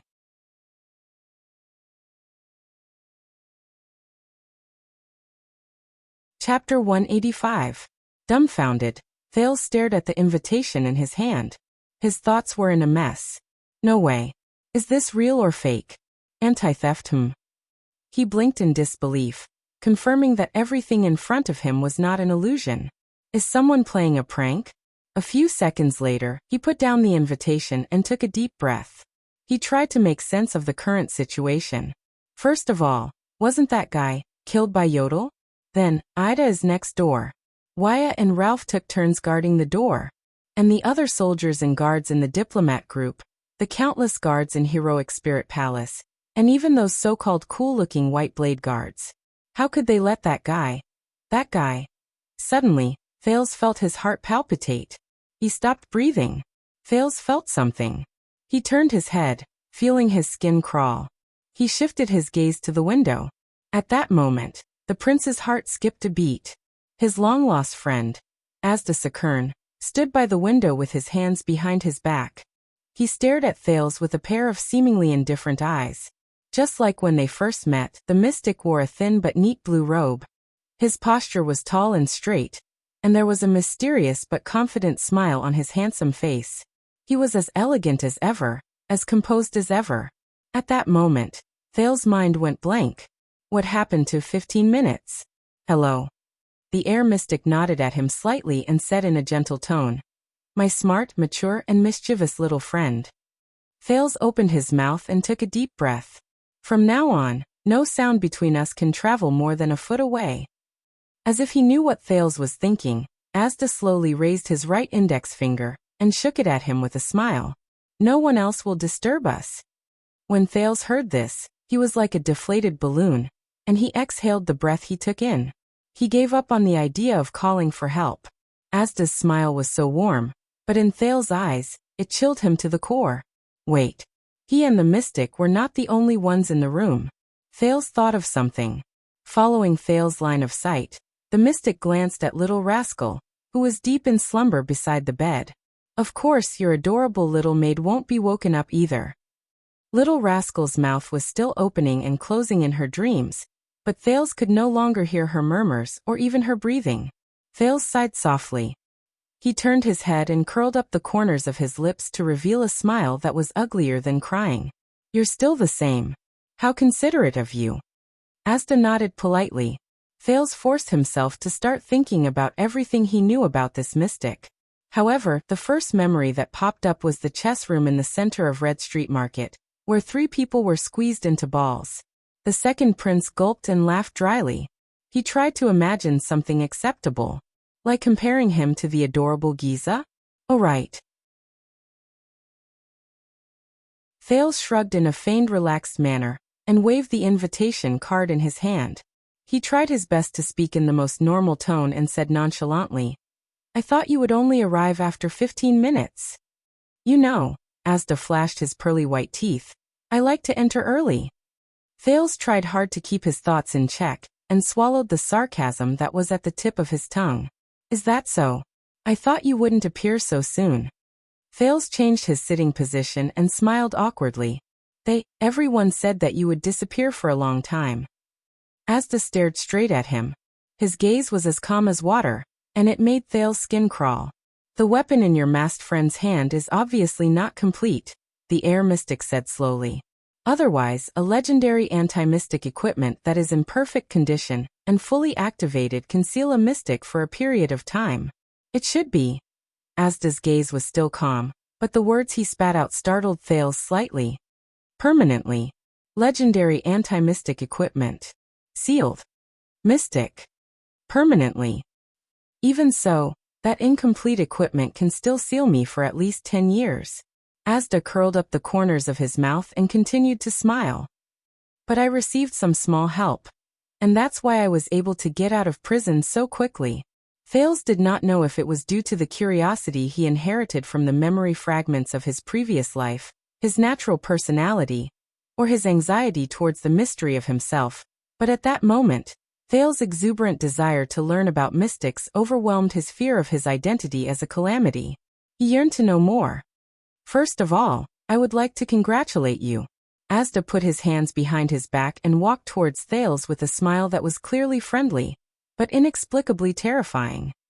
Thales, Your Highness? Although I know from your behavior that you are definitely not ordinary, I have to admit that this identity has surprised me. Thales watched Asda approach him, and his heart slowly raced. He forced himself to shrug. I remember that there are chairs for receiving guests in the room. We can sit down. Asda shook his head and said nonchalantly, Don't worry about it. The next moment, Thales felt his skin crawl as he watched Asda walk towards him. Then he bent his knees and sat, in an invisible space. Asda grinned brightly on the transparent chair. I brought my own chair. The prince looked at this strange scene, and tried his best to control his facial muscles, so that they would not twitch too much. Let's talk about your future. Asda watched Thales' performance with interest. Your Highness. Thales knew that although he addressed himself as Your Highness, the man before him did not care about this special identity at all. This made Thales, who had experienced all kinds of gazes after becoming a prince, instantly feel a strange feeling. Thales took a deep breath and forced himself to calm down. Only then could he understand the situation and protect himself. Even if the existence before him was a calamity that could not be understood with common sense. Of course. He recalled his conversation with Ramon and muttered, During this period of time, I have thought of ways to investigate some things about Heir, mystics and magic. First of all, in this asymmetrical conversation, he had to seize the initiative. Very good. This will save us a lot of time. As expected, Asda's eyes brightened. What do you know? Not much, but not little either. Thales carefully chose his words. For example, what exactly is magic, and the 3 great magic towers? I met a person who is quite knowledgeable about magic. Asda's interest was piqued. While Thales was on tenterhooks, he briefly repeated what Ramon told him. Even Asda could not help but sigh softly. 1,000 years have passed since the collapse of the magic tower, and magic has been banned for 6 centuries. To think that there are still believers in magic. This is indeed beyond my expectations. Thales observed Asda's expression and at the same time, tried his best to think of a way to escape. The other party is a mystic. I don't even need to think about non-peaceful means. Stall for time. I can consider this. But can I really stall for time until help arrives? Or will help really work? The other party's goal should be to become one of them. Damn it. The mystic that everyone hates. Then my best choice is to deal with the other party on this issue and achieve some results by making concessions and lowering my stance. So, is magic the kind of existence he mentioned? A kind of meaning, a kind of belief? At the thought of this, Thales asked cautiously. At the same time, he was really curious about this question. What do you think? But the Heir mystic did not answer immediately. Asda's lowered gaze did not move. Under Thales' curious gaze, he crossed his hands and remained silent for a long time. No. Magic is not like this. Not only that, it doesn't have to be like this. Finally, Asda shook his head slowly and spoke slowly. Everyone has their own understanding of magic, and they believe in the magic they understand. Thales was stunned when he heard this. Asda raised his left hand and looked at his palm. His gaze was complicated. At that moment, Thales felt that the Asda in front of him was more like a normal person than ever before, and not a terrifying calamity. Magic is a kind of choice. Asda stared at his palm and slowly clenched his fist. And these choices are neither exclusive nor mutually exclusive. There is no superiority or inferiority.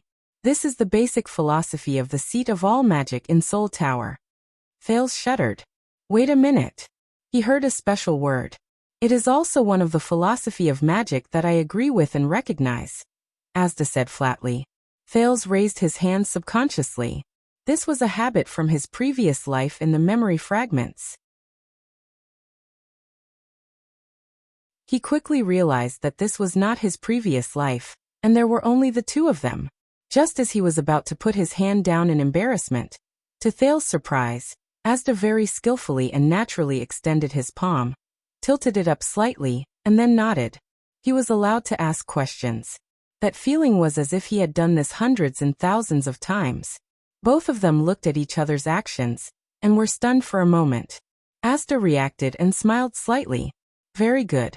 It seems that I don't have to teach you the etiquette and habits of a wizard apprentice in class. Thales put his hand down and asked eagerly, Soul Tower? I know this, but what kind of magic tower is it? What about its origin? Thales did not even realize that he had completely forgotten that Asda before him was an extremely dangerous non-human existence. He even forgot his original intention. At that moment, his desire for unsolved knowledge completely surpassed his consideration of reality. Soul Tower? Asda narrowed his eyes and smiled mysteriously, as if he knew that Thales would ask this. This time, the mystic did not keep him in suspense. He answered without hesitation. In the year 618 of the Era of Kings, not long after the battle for survival between the humans and the three races ended, the imparter, Wizard Yuri Newmoon, who returned from the battle, left the ascetic tower with his 5 students due to differences in philosophy. Along the way, they preached their own philosophy and taught their own methods.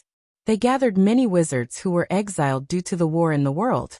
As time passed, their group grew larger, and their theories and methods became clearer. In the end, Wizard Yuri, whom we later respectfully called the Master, and the other 21 wizards led a group of wizards to the Tripping Peninsula by the coast of the mainland. Here, the wizards built a twin tower and settled down to study magic. Asda's gaze pierced through Thales, as if he was looking at the past many years. But Thales did not have time to care about Asda's expression, because he was already engrossed in the story. With a perplexed gaze, Asda continued. Soon this new magic tower attracted many wizards to visit. The novel, free, casual, and equal atmosphere of magic research gathered a large number of people, turning this piece of land into a small gathering place for wizards with the Twin Towers as the center. Unlike the painstaking contemplation and protection of the ascetics, and the fanaticism and destruction of the alchemists, this gathering place quickly became the forefront of theoretical research in the magic world. After various magic theories and hypotheses were proposed, they were gradually perfected through endless debates and demonstrations. Branches of magic that were originally not recognized by the 2 great magic towers were established one after another, forming the Soul Tower magic system that we are in contact with today. Just like that, the sages jointly built the 3rd branch apart from the ascetic tower and the alchemy tower. It is also the youngest, the most special, the most active, the most prosperous, and the most influential wizard inheritance in the world. Speaking up to this point, Asda lowered his head and let out a sigh that only he knew. After Yuri Shinua passed away, his ashes were placed in the middle of the Twin Towers, suspended in the air. A sentence was engraved on the surface of the box with iron elements. May every wizard have an independent and free soul. That was how the Soul Tower got its name. Asda closed his mouth gently. Thales came back to his senses and exhaled a long breath. The Era of the Kings. The battle for survival. Wizard Mindy's. The youngest wizard's inheritance. The origin of the Soul Tower. These were taboo knowledge that he could not easily obtain from books. Thales's heartbeat quickened as he listened. It was as if an unprecedented world had opened up. If Ramon was here, Thales thought, would he kneel down and cry in excitement? He continued to raise his hand eagerly. Also, you mentioned the seat of all magic just now? What is that? The seat of all magic is an important research branch in Soul Tower. Asta did not seem to notice Thales' expression. He continued to speak slowly and at a moderate pace. His clear and pleasant male voice echoed in the small space as he narrated the world's most taboo, lost knowledge. It originated during the first civil strife in the Empire, and was officially established in 373 of the Empire calendar. It flourished between the 5th and 7th centuries of the Empire calendar. At its peak, half of the wizards in the entire Soul Tower came from the seat of all magic. Every time it opened, apprentices and wizards from the Alchemy Tower and the Ascetic Tower would come to listen, comment, and oppose each other. I can't use simple words to summarize the characteristics of this branch of theory. That would be irresponsible to the students. But I can give you a list of the most influential books of this branch. No, to be exact, it should be 23 important works. If you want to have a deeper understanding of the seat of all laws, Roland said with a smile on his face. Thales' heart raced as he listened to the mystic's words. An inexplicable sense of excitement filled his brain. But he quickly calmed down and realized a problem. Mr. Asda, you are a wizard, right? Thales looked at Asda in surprise. Before you became a calamity? He did not even think about whether his choice of words had offended the other party's taboo. Wizard. That is a title that only those who have achieved widely recognized achievements in a certain field of magic can obtain. At least in the Soul Tower. Asda crossed his arms, grinned slightly, and shook his head slightly. I was just a small apprentice back then. Thales' heart skipped a beat. Ah, so as expected, you were once, yes. Asda nodded. A strange color flowed in his eyes. An apprentice of the Soul Tower. Thales frowned. But you just said, the magic tower has collapsed for 1,000 years. So, I know what you want to ask. Counting from the time I was born.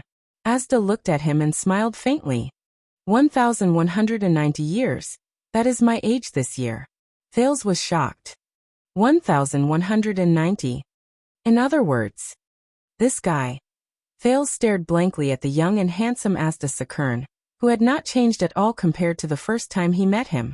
But he was almost 600 years older than the king of Renaissance, Tormund Jadestar, and the hero, Rikaru Extet. Thales opened his mouth wide. Don't be surprised. Every mystic is an immortal, indestructible, and immortal existence. Looking at Thales' expression, Asda did not care at all. This age is very normal. The oldest mystic has even existed for more than 1,600 years. Thales subconsciously wanted to find a notebook until Asda stopped him with a hand gesture. There is no hurry. Asda raised his head and stared at him with a burning gaze. We still have a lot of time to spend together, and I have enough patience. I will teach you from the beginning, from basic knowledge, from magic, to the magic tower, to mystic energy, and everything about mystics. From philosophy to power, from history to the future, all the secrets of the magic world will be open to you. Asda's tone was full of temptation. Then, you will obtain the secrets and power of mystics that are superior to all of them. Until you truly become a mystic. At that moment, Thales felt like he was pulled back from a dream world to reality. Become a mystic. Thales swallowed hard. He remembered Gilbert's attitude towards the calamity, and the drama of the Battle of Eradication in Dark Knight Temple. And that crazy and unreasonable blood mystic. The mystic who is hated by everyone? Can I say no? But a voice also whispered in Thales' heart. But I am very curious. I want to know more, learn more, and understand more. Thales realized that the knowledge that Asda described earlier had captured his thirst for knowledge, and his thirst for knowledge. Moreover, with his obviously abnormal body, he had to understand his current situation better. Thales frowned with a bitter expression and said tentatively, about this, if Heir, I mean if I don't want to become a mystic. The air mystic did not speak. But the prince felt that the atmosphere around him suddenly became tense. Thales tried hard to control the rate of his breathing as he waited anxiously for the answer. Thales. Asda stopped smiling and looked at him sternly. He said softly but seriously, "Becoming a mystic is your destiny. You cannot avoid it. There is no second choice." Thales panted slightly. It seemed that things were a little bad. Why don't you tell me first?" Tension and stress returned to Thales' heart. He tried his best to smile and asked cautiously, "Mystics? What exactly are we?" This time, Asda stared at him expressionlessly for a long time. As he withstood the mystic's seemingly emotionless yet pressurizing gaze, embarrassment and helplessness crept onto Thales' face. Until Asda spoke slowly. "I cannot tell you the answer to this question because you are still not a mystic." Asda's gaze was still fixed on him, but his tone and words had become cold and mysterious, as if he had returned to that night in Red Street Market. Only when you truly become a mystic that only you can understand, can you finally know what a mystic is. Asda's gaze was still fixed on him. Thales furrowed his brows slightly.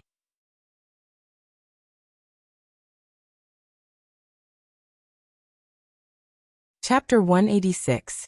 In the next second, without any delay, Archduke Pofrit's figure moved. He roared as he swung his greataxe at King Nuven. Bang. That's right, the anti-theft chapter. But when I'm free, I'll go back to work on my novel, from the details to the sequence of the plot. That's why pirating websites must have a hard time. Because no matter how they steal my novel, it's basically full of bugs. The preamble doesn't match the ending, or the logical sequence is weird, or the plot doesn't match the characters. Thank you for your hard work, thieves who steal my novel. The two greataxes collided without any fancy moves. The dull sound of metal colliding tortured everyone's ears. Thales stared at the two people in the field in shock. Pofrit clenched his teeth. The blade of his greataxe was stuck at the tip of King Nuven's greataxe. It was stuck diagonally downwards between the sharp tip and the blade of the axe. Impulsive rookie. King Nuven calmly turned his body sideways. His left hand grabbed the joint between the axe handle and the blade, and his right hand grabbed the far end of the axe handle. Like holding a spear, he used the axe to block Pofrit's strike. The old king resisted his opponent's axe. His tone was cold. On the battlefield, with your weapon stuck, you would have been beheaded by now. As the two wrestled, King Nuven used all his strength to push away his opponent's greataxe. "You know this is not a good idea, old man." Pofrit solemnly took a step back. He withdrew his greataxe and moved to look for an opportunity to strike again.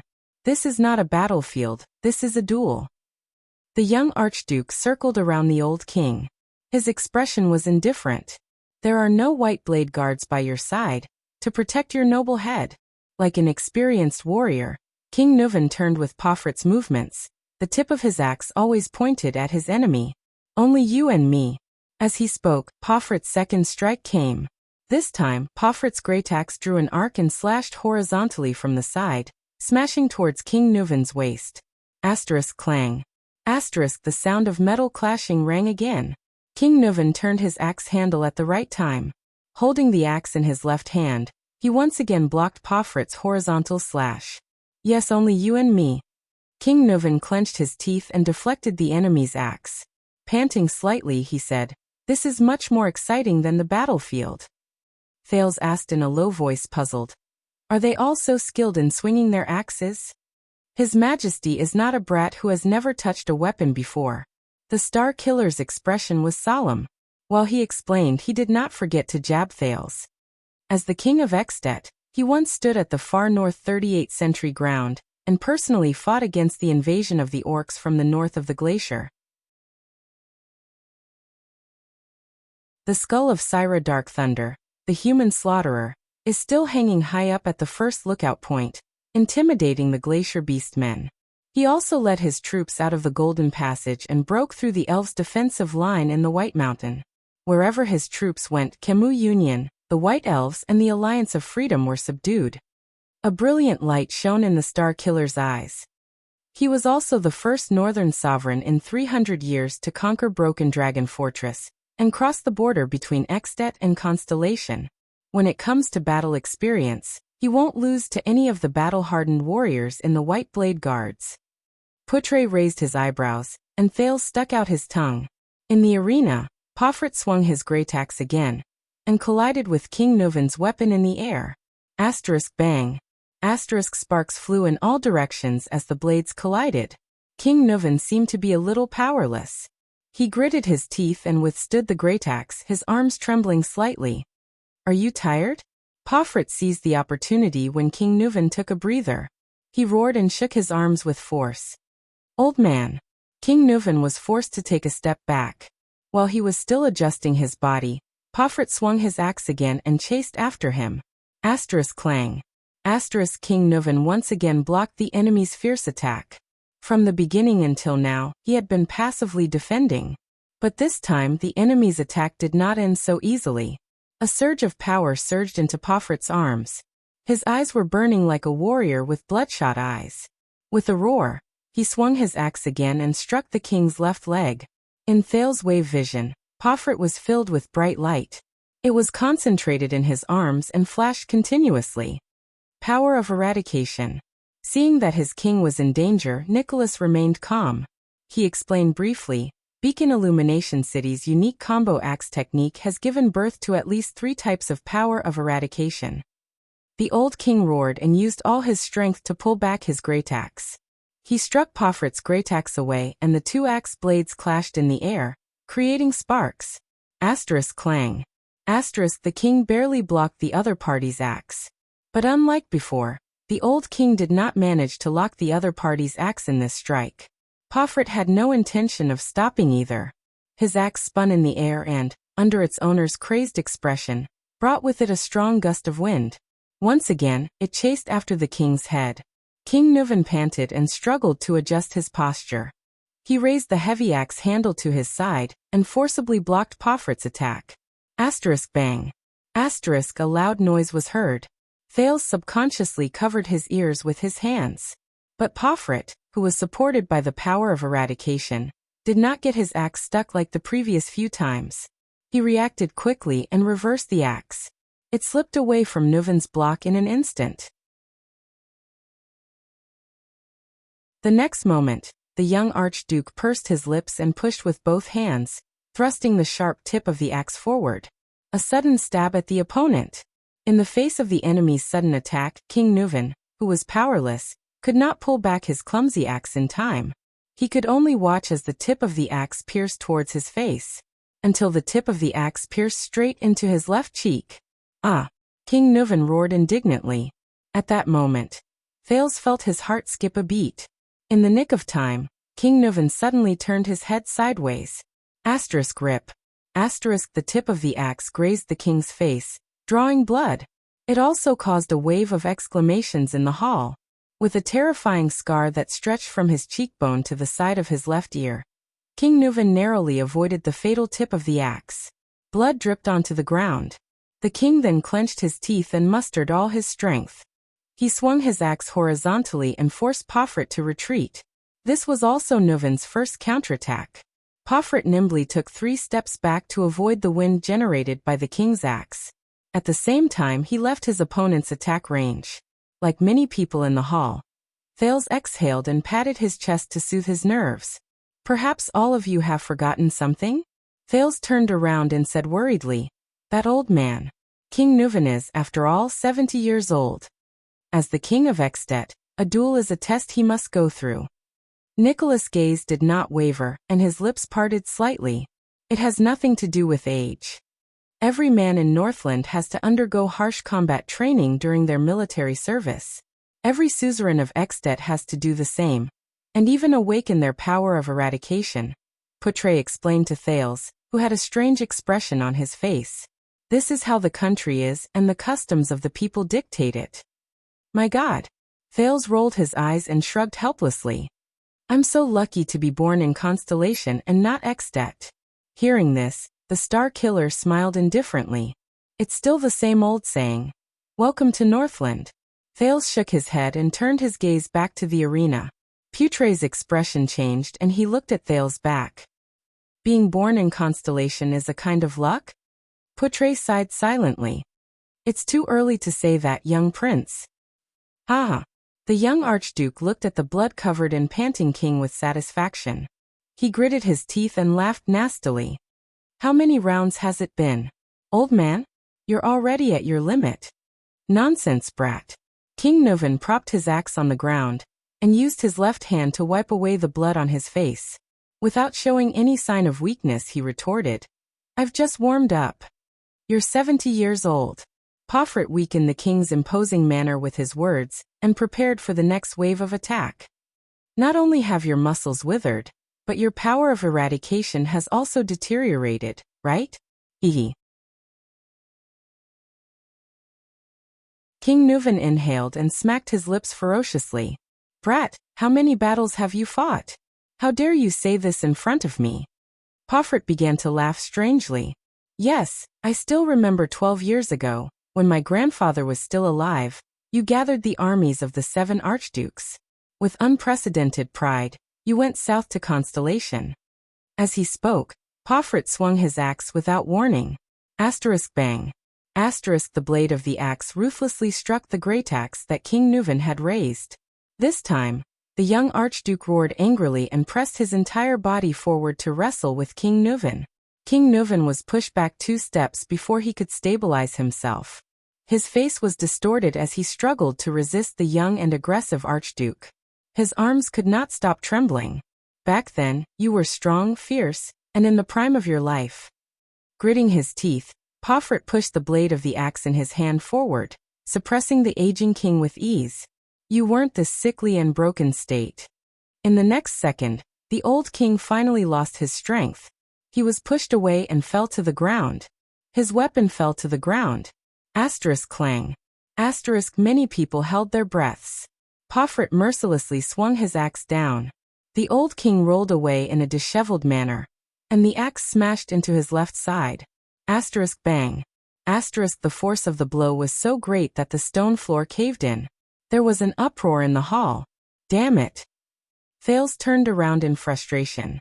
This is what I'm worried about. Keep watching, Nicholas said coldly, even though his furrowed brows betrayed his emotions. On the battlefield, it's not the last moment. Panting, King Nuvan quickly picked up the great axe that had fallen to the ground with a reaction speed that was beyond his age. The young Pofrit retracted the giant axe that he had plunged into the ground. It seemed that he had used too much strength in the strike just now. He was also slightly panting. At that time, my grandfather was wearing a military uniform and armor, panting as he stood beside you. He was like a toothless saber-toothed tiger, old and ugly. Pofrit's expression was calm as he carefully observed King Nuvan's movements. Your grandfather and father were much better than you. King Nuvan spat on the ground and slowly stood up. But you just can't nurture them well, can you? Pofrit's gaze shifted. The moment King Nuvan stood up, he swung his axe with all his might. Taking advantage of the other party's unsteady footing, he knocked Nuvan down on one knee. Can't nurture them well? Pofrit grinned hideously. He swung his great axe and once again pushed Nuvan back. The latter half knelt on the ground, panting continuously. To you, Beacon Illumination City is a tamed, well-fed hound, isn't it? A hound that is at your beck and call? Pofrit laughed and once again knocked down the old king, who was trying to get up. Every time King Nuvan tried to stand up again, he was interrupted by Pofrit's attacks. The common elected king of Extet could not even get up to face the enemy. In front of Constellation's broken dragon fortress, my grandfather's army could not stop that damned sword of reversing light. Beacon Illumination City's defense line collapsed. I still remember you softly saying to my grandfather, "You're old." Is Beacon Illumination City also old? Pofrit's tone was cold as he recovered from the huge exhaustion caused by swinging the great axe. The next day, my grandfather obediently returned to Beacon Illumination City to retire. My father became the next Archduke of Beacon Illumination City. What? Kneeling on the ground, King Nuvan, who was at an absolute disadvantage, laughed nonchalantly. Don't tell me that you're going to betray Dragon Cloud City because of this? As he spoke, The old king swung his great axe at Pomfret's leg. The three archdukes in the south are arrogant and unruly. Pomfret took a step back in a relaxed manner to avoid the strike. He looked at King Nuvan, who was kneeling on the ground. Their supplies are lagging, and their progress is slow. Hence, the war with Constellation is all on Beacon Illumination City's shoulders. The supplies, military expenses, reinforcements, suicide squad, and even the nearby prostitutes in the camp. Don't you think something is wrong? Pomfret said through gritted teeth. That is the responsibility you were assigned. King Nuvan's gaze was frightening. His voice was laced with anger. It is also the king's order. Pomfret swung his great axe mercilessly again, causing King Nuvan to roll away. This time Nuvan, who had expended a lot of energy, could not completely block his opponent. The great axe grazed the old king's left arm, causing a spray of blood. This is bad. Thales thought to himself. This is bad. To hell with your order. To take down that damned broken dragon fortress. How many soldiers and horses have we sacrificed? More than half of them are from Beacon Illumination City. The young archduke yelled angrily. I watched the dead and injured soldiers return to their tents with numb expressions, lamenting about when they would be able to go home. The next day, they were sent out as the first wave. Like targets, they were used up in the siege of the fortress. Crossbows, arrows, kerosene bombs, huge logs, rolling stones, mystic guns, and soldiers. Pomfret pounded his chest, his gaze fierce. They were sent to die.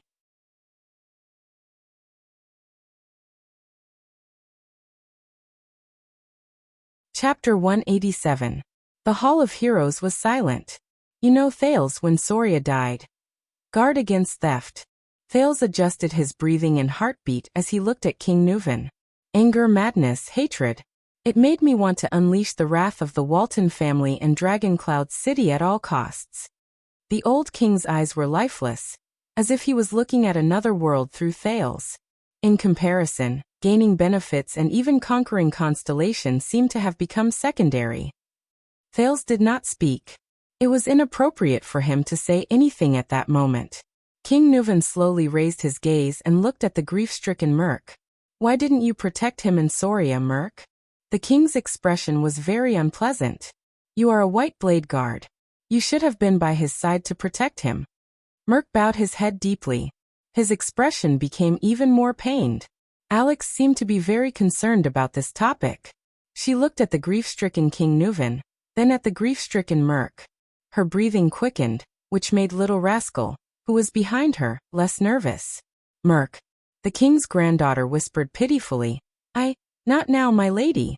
Merc shut his eyes tightly. His breathing was rapid as he interrupted Alex. Alex's face turned pale. She curled her lips and trembled slightly. She grabbed little Rascal's hand behind her. The latter had a frightened expression on her face. I cannot absolve myself from the blame for Prince Soria's death. Lord Merc clenched his teeth and looked sad. Your Majesty, you were merciful and did not punish me. Nicholas only grounded me for a few days as a token gesture. But after 12 years, that kind of guilt tortures me day and night, all the time. King Nuvan stared at him silently and sighed after a long while. Yes.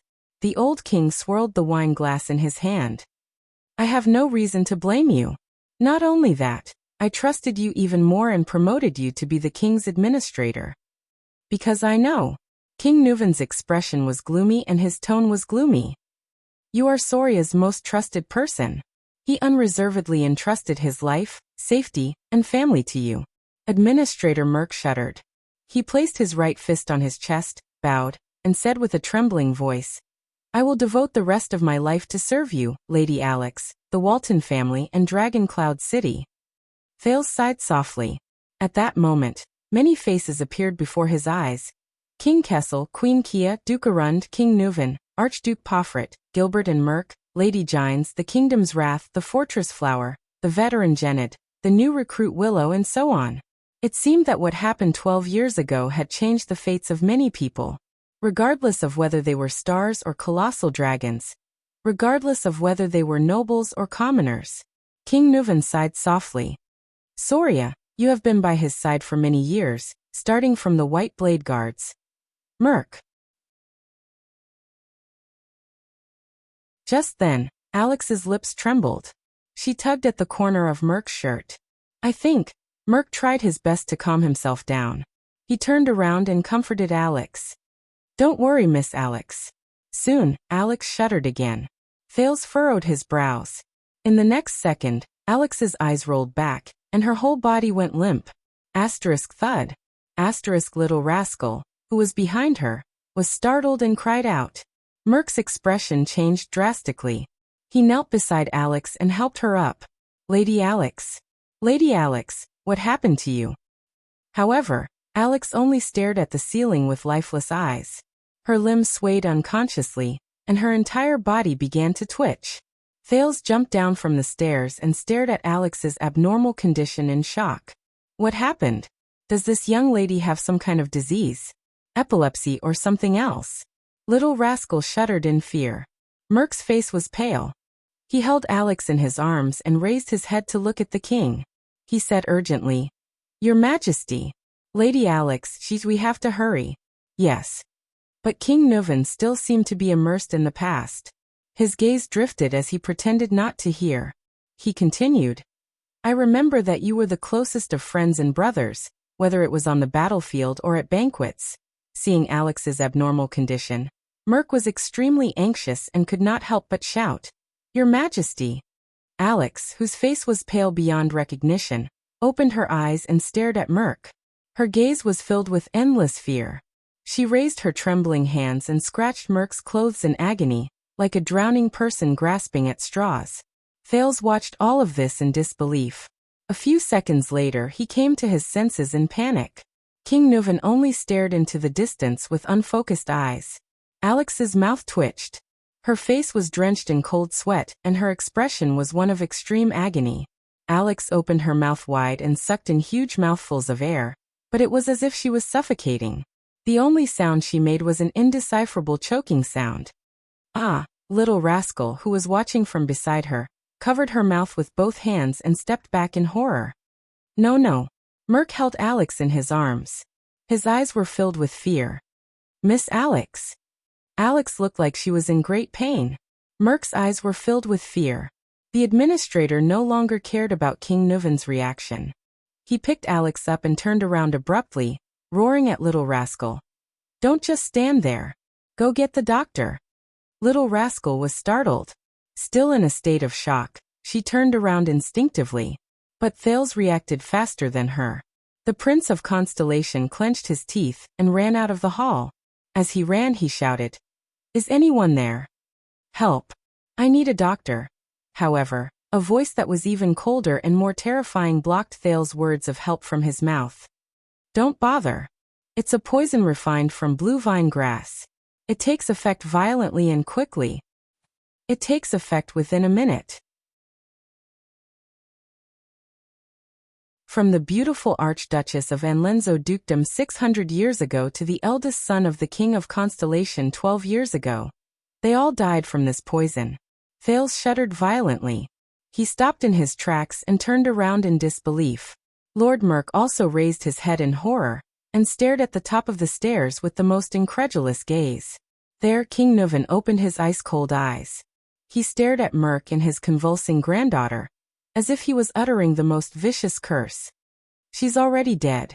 As if to prove the old king's words, in the next second, Alex, who was in Merc's arms, jerked backwards, almost breaking her neck. She stared at Merc with her frightened eyes, as if she did not understand what was happening. Then Alex Walton, the last direct descendant of the Walton family, slowly closed her eyes. Her body gradually became limp, and she stopped convulsing. Her hands hung in the air, swinging back and forth. Her head was tilted to one side, right at Little Rascal. Little Rascal looked at Alex's expression and screamed in fear, falling on her butt. Thales subconsciously took a step back, his breathing quickening. Why? Impossible. How could this be? Thales could not accept the situation at all. He widened his eyes and fixed his gaze on Alex.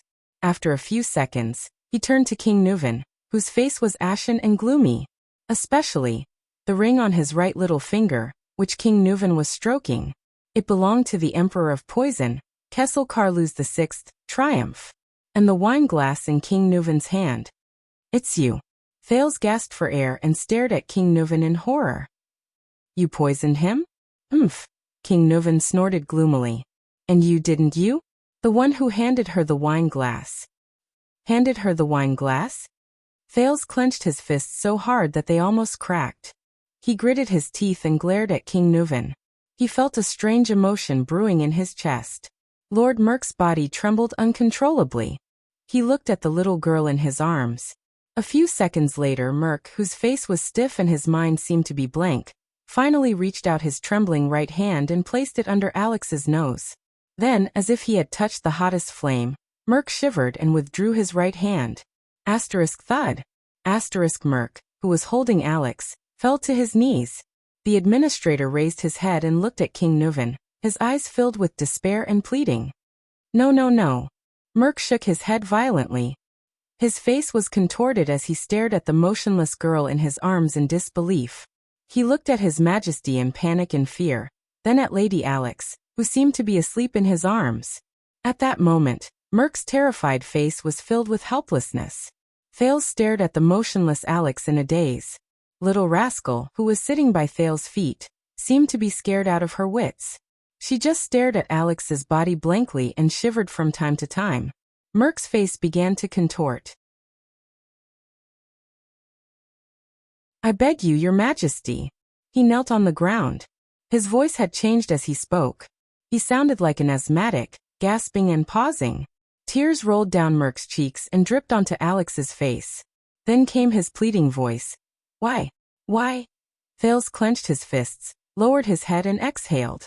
Merk cried and screamed at the king. Why? Why? King Nuvan seemed to have just recovered from his silent contemplation. He stared at Merk, who was trembling and crying, and uttered through gritted teeth, Burn Merk! Burn Merk! Thales' mouth fell open.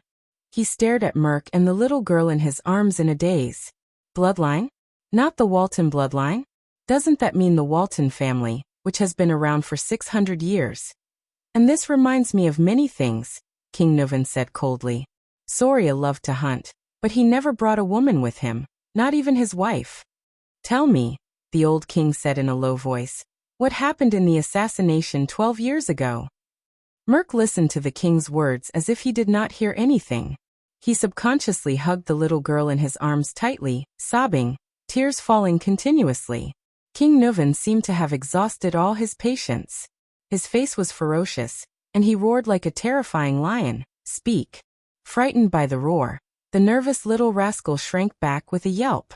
Thales tried hard to sort out the situation before him. He exhaled forcefully, walked to Little Rascal, and pulled her up. Little Rascal grabbed Thales' arm tightly, as if she had found someone to rely on. She looked at the terrifying scene before her from behind her glasses with a terrified expression. Merk's eyes were filled with despair and desolation as he cried. He looked at the girl in his arms and snorted, as if he was crying but not laughing. 12 years ago, Soria brought Madame Adele out of the city, because, his words were mixed with his panting, like the last words of a dying man. Because what? King Nuvan stared at him. Because. Merk stroked Alex's hair painfully. Because Soria found out. Found out what? The king's voice was bone-chilling. Merk's face was filled with pain, as if he was tormented by the biggest nightmare of his life. He found out about us, about me and Adele. Thales stared at the short-haired warrior in shock. Little Rascal tugged at Thales' arm, and hid behind the Prince of Constellation. She gritted her teeth and looked at the scene in disbelief. Yes. Merk wailed in despair. Alex. She is my daughter. Clang. King Nuvan could not take it anymore. He threw the wine goblet on the ground with a force filled with hatred. The iron goblet clanked on the ground, accompanied by the administrator's sobs. Thales took a deep breath and tried to understand the situation before him.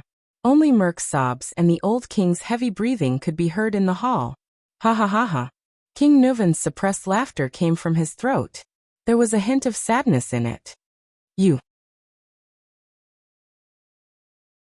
Soria's most capable subordinate? Best friend? Most trusted brother? Just like that, you repay his trust with betrayal and deception. The king's voice reverberated in the hall. Merk, who was kneeling on the ground, sobbed and raised his head. No. As if his greatest dignity had been violated, he roared with tears and snot in his eyes. I did not betray him. I did not betray Soria. Thales looked at the scene before him with an unpleasant expression. He felt bitter in his heart. Merk looked at the girl in his arms and sobbed softly. Prince Soria. Soria was a good brother, and I was willing to give up my life for him. He growled. In the White Blade Guards, we trained under Caslin to become the most valiant warriors. When we were in the 38th Sentry Ground, he crawled with a broken arm to block a fatal hammer blow for me. When my mother was seriously ill, and my sister came to Dragon Cloud City to look for me, he personally sent a doctor to save my mother's life. When we were surrounded in White Mountain, he and I had our backs against each other. Those sharp-eared arrows pierced through my left shoulder and his right shoulder. We cursed each other's luck and fought back to back as we retreated. We persevered until Caslin came to help us. I still remember the day I went back to my hometown to get married. That bastard, Merk said with a smile through his tears. Soria brought his brothers from the White Blade Guards and came to our village with a tray full of rye wine and roasted meat. He raised the red dragon flag and the cloud dragon spear flag. The local counts and knights all came. The expression on the village chief's face was even more exaggerated than when his son became a tax collector. Mother was very happy. She finally felt that her son had made a name for himself. Soria? I have always treated him as my closest brother, my comrade, your highness. Merk roared angrily with tears streaming down his face. I will never betray him. King Nuvan stood up abruptly, his hair and beard bristling with anger. Bulsh *T. Thales felt his hand tighten. Behind him, Little Rascal began to tremble again. He could only try his best to hold Little Rascal's hand and comfort her. You cheated on my son, the man you were supposed to be loyal to. King Nuvan's eyes were burning with anger. He said loudly, You cheated on my son, the man you were supposed to be loyal to, and even gave birth to your child. You tarnished the Walton family's dignity and bloodline. Do you think this is not a betrayal? You never treated him as your brother in the White Blade Guards, the man you were supposed to be loyal to with your life and honor. Traitor. Kneeling on the ground, Merk listened to the king's words. He looked at Alex in his arms, his daughter, and roared in grief and indignation. Ah! No. He closed his eyes in agony. Thales gritted his teeth and frowned as he watched the confrontation between the king and his vassal. He felt a wave of sorrow in his heart. It's not like this. Adele, she was so good, so gentle, so... Merk lay on the ground. He clenched his right fist and pounded the ground miserably. She shouldn't have married into Dragon Cloud City. Shouldn't have met Soria. Should have met you? King Nuvan's words were filled with terrifying emotions. Shameless traitor? Adele. Adele. That was a mistake. Merk's teeth trembled as he caressed his daughter's face. His expression changed several times, as if he was looking at another person through her. Whether it was me and her, or Soria and her, it was all a mistake. She shouldn't have left Kemu Union, Vine City, the flowers, and the blue sky that she cherished. She only belonged there.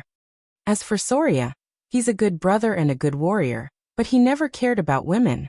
Prostitutes, women he captured after the war, maids in the castle, and ladies of the nobles. None of them made a difference to him. Merk put his face against Alex's and cried. Soria, Soria, Soria. In Soria's world, there was only wine and battles, politics and victory. The only people he cared about were warriors, friends, and enemies. On the night of their wedding, Soria was dead drunk. I stood guard outside their bedroom. That sound was like sex. I guess Soria thought that it was a celebration after another battle. The next morning, Soria went hunting. He left me to watch over Adele. Her expression was not the expression a newlywed wife should have. Thales listened to Merk's desolate and painful confession with an unpleasant expression. Finally, one day, I saw Adele trying to cut her wrist with a pair of scissors. I told Soria and tried to persuade him to treat his wife better. But Soria thought that she had insulted the Dragon Spear family. Every time, he would only pick up a whip in anger, wanting to teach her a lesson. At that time, I stood at the door, clenching my fists, listening to Soria's roar and Adele's screams. I was angrier than Soria, more in pain than Adele. Merc hugged Alex tightly. His eyes were closed, and tears poured down his cheeks like an unstoppable flood. Since then, Adele wanted to commit suicide more than once, and I stopped her more than once. But I hid it from Soria, because I didn't want Adele to be hurt by him again. Adele. She's like a flower that has been trampled on and abandoned. Soria's attitude towards women is even more terrifying than the most inflexible Northlanders. When he's in the mood, he'll force her. When he's not in the mood, he'll ignore her and be indifferent to her. Thales closed his eyes and sighed heavily. Adele. She was too lonely, too pitiful. Merc stroked his daughter's hair, his eyes filled with sadness. She traveled a long way to come here, while Soria didn't know how to cherish her. He only treated her as a puppet and a chess piece, a bargaining chip to form a marriage alliance with Kemu Union. I tried everything. I just tried to make her happy, tried to stop her from committing suicide again. Merc, who was emotional, mumbled incoherently, from magic tricks to flowers, to finding girls from Kemu Union to relieve her boredom, to the night when she didn't want to. I tried my best to get Soria drunk. Adele was very grateful to me, and happy that I did these things for her. She stopped trying to commit suicide, and started to smile, even though it was only to me. And my wife passed away in my hometown, when I didn't know how to raise the 5-year-old Croche before me. It was Adele who took care of her. This made Soria's attitude towards her much better. We became more talkative. She teased Croche in the room, and I giggled outside the room. She asked questions in the room, and I answered her outside the room. King Nuven's expression was cold, but he did not say a word. Finally, that day, we won the war against the White Elves and the Alliance of Freedom. Merc sobbed softly. We returned to Dragon Cloud City in triumph, and Soria drank with us all night. But that day all I could think about was her. Adele. Merc stuck his face close to his daughter's. His tears did not stop, and his right fist was almost crushed. They were all drunk. I went to Adele's room, and I wanted to listen to her voice as usual. But at that time, my wound burst open, and Adele asked me to go in and bandage it. Thales' gaze darkened. Thales' eyes dimmed. A memory surged up from an unknown place in his mind. Hey, Brother Brainiac, you're actually reading a romance novel. What the hell is a romance novel? This is a bestseller written by an American sociologist. This title. Strange, why would you read this kind of book? What are you thinking about? This. Don't think too much about it, it's just a classmate asking. That's not right, could it be? Why are you blushing? The weather is hot. Ha ha ha. Why are you touching my face? I lied to you. Ha ha ha ha, it's so funny. Alright, don't be angry, I'll give you a vitality kiss. Ha ha ha. It's still very funny, what should I do? Hey, don't be stingy, come, tell me about it. Ugh. How am I supposed to explain this? Alright, the above mentions something interesting. In the Western world, love originates from cheating. What the F***ck? Cheating? That's so cool. For example, in Celtic mythology, the story of Lancelot and Guinevere is like this. The marriage of King Arthur and Queen Guinevere was only a political function, and there was never any love to speak of. True love is the taboo love between a knight and a queen. That is emotional, impulsive, and pure love. Another example is in Don Quixote. One of the dreams of the protagonist is to be a knight and have a true love with the wife of the lord he serves. This originated from the Middle Ages, especially the Crusades. Alright, you can shut up now. I'm still on the side of the king and Lon. Get lost, Ardwulf. Queen Lily, get lost. I'm going to watch it again. Oh right, so we're having an affair now? You can't use this analogy in different social situations, sister. The memory fragment slowly faded. Thales looked at Merc before him, and could not help but sigh deeply. Merc continued to sob on the ground. God knows how much I regret it. But Adele. Soria began to suspect not long after Alex was born. Soon he found out the truth. The administrator gently brushed his daughter's hair aside and said in a hoarse voice, I could see the pain and hesitation in his eyes. I really wanted him to kill me with a sword. That night, Soria told me that he was willing to let me and Adele go. He would clean up and cover up. When Merc said this, he hammered the ground in grief and indignation. Nuven listened quietly. The next day, Soria took us out with him to finally resolve this matter. It was that day the assassin. Thales felt little rascal trembling behind him again. The assassin's first strike wasn't fatal. The assassin saw Alex and didn't stab a second time. But Adele. Merc opened his mouth and howled in pain. Adele didn't know Soria's motive. She thought His Highness wanted to execute us. So when she saw Soria fall, she picked up a dagger. Hearing this, King Nuven seemed to lose all his strength and sat down on the stairs weakly.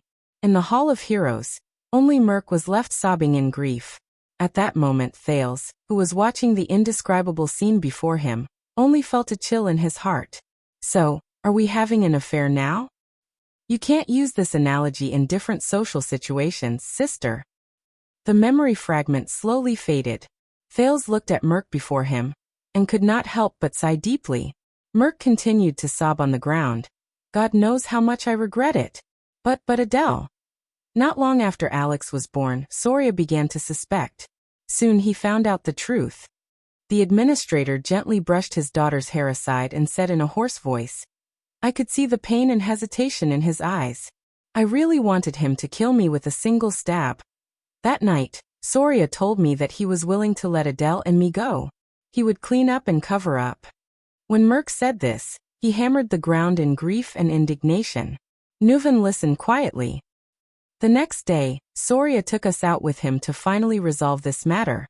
It was that day the assassin. Thales felt little rascal trembling behind him again. The assassin's first strike wasn't fatal.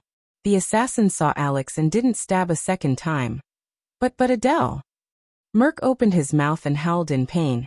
Adele didn't know Soria's motive.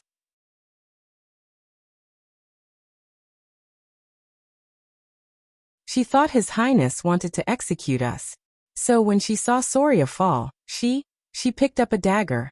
Hearing this, King Nuven seemed to have lost all his strength. He sat down on the stairs weakly. In the Hall of Heroes, only Merc was left sobbing in grief. At that moment, looking at the indescribable scene before him, Thales only felt a chill in his heart.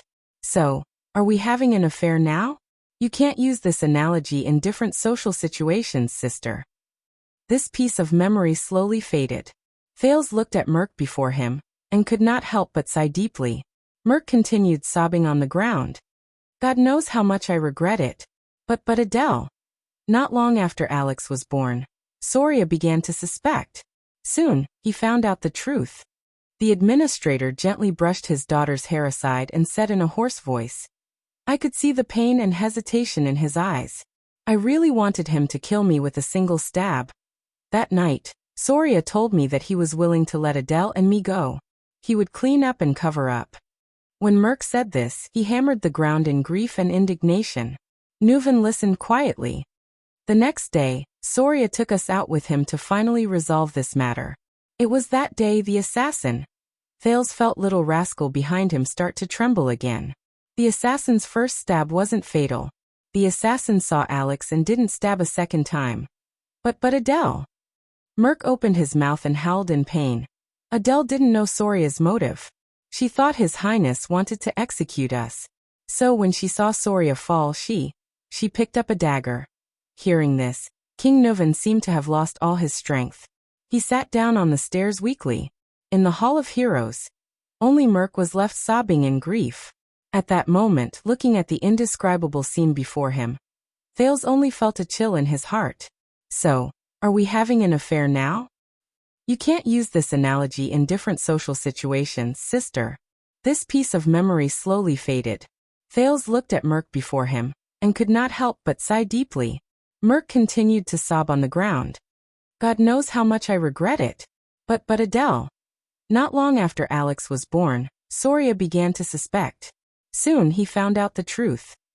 The administrator gently brushed his daughter's hair aside, his voice hoarse. I could see the pain and hesitation in his eyes. I really wanted him to kill me with a single stab.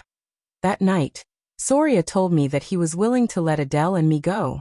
He would clean up and cover up. Merk said as he hammered the ground in grief and indignation. Nuven listened quietly. The next day, Soria took us out with him to finally resolve this matter. It was that day the assassin. Thales felt little rascal behind him start to tremble again. The assassin's first stab wasn't fatal. The assassin saw Alex and didn't stab a second time. But Adele. Merk opened his mouth and howled in pain. Adele didn't know Soria's motive. She thought His Highness wanted to execute us. So when she saw Soria fall, she picked up a dagger. Hearing this, King Nuven seemed to have lost all his strength. He sat down on the stairs weakly. In the Hall of Heroes, only Merk was left sobbing in grief. At that moment, looking at the indescribable scene before him, Thales only felt a chill in his heart. So, are we having an affair now? You can't use this analogy in different social situations, sister. This piece of memory slowly faded. Thales looked at Merk before him, and could not help but sigh deeply. Merk continued to sob on the ground. God knows how much I regret it. But Adele.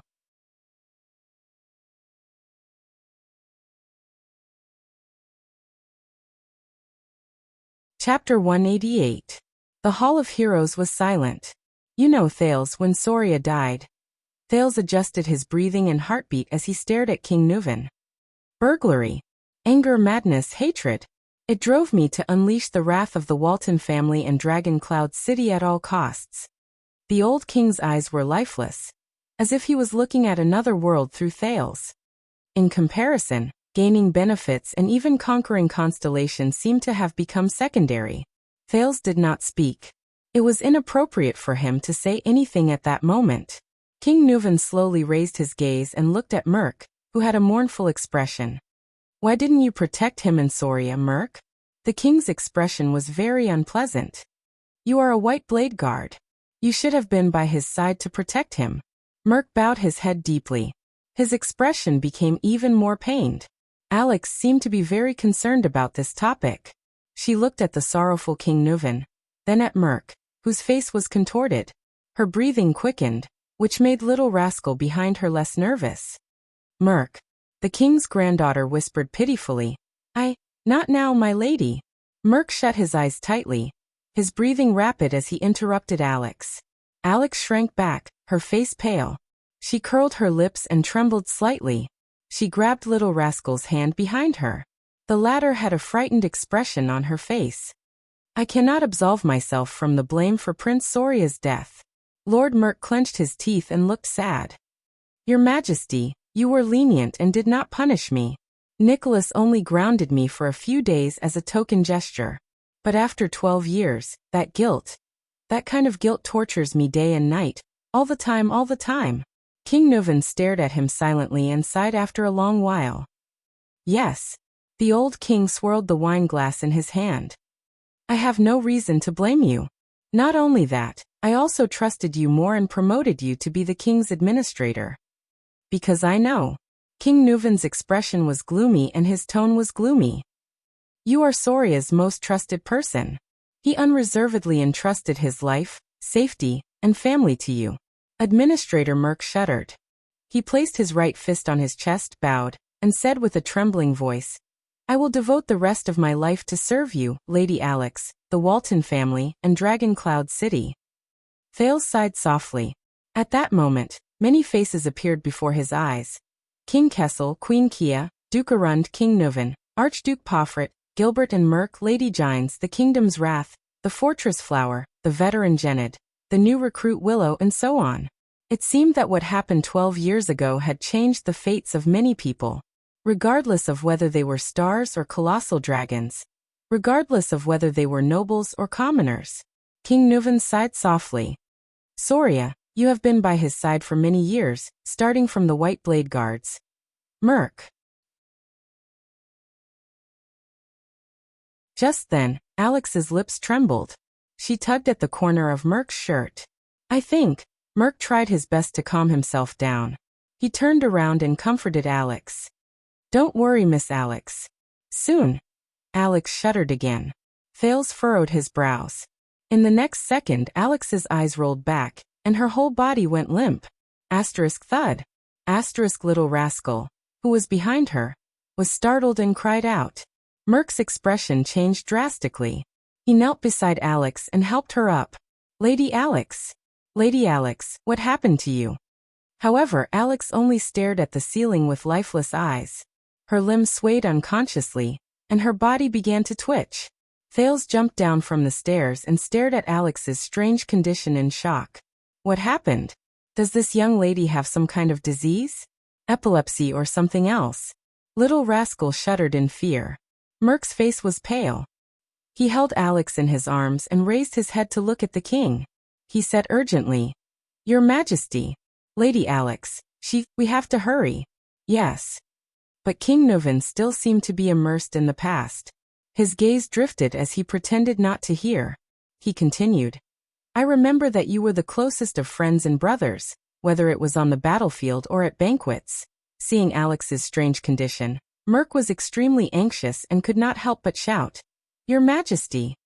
Alex's face was as white as a sheet.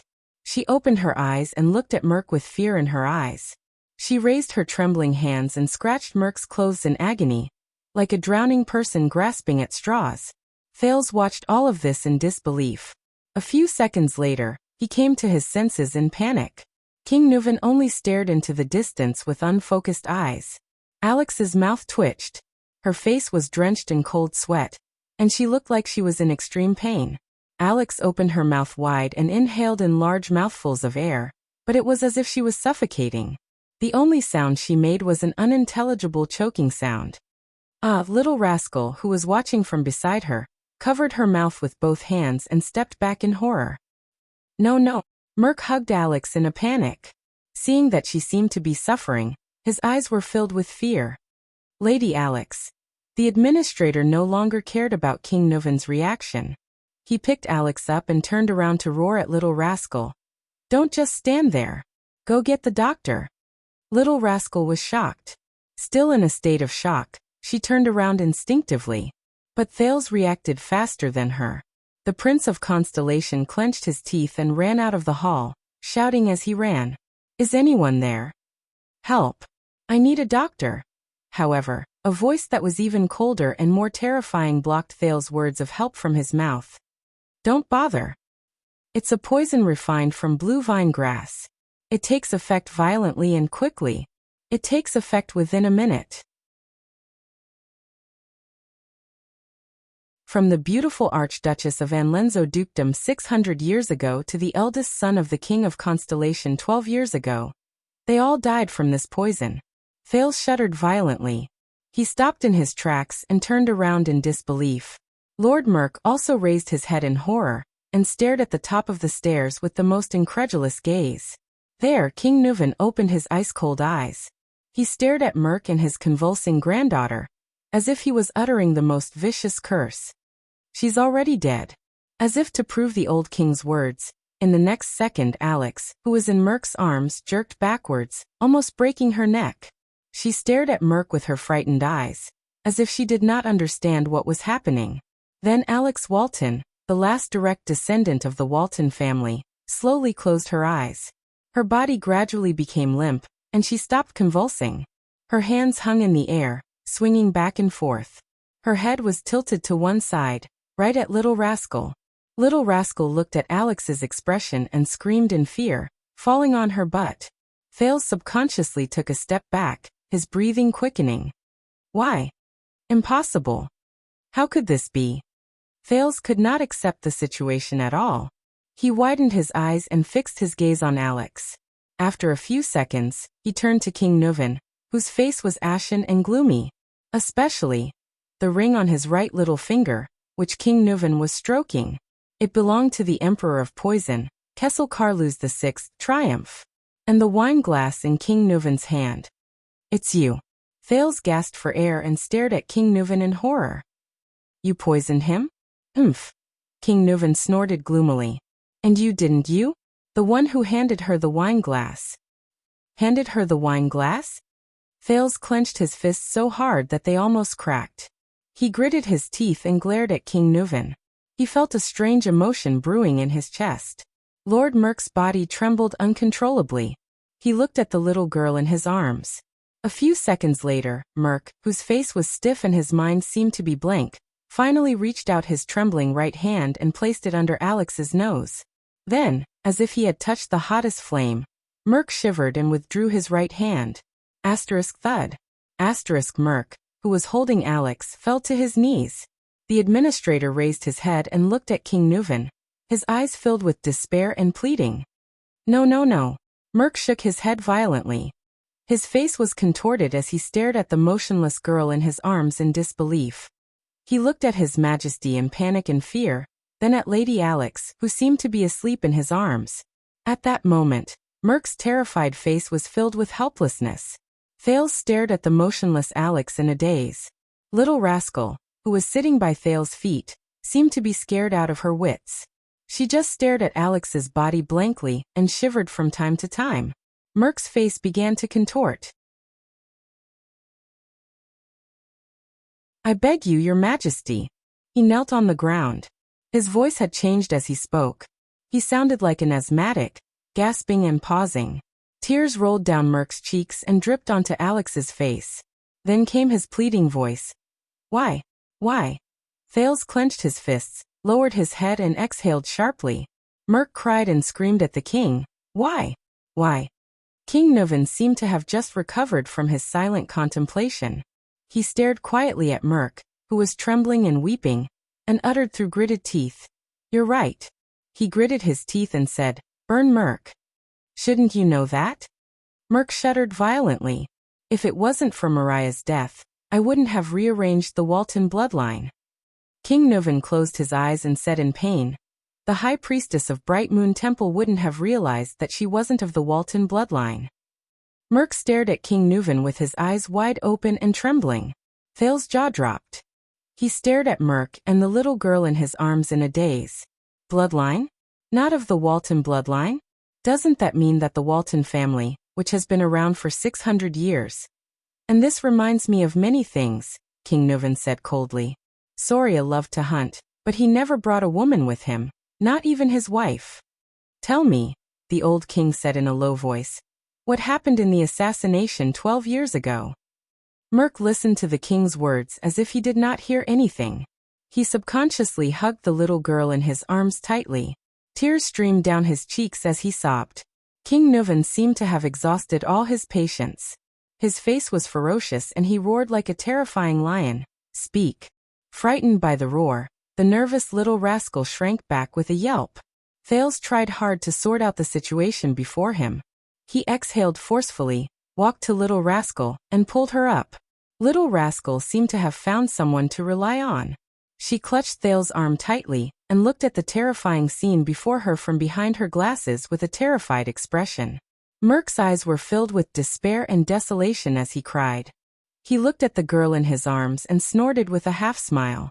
12 years ago, Soria brought Madame Adele out of the city, because his words were mixed with his panting, like the last words of a dying man. Because what? King Nuven fixed his gaze on him. Because Merk stroked Alex's hair painfully. Because Soria found out. Found out what? The king's voice was bone-chilling. Merk's face was filled with pain and conflict, as if he was tormented by the biggest nightmare of his life. He found out about us. About me and Adele. Thales stared at the short-haired warrior in shock. Little Rascal tugged at Thales' arm and hid behind the Prince of Constellation. She gritted her teeth and looked at the scene in disbelief. Yes. Merk wailed in despair. Alex. She is my daughter. Clang. King Nuven could not take it anymore. He threw the wine goblet on the ground with a force filled with hatred.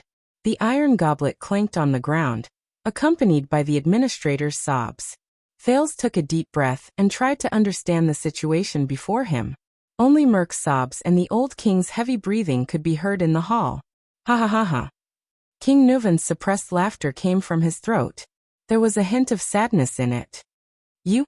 Soria's most capable subordinate? Best friend? Most trusted brother? Just like that, You used betrayal and deception to repay his trust. The king's voice reverberated in the hall. Merk, who was kneeling on the ground, sobbed and raised his head. No, as if his greatest dignity had been violated, he roared with tears and snot in his eyes. I did not betray him. I did not betray Soria. Thales looked at the scene before him with an unpleasant expression. He felt bitter in his heart. Merk looked at the girl in his arms and sobbed softly. Prince Soria. Soria was a good brother, and I was willing to give up my life for him, he growled. In the White Blade Guards, we trained under Caslin to become the most valiant warriors. When we were at the 38th Sentry Ground, he crawled with a broken arm to block a fatal hammer blow for me. When my mother was seriously ill, and my sister came to Dragon Cloud City to look for me, he personally sent a doctor to save my mother's life. When we were surrounded in White Mountain, he and I had our backs against each other. Those sharp-eared arrows pierced through my left shoulder and his right shoulder. We cursed each other's luck and fought back to back as we retreated. We persevered until Caslin came to help us. I still remember the day I went back to my hometown to get married. That bastard, Merk said with a smile through his tears. Soria brought his brothers from the White Blade Guards and came to our village with a tray full of rye wine and roasted meat. He raised the red dragon flag and the cloud dragon spear flag. The local counts and knights came. The expression on the village chief's face was even more exaggerated than when his son became a tax collector. Mother was very happy. She finally felt that her son had made a name for himself. Soria. I have always treated him as my closest brother, my comrade, your highness. Merk roared angrily with tears streaming down his face. I will never betray him. King Nuvan stood up abruptly, his hair and beard bristling with anger. Bulsh *T. Thales felt his hand tighten. Behind him, Little Rascal began to tremble again. He could only try his best to hold Little Rascal's hand and comfort her. You cheated on my son, the man you were supposed to be loyal to. King Nuvan's eyes were burning with anger. He said loudly, You cheated on my son, the man you were supposed to be loyal to, with his wife, and even gave birth to your child. You tarnished the Walton family's dignity and bloodline. Do you think this is not a betrayal? You have never treated him as a brother in your guards, a man you should be loyal to with your life and honor. Traitor! Kneeling on the ground, Merk listened to the king's words and looked at Alex, his daughter, in his arms. With tears streaming down his face, he roared in grief and indignation. Ah! No. He closed his eyes in agony. Thales gritted his teeth and frowned as he watched the confrontation between the king and his vassal. He felt a wave of sorrow in his heart. It's not like this. Adele. She was so good, so gentle, so... Merk lay on the ground. He clenched his right fist and pounded the ground miserably. She shouldn't have married into Dragon Cloud City. Shouldn't have met Soria. Should have met you. King Nuvan's words were filled with terrifying emotions. Shameless traitor? Adele. Adele. That was a mistake. Merk's teeth trembled as he caressed his daughter's face. His expression changed several times, as if he was looking at another person through her. Whether it was me and her, or Soria and her, it was all a mistake. She shouldn't have left Kemu Union, Vine City, the flowers, and the blue sky that she cherished. She only belonged there. As for Soria, he's a good brother and a good warrior, but he never cared about women.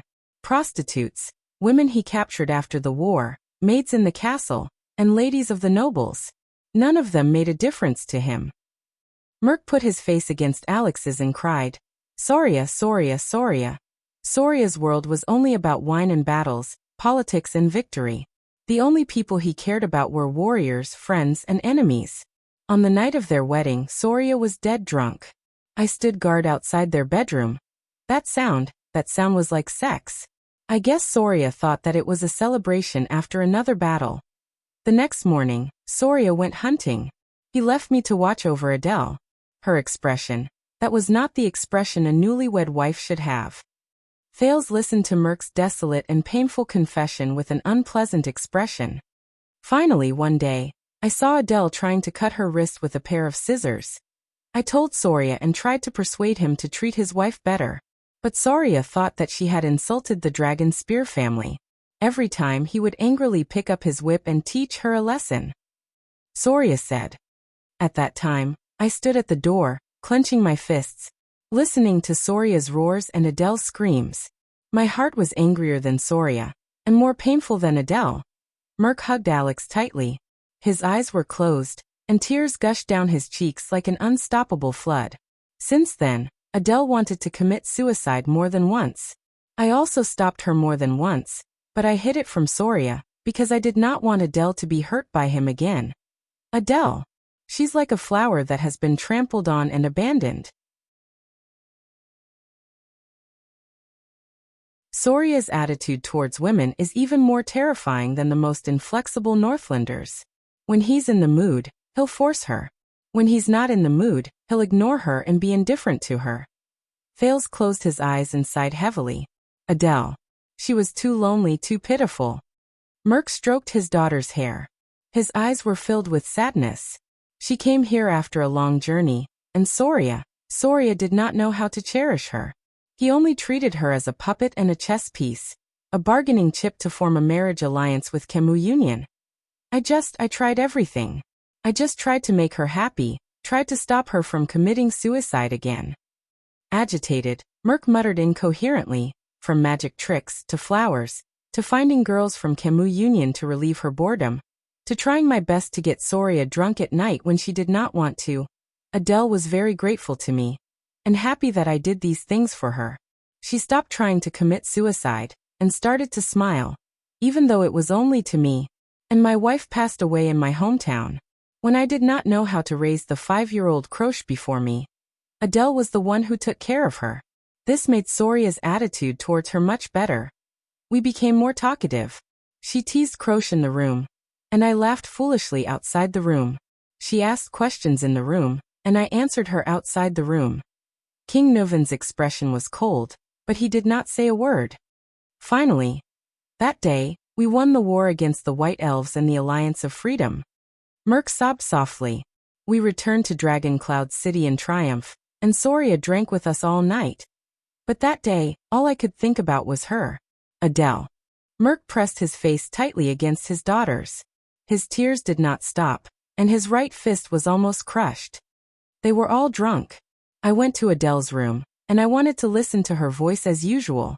But at that time, my wound burst open, and Adele asked me to go in and bandage it. Fales' gaze darkened. Fales' eyes dimmed. A memory surged up from an unknown place in his mind.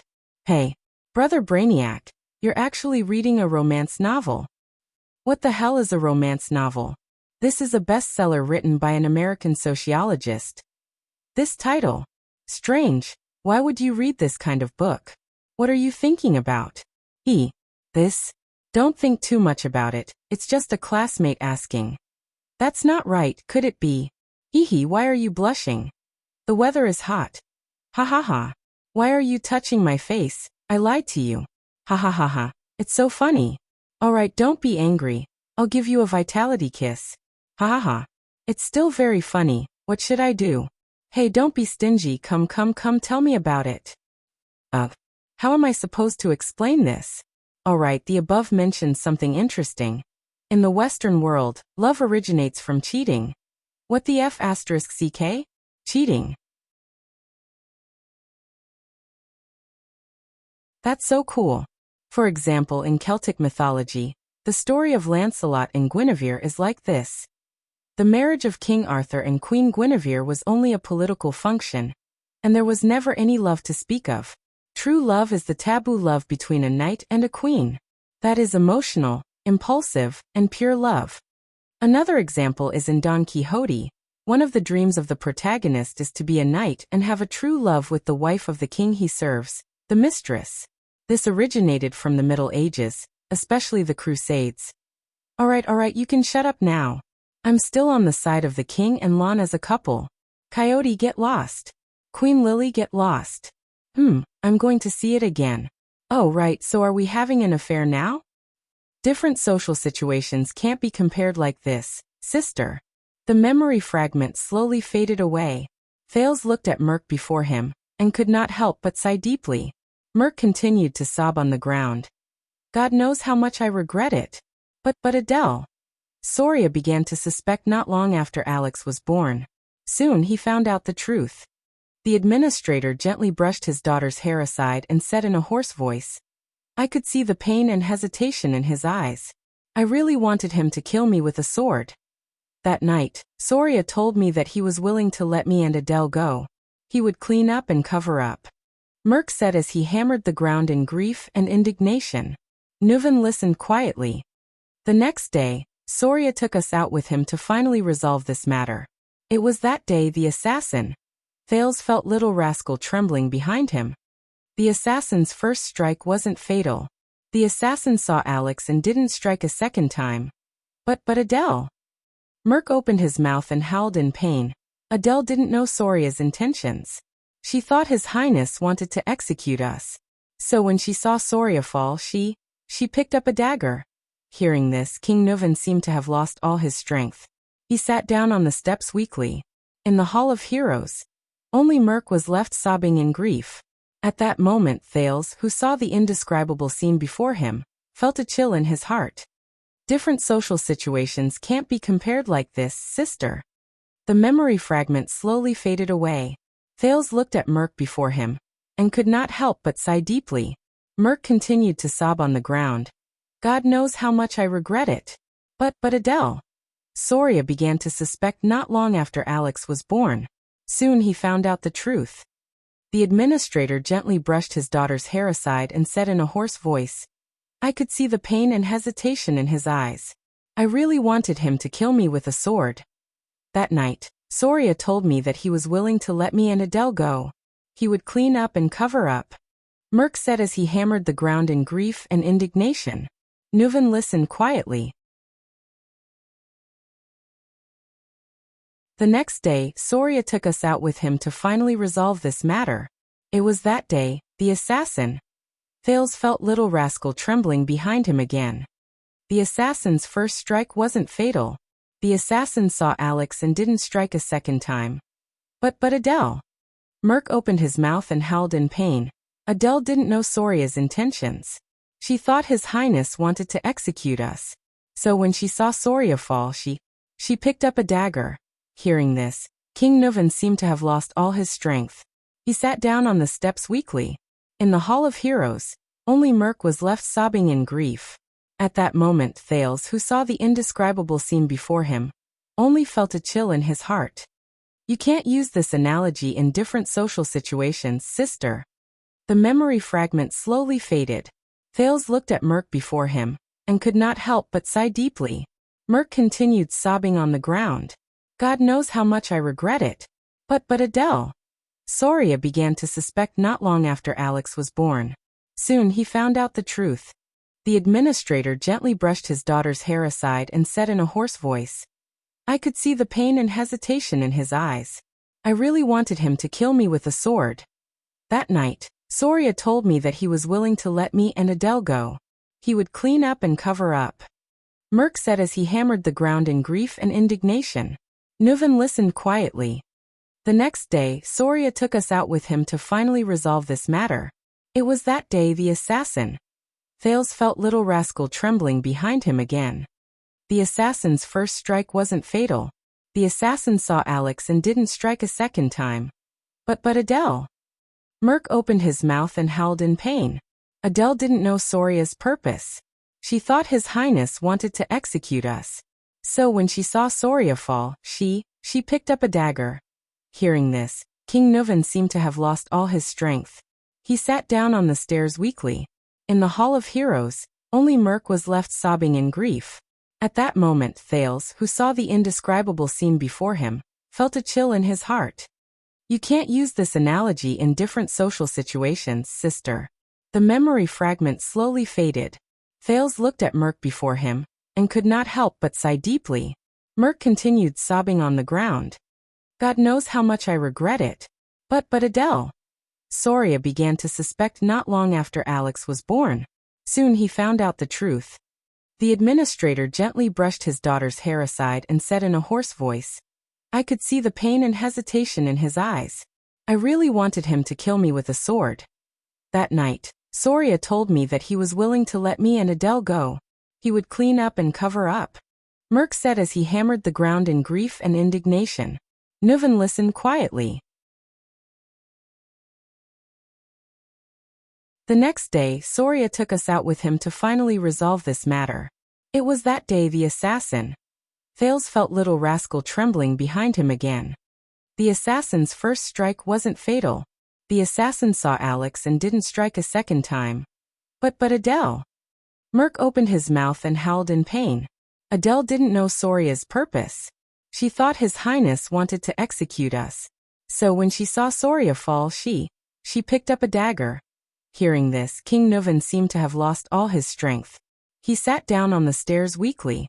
In the Hall of Heroes, only Merc was left sobbing in grief.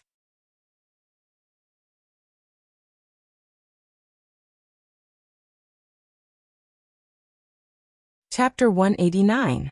Outside Dragon Cloud City, in a small house in a village. It's been 5 years, Cohen and my dear Miranda. Did the tower send you here? In the dark room, the short-haired girl on the wooden bed, Croche Merc gave them a complicated but peaceful smile. Seeing you now is the best comfort. Thank you, Uncle Caslin. The short-haired girl expressionlessly thanked Caslin, who was beside her. Miranda furrowed her brows tightly. Whether you can guard against theft or not depends on your ability. Whether you want to guard against theft or not depends on my attitude. I have always despised thieves, whether they steal or enjoy stolen goods. Even someone as careless as Cohen could not help but notice that the Northland girl, Croche, had changed drastically since they were in the same period. Compared to the high-spirited Croche Merc when they parted at the Tower of Eradication 5 years ago, not only was she much thinner, she was also much duller.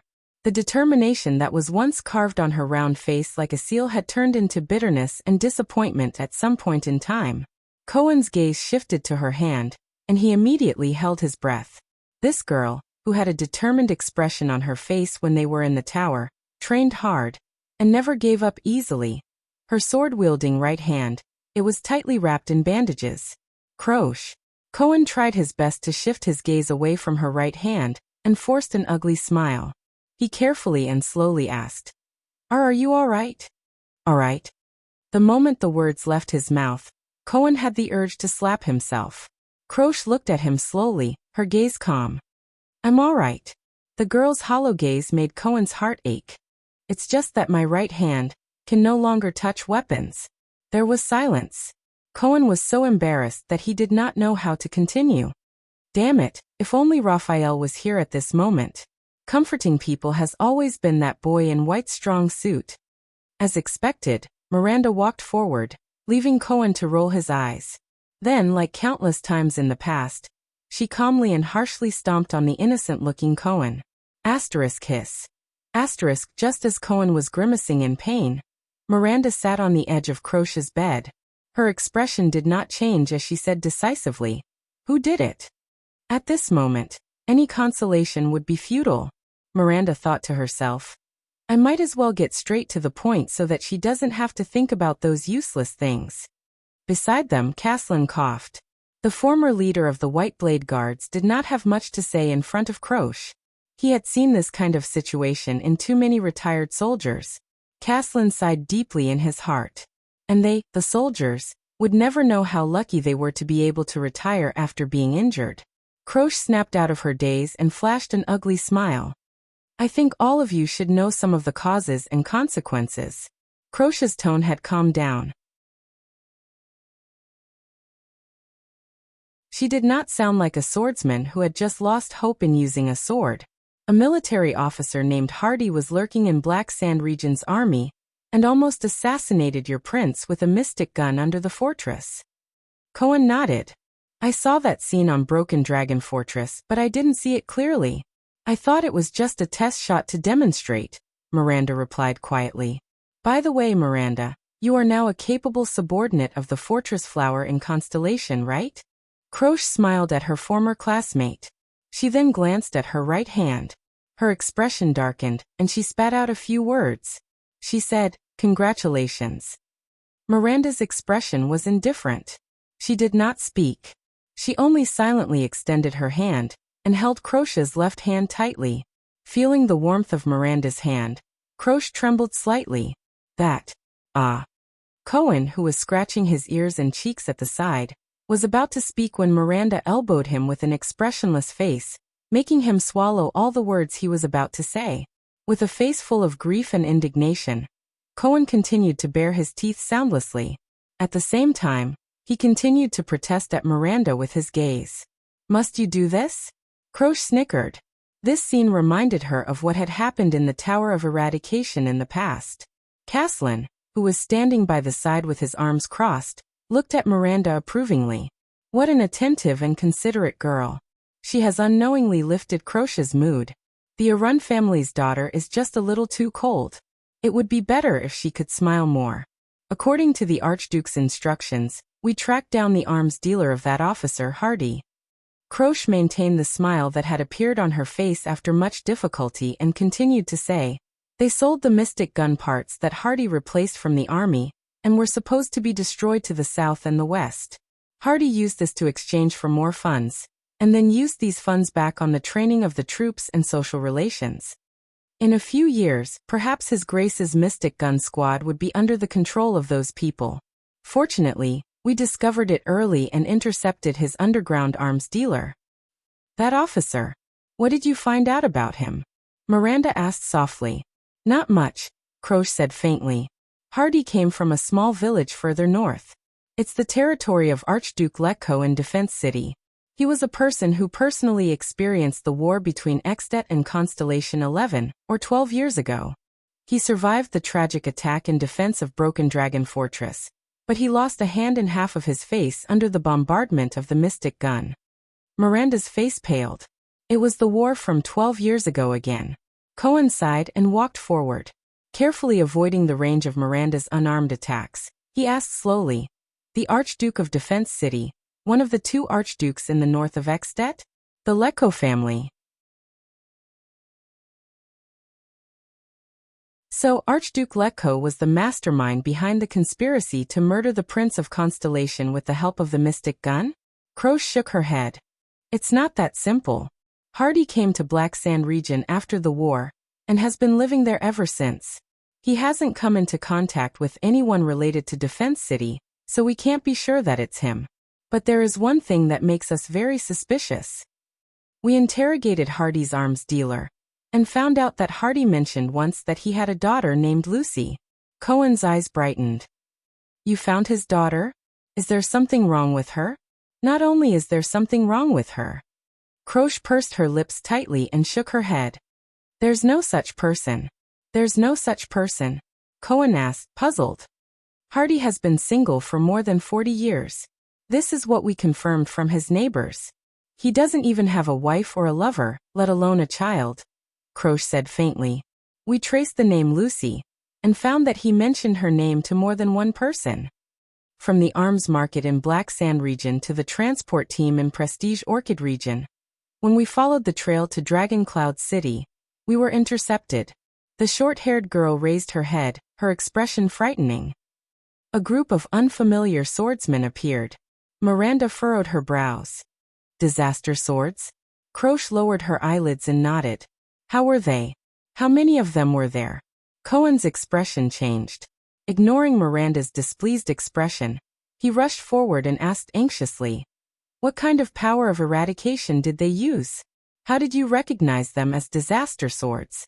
Caslin, who was listening quietly, frowned. "There were many of them. Their faces were covered, and it was dark, so we couldn't see their figures and faces clearly. But their power of eradication is just like what Teacher Chartier described," Croche said flatly. "It's cold, ruthless, and its power of eradication is turbulent and never stops. I was the only one who managed to escape." Cohen was stunned, but he immediately came to his senses. "Is there more information?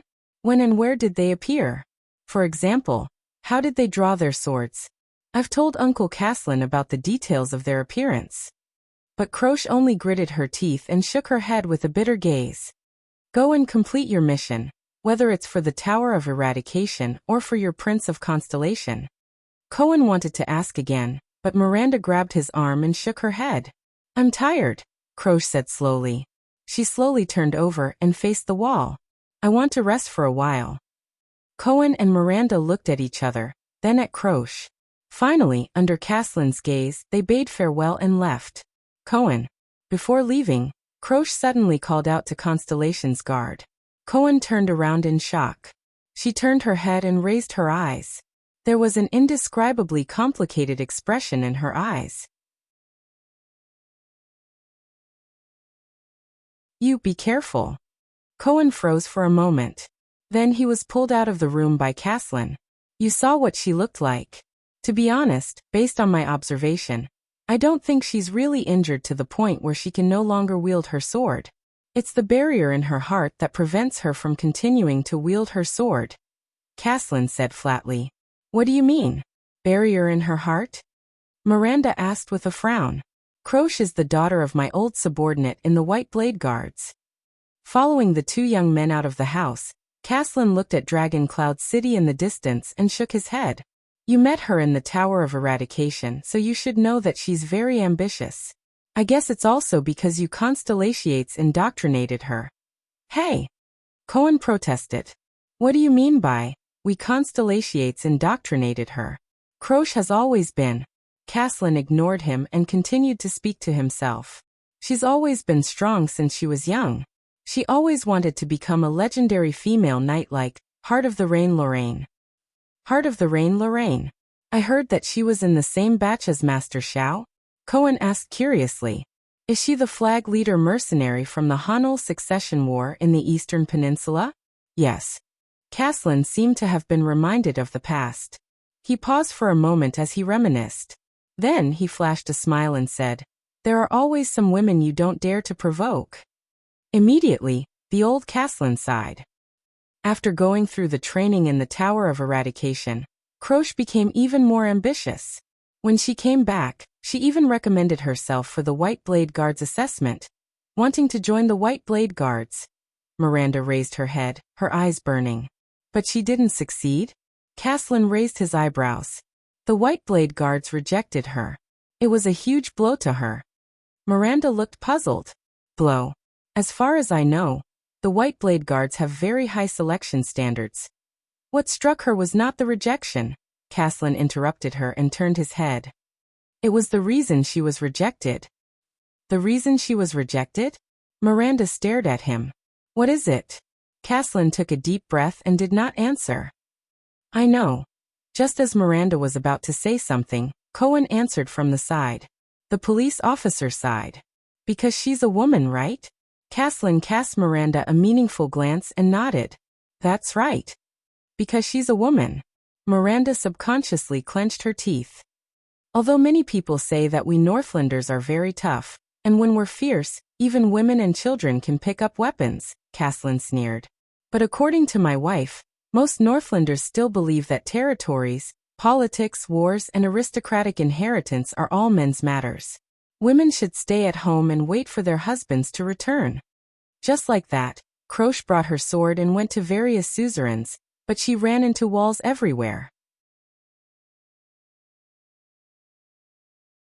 A woman who had gone through the complete training in the Tower of Eradication, a superclass swordsman, could not even get a position with a count.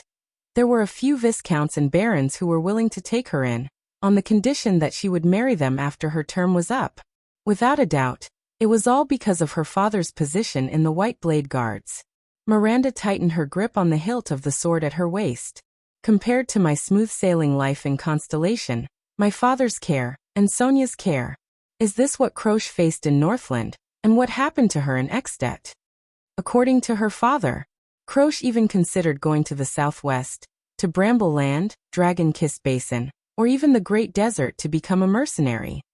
But in the end, she went to Black Sand region and used her father's name to work for my good-for-nothing nephew, a viscount named Kentvita. She got a position in his territory. Caslin sighed. Caslin sighed and said, "I suspect that this is one of the methods Chapman Lampard used to draw me to his side, but looking at Croce." And this time, Caslin shook his head. "So you know why, little Arun girl?" The old man raised his gaze and looked at Miranda. "To be honest, your attire is too eye-catching in Northland." Miranda did not say a word. She only stared at the distant Dragon Cloud City. When I was at the Western Front line, due to the occasional shortage of soldiers, there were some female soldiers there, Cohen said slowly. There were female mercenaries from the southwestern countries who joined the army due to various reasons such as being unable to survive. Most of them were female mercenaries, but they were usually not welcomed. Cohen's eyes sparkled as he said, born with less strength and weight than men, a special requirement for the style of armor on the upper body, and an absolute disadvantage in height.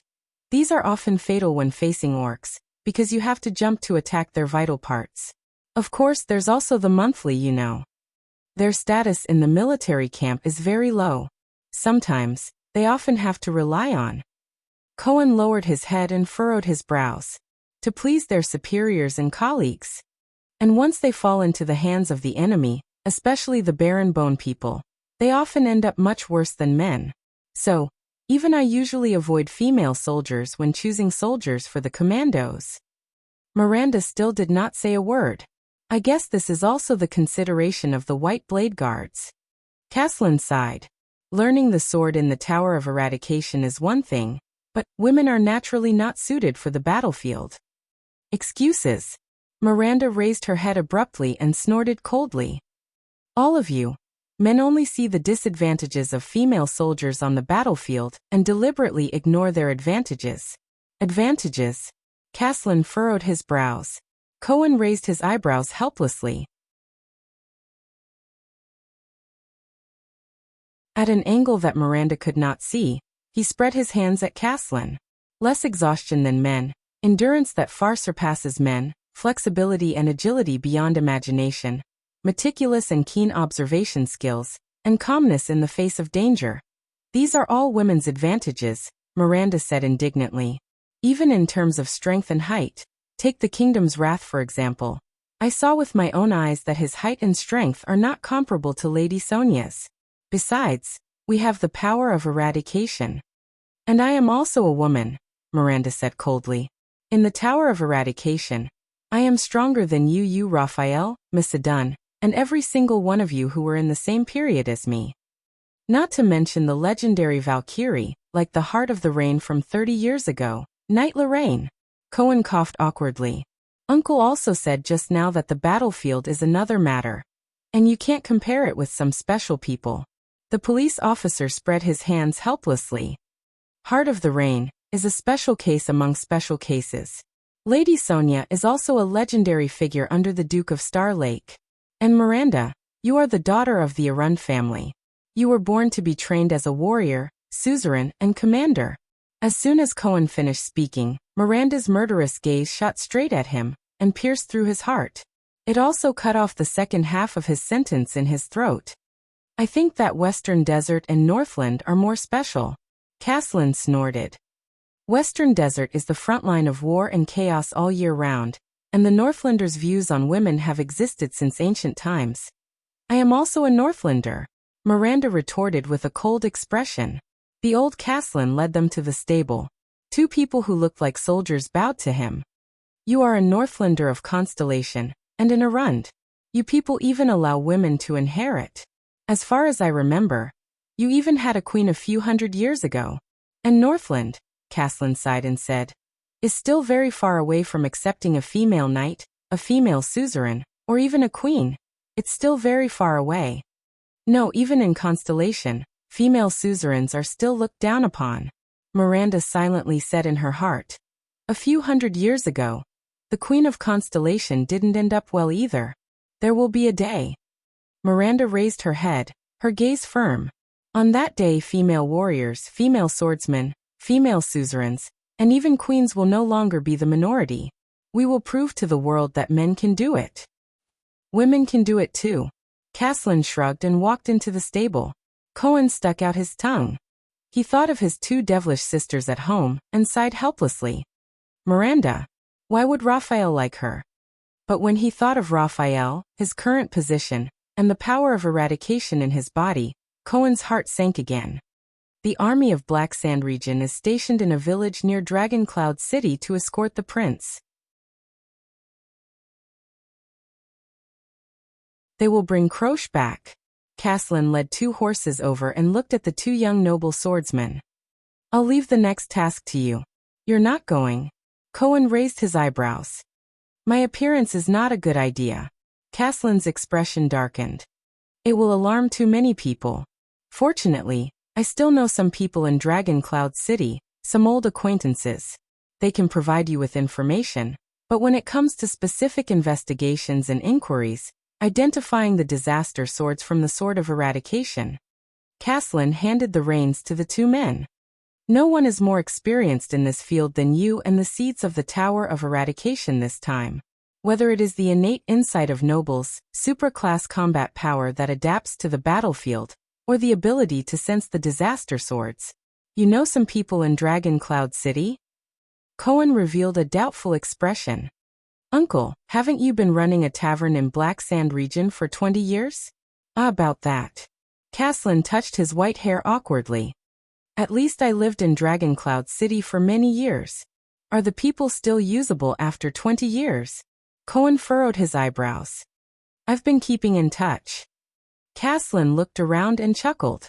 And for a long time, many of the old subordinates of the White Blade Guard stayed in Dragon Cloud City after they retired. When they were trying to make a living, I helped them out a little. Making a living. Help. Cohen's doubts grew stronger. When some of the retired soldiers were having a hard time, I would act as a middleman for them and find them some work. Caslin coughed unnaturally. You know, there are always some jobs that require people who know how to fight to do. You could have just said that you introduced them to the gang. Miranda had a contemptuous look on her face. It'll be easier for us to understand. Caslin coughed loudly and drowned out Miranda's words. For the past 10 years or so, the gang in Constellation, the Brotherhood or whatever it is, has been causing a lot of trouble. They even expanded their business here. Some of my old friends are always short of manpower, and wanted me to introduce them to them. So, what? Cohen widened his eyes. After all this time, Uncle, you're actually the contact and introducer for the gang in Dragon Cloud City? Caslin's coughing grew louder. Under the doubtful gazes of the two young men, he raised his head in a righteous manner and patted their shoulders. Anyway, whether it's the mission of the Tower of Eradication, giving Croce an explanation, or the truth behind the assassination of the Prince of Constellation, I'll leave it to you. Miranda and Cohen revealed a contemptuous look, while the other clicked his tongue and shook his head. Remember, your mission is only to investigate, not to throw your lives away for an unverified piece of information. Before they left, Caslin became serious. But all of you have the ability to come into contact with the disaster swords, and even survive their attacks. As long as you don't run into a supreme-class swordsman. I believe in your abilities. The two of them looked at each other and nodded seriously. My people will help you. But if you make a big deal out of this, remember to hide yourself well. Although your prince is currently on a diplomatic mission to Extet, and the tension between the two countries has largely been reduced by his arrival, it is not a good thing for Constellations, especially the family members of Constellation nobles, to recklessly expose their identities here. Also, what you need to pay attention to and worry about is not as simple as the disaster swords on the surface. Caslin narrowed his eyes. The disaster swords may be working with an extension suzerain, such as an archduke. No matter what, to deliberately ally with a suzerain and assassinate the Prince of Constellation. I'm afraid their goal is not simple. I understand. Cohen inhaled and mounted his horse. We'll find out their background and the truth, whether it's a plot to assassinate the prince or an intention to harm the Tower of Eradication. Miranda did not say anything else. She nodded slightly and immediately rode away. Cohen followed closely behind her. Caslin watched the two of them leave, then looked at Dragon Cloud City in the distance. There was a hint of nostalgia in his eyes. Back then, I also stepped into Dragon Cloud City from here. The two of them looked at each other and nodded seriously. My people will help you. But if you make a big deal out of this, remember to hide yourself well. Although your prince is currently on a diplomatic mission to Extet, and the tension between the two countries has largely been reduced by his arrival, it is not a good thing for Constellations, especially the families of Constellation nobles, to recklessly expose their identity here. Also, what you need to pay attention to and worry about is not as simple as the disaster swords on the surface. Caslin narrowed his eyes. The disaster swords may be working with an extension suzerain, such as an archduke. No matter what, to deliberately ally with a suzerain and assassinate the Prince of Constellation, I'm afraid their goal is not simple. I understand. Cohen inhaled and mounted his horse.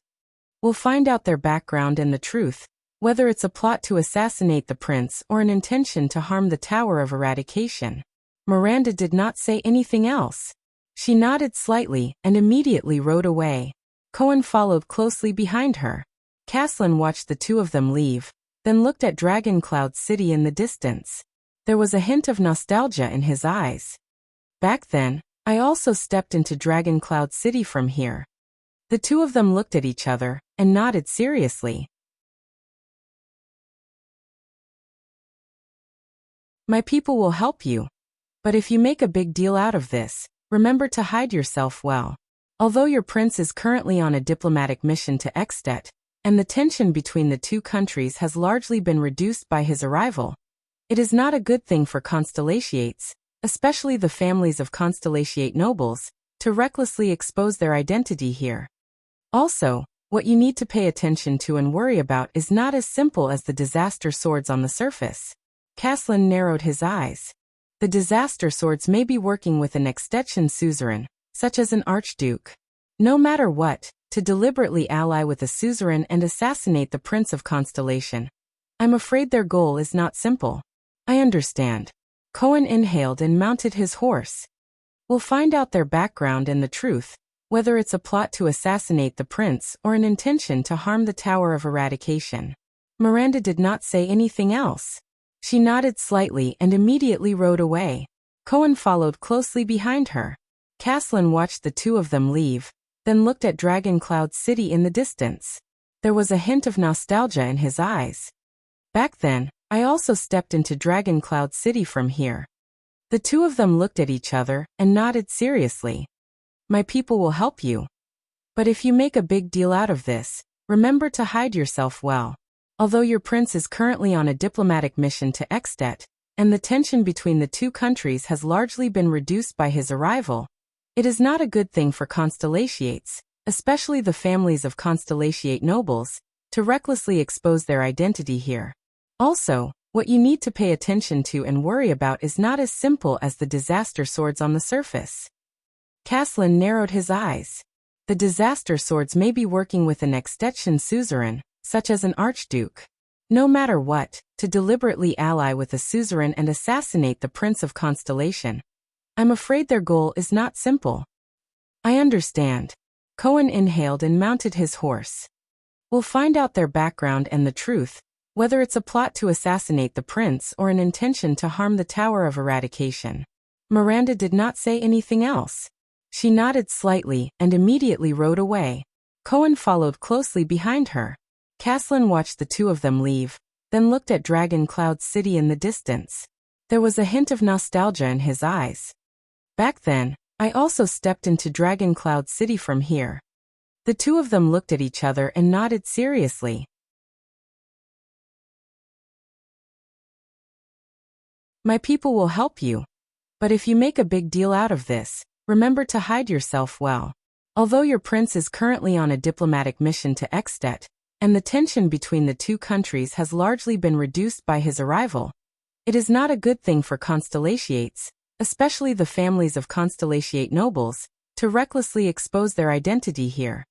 Also, what you need to pay attention to and worry about is not as simple as the disaster swords on the surface. Caslin narrowed his eyes. The disaster swords may be working with an extension suzerain, such as an archduke. No matter what, to deliberately ally with a suzerain and assassinate the Prince of Constellation, I'm afraid their goal is not simple. I understand. Cohen inhaled and mounted his horse. We'll find out their background and the truth, whether it's a plot to assassinate the prince or an intention to harm the Tower of Eradication. Miranda did not say anything else. She nodded slightly and immediately rode away. Cohen followed closely behind her. Caslin watched the two of them leave, then looked at Dragon Cloud City in the distance. There was a hint of nostalgia in his eyes. Back then, I also stepped into Dragon Cloud City from here. The two of them looked at each other and nodded seriously. My people will help you.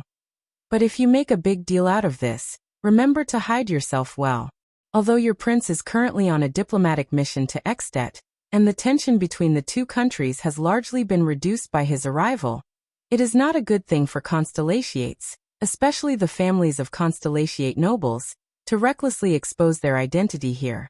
Also, what you need to pay attention to and worry about is not as simple as the disaster swords on the surface. Caslin narrowed his eyes. The disaster swords may be working with an Extension suzerain, such as an archduke. No matter what, to deliberately ally with a suzerain and assassinate the Prince of Constellation. I'm afraid their goal is not simple. I understand. Cohen inhaled and mounted his horse. We'll find out their background and the truth, whether it's a plot to assassinate the prince or an intention to harm the Tower of Eradication. Miranda did not say anything else. She nodded slightly and immediately rode away. Cohen followed closely behind her. Caslin watched the two of them leave, then looked at Dragon Cloud City in the distance. There was a hint of nostalgia in his eyes. Back then, I also stepped into Dragon Cloud City from here.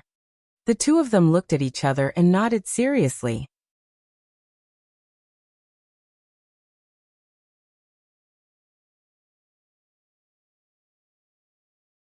Chapter 190. This was the first time he had recommended a non-fantasy book. Fine, Swordless had to admit that the reason why he hadn't been updating well over the past few days was because he had been catching up to the latest chapters of this book. First of all, this was a supernatural novel, but compared to horror, the author was especially good at creating suspense. This was partly due to the setting of the plot, and partly due to the innovation of the narrative. As the title suggested, this novel revolved around a private law firm that specialized in solving supernatural incidents. However, the main character was not one of the firm's members. Instead, he was a latecomer who reviewed the case files of the firm and used this perspective to narrate the story. These files were all cases that the firm had accepted and handled. Some were completed perfectly, some were left with loose ends, and some were completely clueless with terrifying blanks. Some even ended up with the client's death, which in turn endangered the firm's members. Because of this, when the main character, as a latecomer, read the files, the indirect records created a particularly strong sense of suspense. When he read these files, he had the same interest as reading the stories of the SCP Foundation, and he even felt like he was watching a fake documentary film. Secondly, these past supernatural files were not isolated histories. They were closely connected to the main character's current life, especially the unsolved cases. They revealed the inevitable interactions between the main character and the firm's members step by step, pulling him into the bizarre and often creepy world. The story unfolded using two alternating plots. One was the firm's files with serial numbers and time as the axis, giving a glimpse into the suspense adventures of the people before him. The other was the current main character, first-person narration, which was common in supernatural horror novels, and could increase the sense of immersion. Following the clues and instructions given by the firm, he slowly solved the various scary problems that were getting closer and closer to his life. The two lines often intertwined to depict the truth behind the suspense. The plot was very captivating. Every ghost story was an exquisite microcosm of reality. Writing about ghosts is actually writing about people. Every ghost story did not have a perfect ending, and every ghost story had its own sense of helplessness and horror. In terms of writing, the narrative was absolutely smooth. As for the characters' personalities, they were limited by the unique narrative method, so the characters of the main character's team were not very prominent. However, as the story progressed, they would become more and more prominent. As for the book's toxicity, I haven't found any toxicity that would make me give up on the book. Last night, I caught up to the latest chapter, but I had no choice but to put it down. Then I nervously started writing. As I wrote, I looked back to see if there was anyone behind me, in the mirror, in the computer screen, outside the window, at my feet, on the ceiling.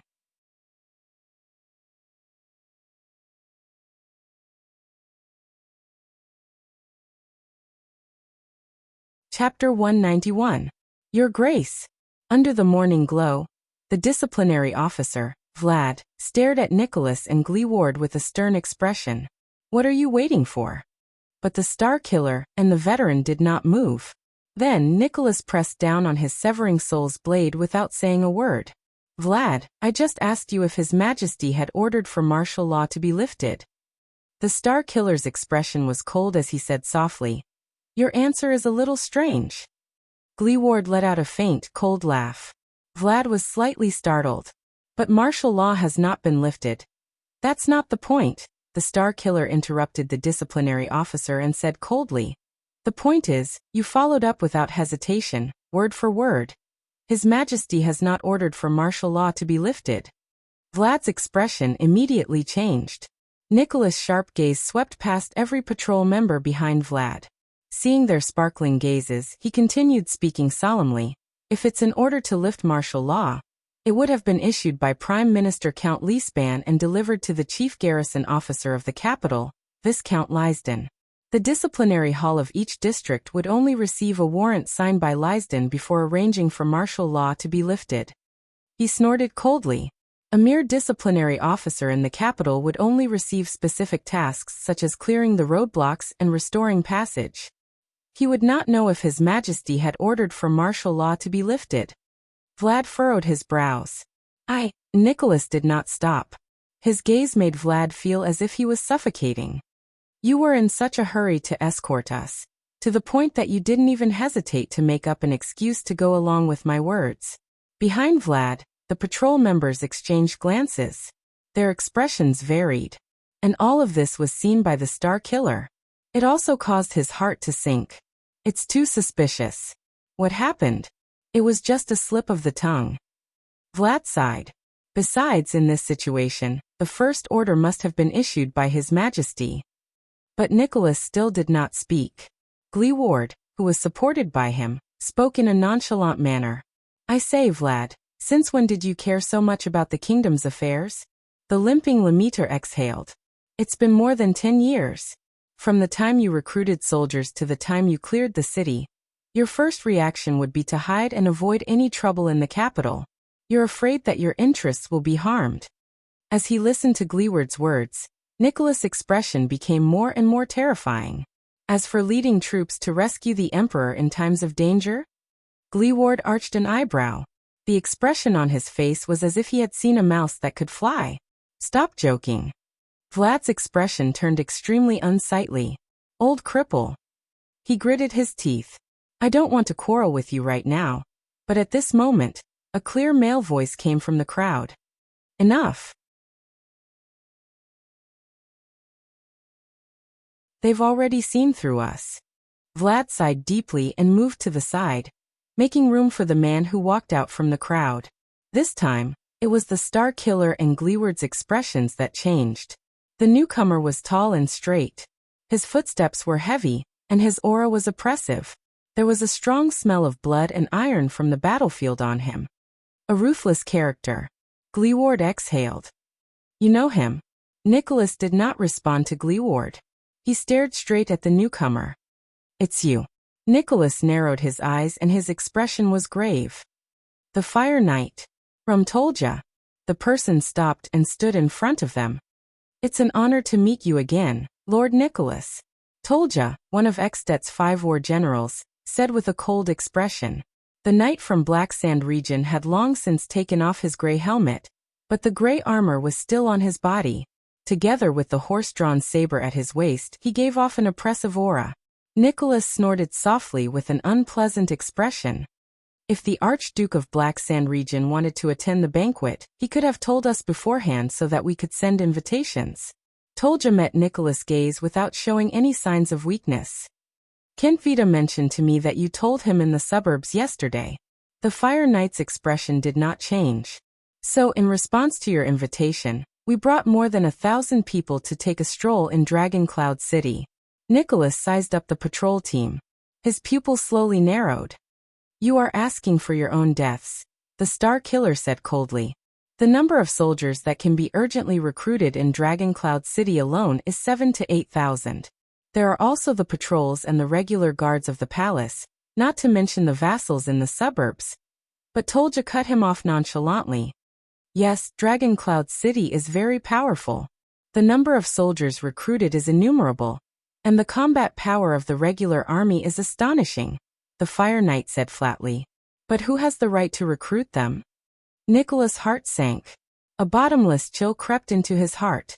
He remembered what Vlad had said at the beginning. Someone is trying to assassinate His Majesty. What do you mean? He asked solemnly. There was a hint of anxiety in his tone that he did not realize. Impossible. The people guarding His Majesty are the most valiant White Blade Guards. Every one of them has supra-class skills and rich experience. They are also willing to sacrifice their lives. Even the kingdom's wrath can't. How dare they bring so few troops? What does Lampard want? Nicholas and Tolja's gazes met in the air, as if sparks were about to fly. What I mean is that you don't have to worry about this problem. The knight from Black Sand region was expressionless. Extet will soon welcome a new life. Nicholas forced himself to calm down. Molright. The Star Killer tightened his grip on his blade. He said coldly, "How long have you been planning this? To be able to bring 2,000 people into Dragon Cloud City, be it the chaos caused by the calamities or a mere gang leader, they are far from being able to do this. Who else did you bribe? Chief Garrison Officer Lysden? Even Prime Minister Leespan?" But Tolja did not answer his question. Sir Gleeward. The Fire Knight turned to the lame veteran with a respectful expression. "I have heard of your name, and I know that you have always been dissatisfied with the Walton family's rule." Nicholas furrowed his brows slightly. But Gleeward's reaction was faster than he thought. "There's no need to say anything else." Gleeward exhaled and said in a relaxed manner, "I really don't like that Nuven, and our king is indeed a bastard." Tolja's eyes brightened. "Then you. But Chapman Lampard?" Gleeward did not give him a chance to interrupt. The veteran flashed his yellow teeth and chuckled like a street ruffian. "I may be poor and illiterate, but I am still a Northlander. No matter how dissatisfied I am with my king, I will not lead an army into the capital." Gleeward's tone grew colder.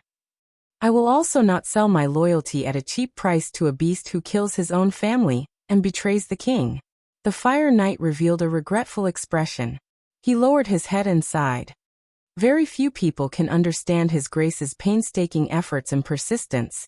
Tolja raised his head and said sternly, as if he did not hear Gleeward's sarcasm, "But please believe me, his efforts and sacrifices, and even everything he does that the world does not understand, are all for the future of Extet and the Northlanders." Gleeward spat on the ground with a look of disgust. For the position of Archduke, he killed his own brother, and when the calamities went on a killing spree and the blood of the commoners flowed like rivers, he seized the opportunity to fight for power and profit. The veteran said fiercely, "What kind of future can this kind of ruler bring to the Northlanders?" Tolja did not speak. Vlad swung his braids. His expression was sinister. "Perhaps we should not waste any more time." The boss of Sword District's bazaar whistled. His gaze was contemplative. "According to the Archduke's orders, if we cannot deceive them, we will have to execute Plan B. This might be a little painful," Vlad said eerily. As soon as he said that, the atmosphere suddenly became tense. It was as if the balance of the scales had been broken. Tolja nodded slowly. "You know, Your Grace, I really want to spar with you, to make up for the regret of not being able to wield the sword of reversing light with my own hands." "Then your wish will be fulfilled today." Those 2 blows in the snow were indeed not satisfying enough. Nicholas answered flatly as he drew his knife. Nicholas' gaze swept across the patrolmen. Fortunately, there were not many soldiers in Black Sand region, less than a quarter of them.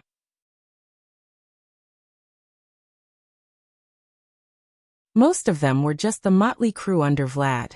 Perhaps I can deal with them by relying on the terrain of the ruins. However, the uneven quality of this batch of patrolmen did not make Nicholas' mood better.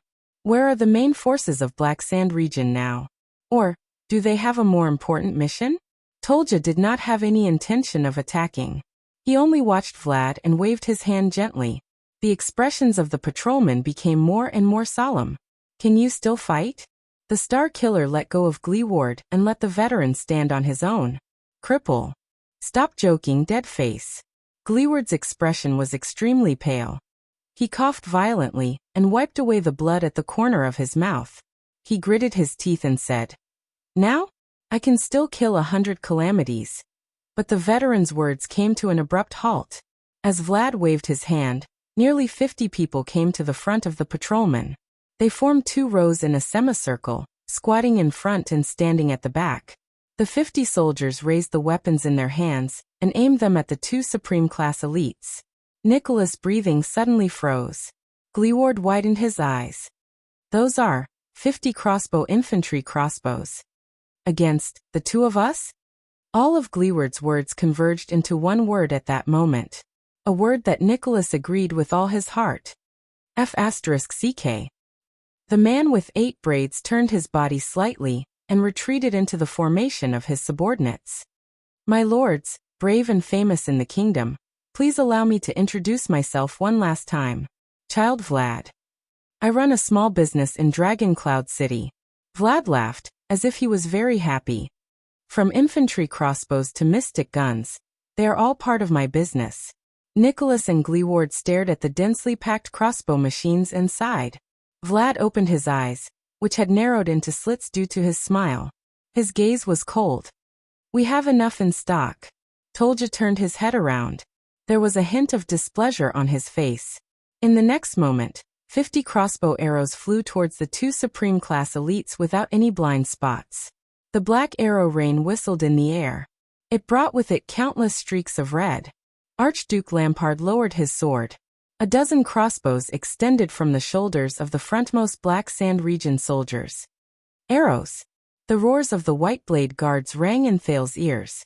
Thales and Little Rascal were pinned to the ground, shielding everyone behind them. However, the Prince of Constellation was currently in a state of confusion. He knew that he could not help in a battle like this, just like the last time under the fortress. "The only thing I can do is..." Thales looked at Archduke Lampard in the crowd. His thoughts drifted away. "No, everything is wrong. This is too abnormal." As he pondered, the dozen White Blade guards faced the crossbows and quickly formed a defensive formation that resembled a tortoise shell. They knelt on one knee and leaned sideways against each other. They raised the arm shields on their forearms and placed them diagonally in front of their bodies, blocking their heads and bodies. Asterisk whoosh whoosh. Asterisk the crossbow arrows whistled in their direction. Thales still could not understand. After King Nuvan's death, Lampard appeared. He even tacitly admitted that he was the mastermind. But, asterisk clang. Asterisk multiple crossbow arrows collided with the arm shields and bounced off with a sharp, piercing sound. There were also 2 or 3 crossbow arrows that unfortunately pierced into people's bodies, producing the distinctive muffled sound of flesh being pierced. However, none of the White Blade guards made a sound. They only exchanged glances with each other coldly. After the first round of crossbow arrows, the White Blade guards instantly rose. Their leader let out a furious roar. "Charge!" 10 White Blade guards charged towards the soldiers of Black Sand region, without hesitation. They were outnumbered. Thales breathed in a daze. He did not even notice that he and Little Rascal were being carried away by a few White Blade guards from the battlefield. His mind was filled with questions. Why? Why did Lampard come to Dragon Cloud City? If it was to resolve the threat from Dragon Cloud City and seek revenge, then Archduke Lampard had already succeeded. The king was dead, and Exdet would descend into chaos. The Waltons and Dragon Cloud City would no longer have the chance to unite the Archdukes and seek revenge on Black Sand region. Black Sand region was safe. Lampard, even if he was the real murderer, why did he appear on such a suspicious occasion? To silence them? No, Lampard did not need to appear at all. He only needed to stay in his territory and wait for the news of the king's death. The king's assassination would become another headless murder case. Only the Charltons would once again bear the crime of regicide, and live up to their reputation as the assassin's flower and the regicide family. Everything was perfect. Lampard could effortlessly get rid of his greatest and most terrifying enemy on this night when calamities were wreaking havoc. Deafening battle cries rang out. White blade in hand, die in Northland. Charge right. The 10 charging white blade guards had ferocious expressions on their faces. They shouted their commands fiercely as they charged into the enemy's formation. The momentum that Black Sand region had built up by relying on numbers and a semi-encirclement was instantly destroyed. Archduke Lampard frowned hard. The dragon's imperial guards. What a pity. One of the guards held his shield horizontally and parried an attack from the enemy on his left. At the same time, he stabbed forward with his longsword and cooperated with his comrade on the right to tear open an enemy's abdomen. The enemy fell to the ground in pain, moaning and screaming as he held his intestines that flowed out.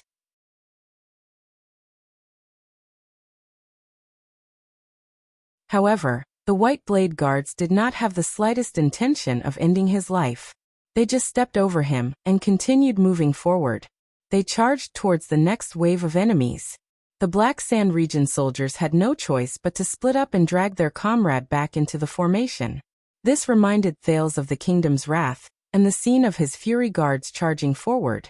Blood splattered among the crowd. The White Blade Guards formed groups of 2. One blocked the attack from the left, and the other tore apart the enemy from the right. The 2 advanced with tacit understanding. They exchanged positions and responsibilities back and forth in a rhythm, where one was fast while the other was slow. Even if they were occasionally injured, they did not care. It was as if they only had eyes for the enemy in front of them. Under the unexpected counterattack of the White Blade Guards, Black Sand region's side instantly lost 5 or 6 corpses. The dragon's imperial guards, who were few in number but exceptionally ferocious, acted as the rear guard. The moment they counterattacked, they even forced Black Sand region's formation to retreat. The White Blade Guards brandished their blades in a frenzy. With their rich experience and valiant combat power, coupled with their exquisite teamwork, they stubbornly held on to and even counterattacked the enemy. They brought up the rear for their retreating comrades. Thales was held under a warrior's armpit. He panted unconsciously. He pulled his attention away from the battle and thought hard about Lampard's abnormality. Lampard brought his army into the city without hiding it. Entering a dangerous place would only arouse suspicion. He even wanted to kill me. Not only would he expose himself and bring trouble upon himself, but he might also be accused of a crime that would be difficult to escape. Everyone in Extet would not let go of the murderer of the common elected king. The breathing space that Black Sand region had painstakingly earned would only disappear. This was not in Lampard's interest at all. Thales really did not understand. He did not understand why Lampard would make such an unwise choice. It was just like the ambush at Broken Dragon Fortress when they were caught off guard. Compared to King Nuvan, who was unfathomable, this Archduke Lampard gave him a feeling that he could not fathom and understand. Thales could not help but wonder again. Is Lampard crazy? But then he remembered Putre's words. Lampard is not crazy. Chapman Lampard. What do you want? The White Blade Guards who brought him and Little Rascal to retreat suddenly stopped when they crossed an abandoned roof. Thales looked up and his hair immediately stood on end. In front of them stood Black Sand region's vassal, the Viscount of the city of Halting Light, the tall Alasa Kentvita, whom he had met once before. There was also a row of soldiers beside him. They raised the crossbows in their hands at Thales, Little Rascal, and the 4 White Blade Guards present. Thales sighed. Crossbows again. The scene of Yodel facing the Duke of the Northern Territories' assassin, and being shot by a crossbow appeared before his eyes. What a detestable weapon! Thales thought in despair. He turned his head to look at Little Rascal. Her eyes were also filled with fear. Archduke Lampard's strategist, Viscount Kentvita smiled and said, As the Archduke said, Your Highness, please choose your enemies and friends carefully. It is a great taboo for a king to fail to see the situation clearly. In the next second, the Viscount waved his arm.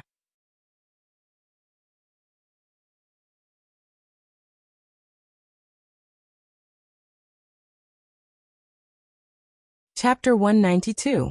Under the morning glow, the densely packed army stood in the ruins, surrounding the 3 people in the middle so tightly that not even a drop of water could trickle through.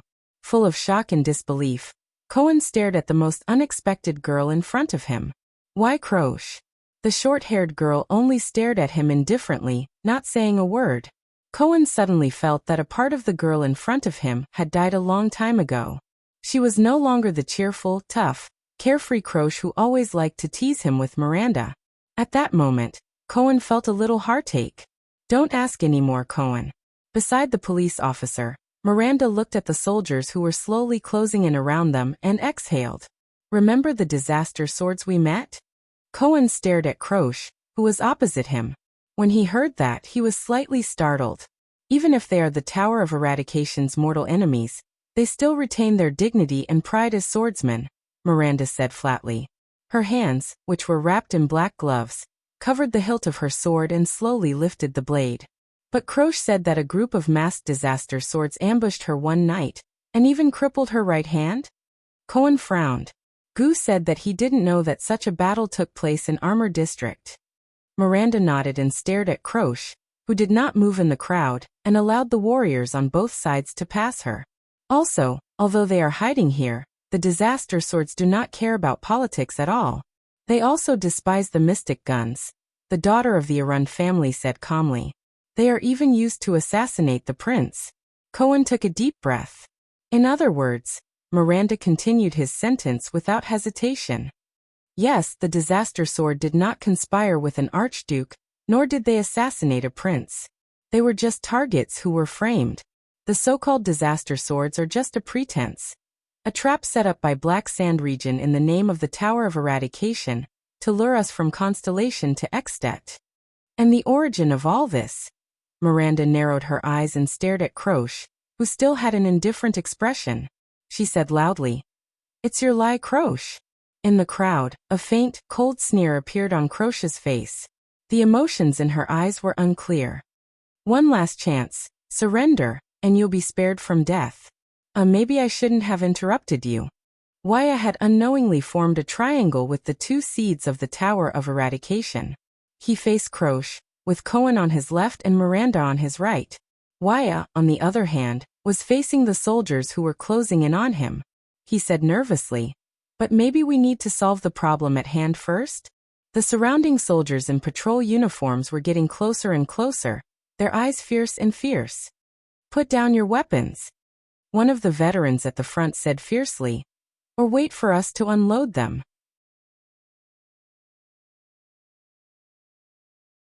"Have you fought before, boy from the disaster swords?" Cohen leaned against Wuxia's back, his eyes very serious. He said softly, "I'm talking about the kind of battle where you have to face hundreds and thousands of enemies, where you're surrounded by opponents from all directions. I'm not talking about a boring sword duel." "Yes, once," Wuxia said with a pale face. He immediately came to his senses. "Also, I'm not a disaster sword. Once is enough. We'll open a path later." Cohen quickly observed the 100 or so enemies in front of him. He directly ignored Wuxia's second sentence. "Guard the rear, and keep up with us." Wuxia cast a glance at the unconscious Ralph in the ruins and sighed. "How do we guard them? They're everywhere." "Use your brain," Miranda interrupted him coldly. "Use your sword and aim at their legs. Turn them into a burden on the battlefield." Before the swordswoman could finish speaking, Croche roared in a clear and high-pitched voice, "Kill!" Thud, thud, thud. The sound of hurried footsteps rang in the air. They approached at an extremely fast speed. Countless shadows of blades and swords flashed in the ruins. One by one, the soldiers fiercely pounced on the three of them. The tips of their swords were pointed forward, and they attacked in a row. They imitated the formation of the cavalry and charged forward in a standard way. At that moment, Miranda recognized these people's movements.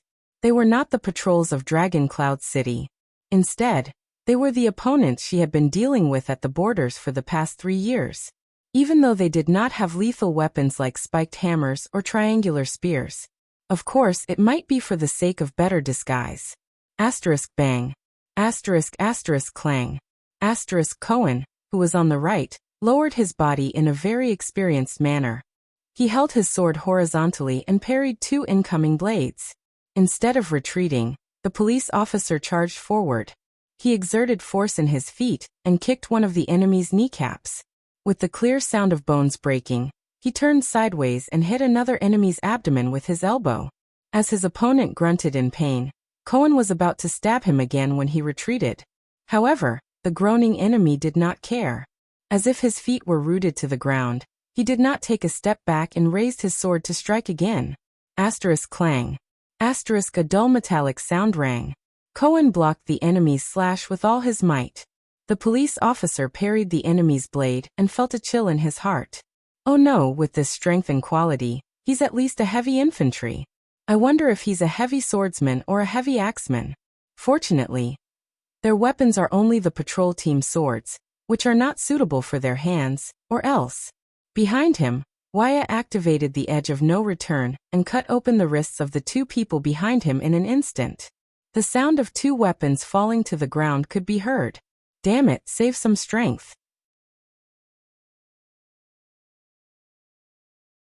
Cohen carefully parried the longsword that slashed at him again and cursed rudely.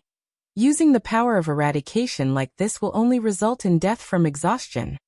On the other side, Miranda was also faced with two enemies. One of them was even brandishing two swords.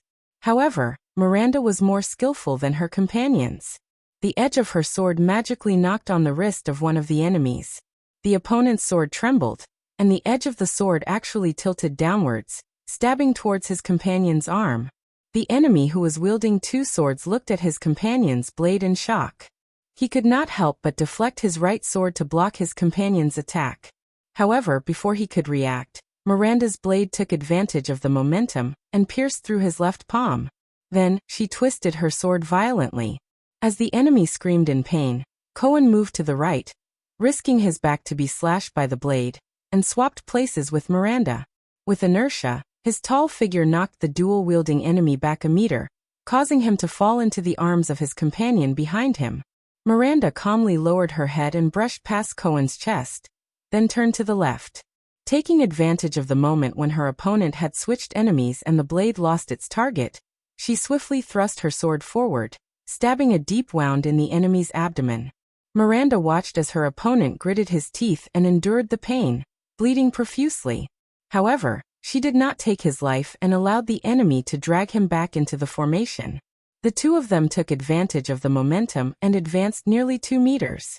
After Wuxia strenuously blocked a slash, he hurriedly followed. The two seeds of the Tower of Eradication had a tacit understanding of each other.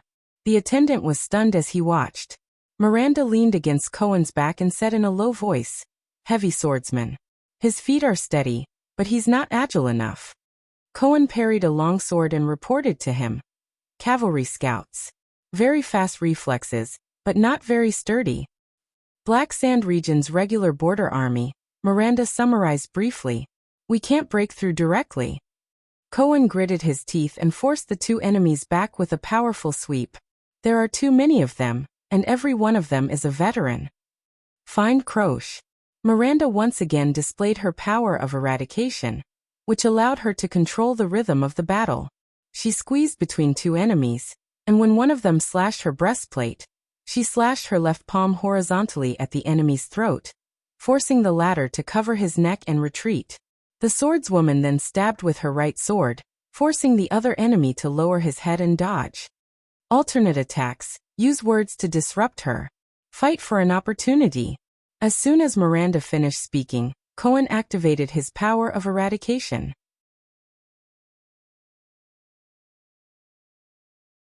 The endless glory of the stars spread over his entire body, allowing the police officer to attack with all his might without stopping for more than 10 times. Asterisk clang. Asterisk the continuous sound of metal clashing rang. In an instant, the soldiers of Black Sand Region were forced to take a few steps back by Cohen. Croche. Cohen attacked with all his might. His attack did not decrease, but he was surprisingly full of energy. He roared at the enemy commander in the crowd. "You betrayed us for Lampard's coup? You betrayed the Tower of Eradication?" Wuxia hurriedly followed behind Cohen. He was already injured in 2 places, but he still stubbornly swung his single-edged sword, blocking 2 swords that were aimed at Cohen's back. "What are you trying to say, Cohen?" In the crowd, Croce's eyes were filled with a complicated light. She replied to him in a calm and composed manner. Are you accusing me of using the Tower of Eradication's name to involve all of you in politics with ulterior motives? Cohen gritted his teeth. The glory of the stars, which was flashing with a blue light, continued to increase in power. Even if he was injured, he still had to advance. Slashing, slicing, and stabbing, the police officer only attacked 3 enemies in a row without defending himself. Miranda, on the other hand, guarded his back tightly. Her longsword was always able to strike at the crucial moment to neutralize the most fatal attacks. Continue to disturb her, Miranda said in a low voice. Force her to come up and fight you. How? Cohen gritted his teeth and swept away an enemy, but a bloody gash appeared on his arm. I've never been able to win against that tomboy. But at this moment, Miranda suddenly shouted, Give up, Cohen! Croce, whom you once had a crush on, betrayed you without hesitation at this moment. It's impossible between you and her. Cohen, who was attacking the group of enemies, was stunned. What? That tomboy? When did I ever have a crush on her? As soon as he finished speaking, Croce, who was still 2 meters away, suddenly contorted her face. She gritted her teeth and stared at Cohen, who was in front of her. There was only one emotion in her eyes. Hatred. Cohen suddenly felt a chill in his heart. The next moment, Croce suddenly charged forward. She moved past the layers of subordinates and instantly thrust her longsword forward. She struck Cohen's blade. Asterisk clang. Asterisk Cohen's entire body trembled. He felt that he could no longer launch his next attack. Immediately lay down your arms and surrender. For the sake of the past. Croce rushed in front of Cohen. Her emotions seemed to be very abnormal. She gritted her teeth and said in pain, I won't hurt all of you. Cohen was stunned. He blocked the sword from his right. For the sake of the past? You still remember the past? A thought came to Cohen's mind. He growled in a low voice. No matter how much it's for our respective standpoints and interests, we shouldn't have dragged the Tower of Eradication into this. But Cohen's attack immediately froze. Croce's sword hit the side of his blade again. Don't be naive, Your Excellency Caribbean, Croce said hatefully. Her sword seemed to have a strange aura. She swung her sword and instantly interrupted Cohen's attack rhythm. Damn it. Based on swordsmanship alone, Croce could be ranked in the top 4 among the 8 seeds. She was second only to Miranda, Eklund, and that Nidarian from the Eastern Peninsula. Cohen gritted his teeth and sheathed his sword. He turned around to block another person's attack. At the same time, a wound appeared on his right shoulder. However, Croce's longsword followed him like a shadow. The moment Cohen's attack paused, she chased after him. Asterisk clang. Asterisk Cohen pulled his longsword back to defend himself. He strenuously blocked the attack. The Tower of Eradication is detached from politics? The short-haired swordswoman gritted her teeth. Her longsword did not stop. She swung it along Cohen's blade, and the rhythm of her attacks was like a violent storm. You should have abandoned such childish fantasies on the first day you left the tower. Cohen twisted his body with all his might and broke free from Croce's blade. He felt that his attack was completely disrupted. At least, isn't the time we fought side by side in the tower a memory that we cherish? Shouldn't it be noble and untouchable? Cohen waved his left hand and used his thick robe to block a soldier's thrust. But you... At this moment, Croce's eyes were cold. She suddenly activated her power of eradication and attacked 3 times in an instant. Cherished memory? Ha ha. Croce's words seemed to be filled with endless sorrow and madness. The first attack was a surprise stab that forced Cohen to dodge to the left. I can't believe that I actually liked you, adorable, pitiful, childish Cohen. Cohen was slightly stunned. The second attack was a slash that did not stop. Cohen had no choice but to raise his longsword to block the other party's horizontal slash. The short-haired Northland swordswoman said shrilly. From the moment we were born, we were branded by the country and politics. We were stamped with the stamp of our birth and bloodline. It's impossible to escape for eternity. We have no choice at all. The third attack was a bold and unconstrained style. You won't become spotless and untainted by dust just because you entered a tower that prides itself on being noble and otherworldly. You'll become a free man. Crocia's words were cold and threatening. She held her sword with both hands. With the spot where Cohen had blocked as the center, she moved the tip of the sword in an arc, past Cohen's block, and pointed it at the police officer's face. Cohen Caribbean. You damned idiot. She roared shrilly in anger.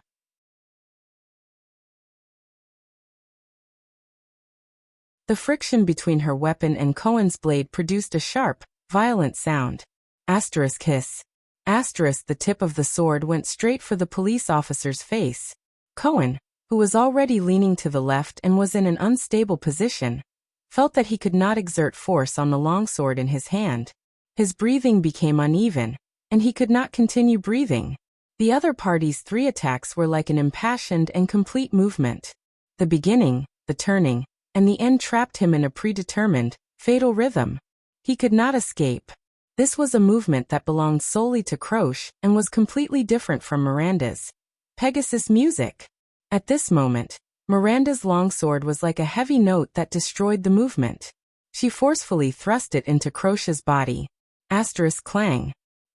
She blocked Crocia's fatal blow. Cohen, who could not withstand the attack, switched positions with Miranda again to support Wuxia, who was in a difficult situation. Croce, my former good sister. Miranda's black gloves produced a barely noticeable friction on the hilt of her sword. She coldly questioned her former companion. Teacher Chartier really taught you for nothing. The next moment, the Arund woman drew her trembling longsword and pointed it at Crocia's hilt. Pegasus music, she said coldly, emphasizes on resonating with the rhythm of the outside world, and even the enemy, not just you singing a one-man show. Miranda's blade slid downwards, and in the midst of the friction, she stabbed Crocia's wrist. She chose the best timing and the most tricky angle. No matter how Croce reacted, blocked, or dodged, Croce would instantly fall into a disadvantageous position. But before Miranda could react, Croce flicked her longsword in the opposite direction. She neither blocked nor dodged. Instead, she faced the tip of the sword and stabbed Miranda's wrist. One-man show. Croce said fiercely. You definitely haven't seen enough dramas. Miranda Arund. The 2 swords collided in the air, twisted, and let out a piercing screech. The 2 female swordsmen, masters of the Pegasus music, who came from the same master, listened to each other's force and rhythm in the midst of the screech. They were ready to seize the opportunity to restrain their opponent's rhythm and deliver a fatal blow. Cohen's gaze flickered. It was best for bystanders not to interfere in the battle of the Pegasus music. The situation was constantly changing according to the timing and rhythm, and you would never know who you were helping. But when the enemy's commander was entangled, and their attention was attracted, Cohen sensed that the attacks in front of him had unknowingly weakened, and the enemy's footsteps were closing in on Croce. He made up his mind. Chance. He gave Wuxia a hint, and his tall figure dashed forward again. Specks of blue light flickered on his sword and his skin.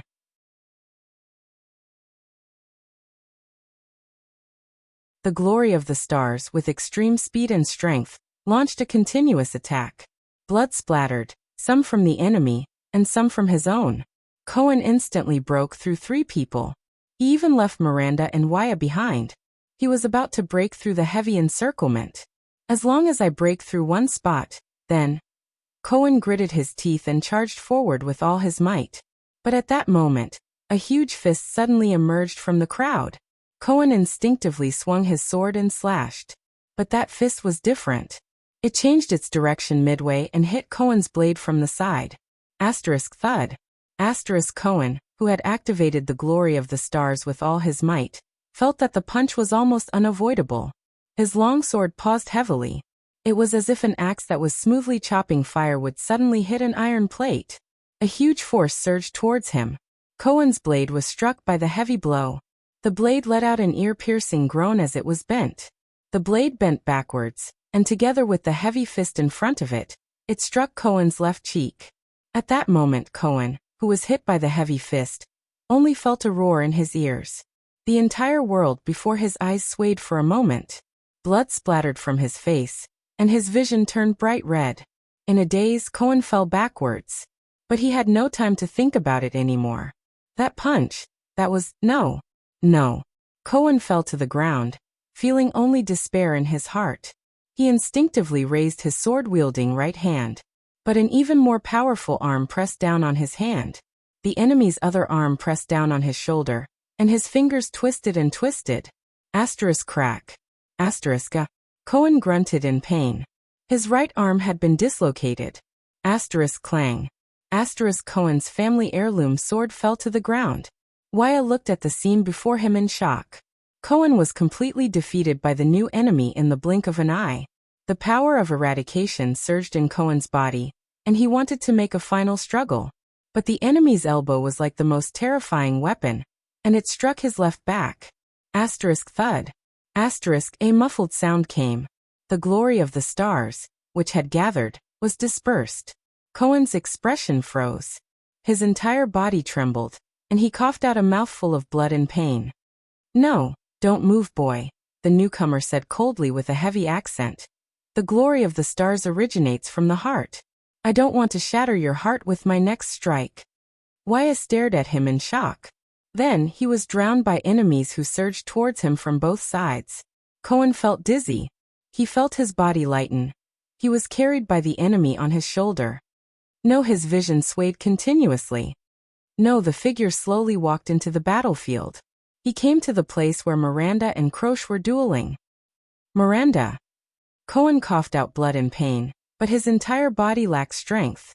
"Hurry." In a daze, Cohen struggled and moaned.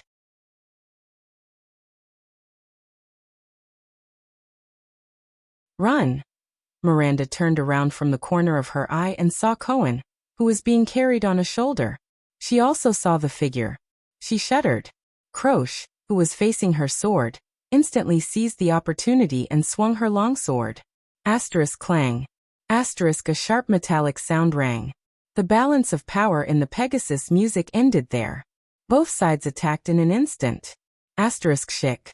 Asterisk Miranda's expression changed. She seized the opportunity when her opponent could not dodge the attack and stabbed Croche's left wrist. Asterisk thud. Asterisk the hilt of Croche's sword spun around and hit Miranda's abdomen. Croche gritted her teeth. Miranda swayed a little, and was about to counterattack. But at that moment, a sword was already pressed down without a sound or a trace. The blade was pressed against Miranda's shoulder. It was Cohen's longsword. At that moment, it was held in a huge palm. Miranda could only feel an unparalleled force surging from the sword. "This is an inescapable clamp," Miranda thought. Asterisk bang. Asterisk in the next moment, the swordswoman was forced to kneel on the ground by the great force. She felt the power of eradication in her body become chaotic. The Pegasus music was broken. Croche walked forward with a cold expression. He kicked away her sword with one foot. Asterisk clang. Asterisk Miranda's longsword rolled to the ground. Why? Miranda could no longer withstand the great force. She was pressed to the ground and spat out a mouthful of blood. But she still stubbornly raised her head and looked at the newcomer. "Why is it you?" She stared at the strong and tall figure, and his head full of white hair. She roared in indignation. Caslin Lampard. In front of Miranda was the pride of the Tower of Eradication, the legendary commander of the White Blade Guards, the owner of Hero Tavern, and the old man nicknamed Earthshaker. He was silent and did not speak. His face was expressionless. He only continued to press down on his longsword and carry Cohen on his back. Then, the soldiers of Black Sand region came forward and escorted the furious Miranda and the unconscious Cohen away. Wuxia's angry roar rang in the distance. Without batting an eyelid, Croche sheathed her longsword. "The Archduke has just sent an order," the swordswoman said coldly. "He needs help there." The old man turned around and looked at Croche. An elf broke into the battlefield and rescued the boy. Croche tidied up her clothes, which were slightly disheveled due to the battle. "Don't hurt them," Caslin said flatly. His eyes were filled with a deathly stillness. Croche raised her head and looked straight at Caslin. "Of course," she said slowly, "Uncle Caslin." "Of course." Caslin turned around and disappeared into the hazy dawn. Croche also turned around and gathered her troops. Soon, the army of Black Sand region left the ruins. It was as if nothing had happened. A few minutes later, crash. The sound of a pile of rubble falling to the ground could be heard.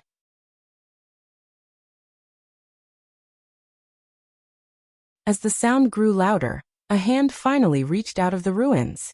A silver-masked man covered in wounds flipped over the rubble covering his body. He held an arm that had yet to recover from its fracture and crawled out, still in shock. The Phantom Wind follower, Ralph, widened his eyes and panted violently as he stared in the direction where the people of Black Sand region had disappeared.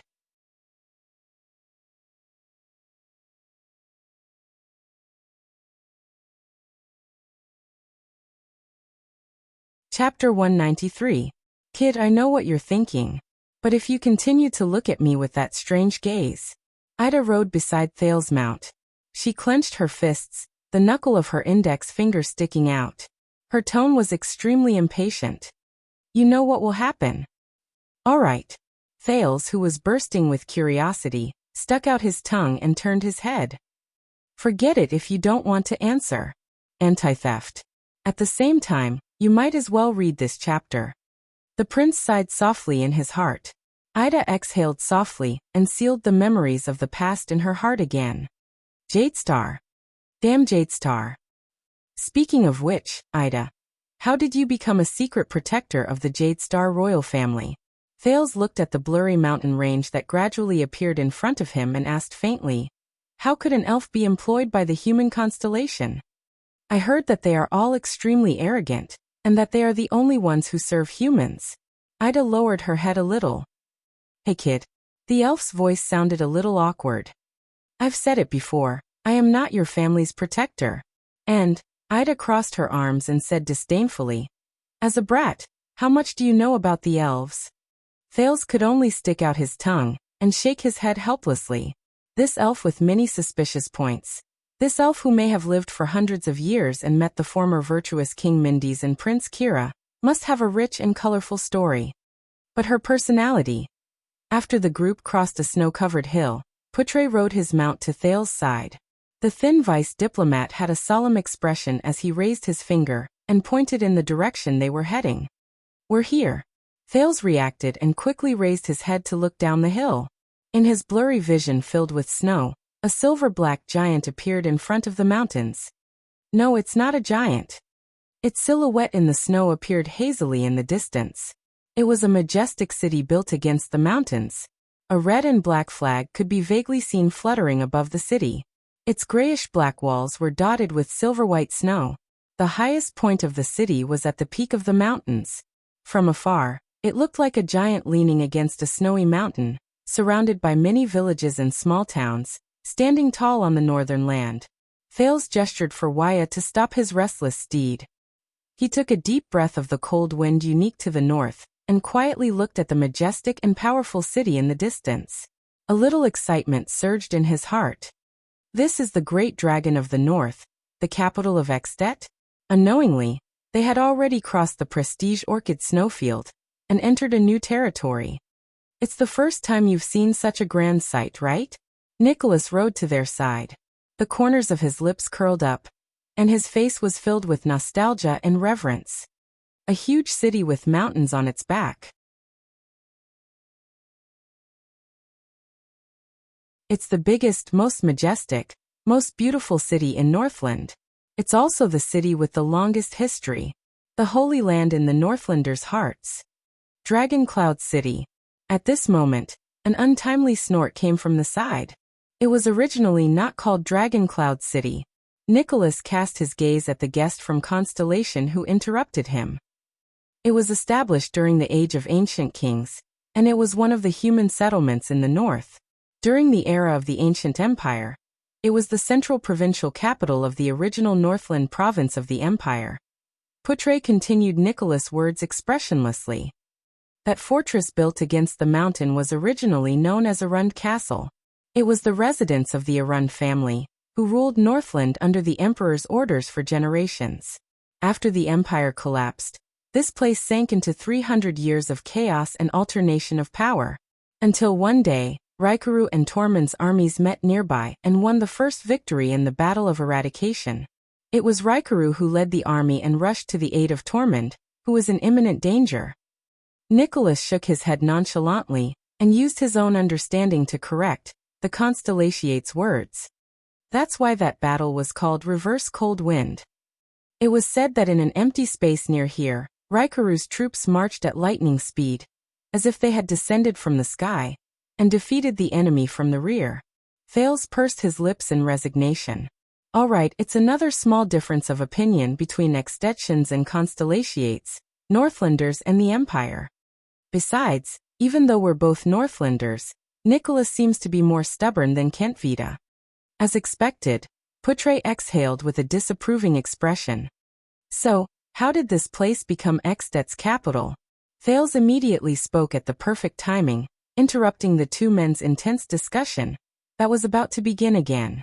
Nicholas gestured for them to continue moving forward. The commander of the White Blade Guard started to act like a real receptionist while he rode on his horse. This piece of land with Dragon Cloud City as its center belongs to the Walton family, the family from which Nuvan VII was born. It is also the most famous ruling family in Extet, and has the title of Archduke of Dragon Cloud City passed down through generations. The hero of mankind, Raikuru Extet, became the suzerain of this place more than 600 years ago. He formed an alliance with the 9 knights here and swore that in the chaos after the Battle of Eradication, they would guard Northland and their homeland together, and regain the pride of Northlanders. From then on, the proud Northlanders called the new kingdom Extet, and the Extet Alliance was born. The following year, the 9 knights, who had expanded the territory and were unstoppable, returned to this place.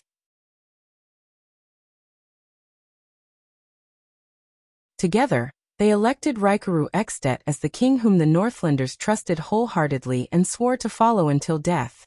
The 9 knights led their respective territories and guarded Dragon Cloud City. The history of the alliance ended here, and the history of Extet began.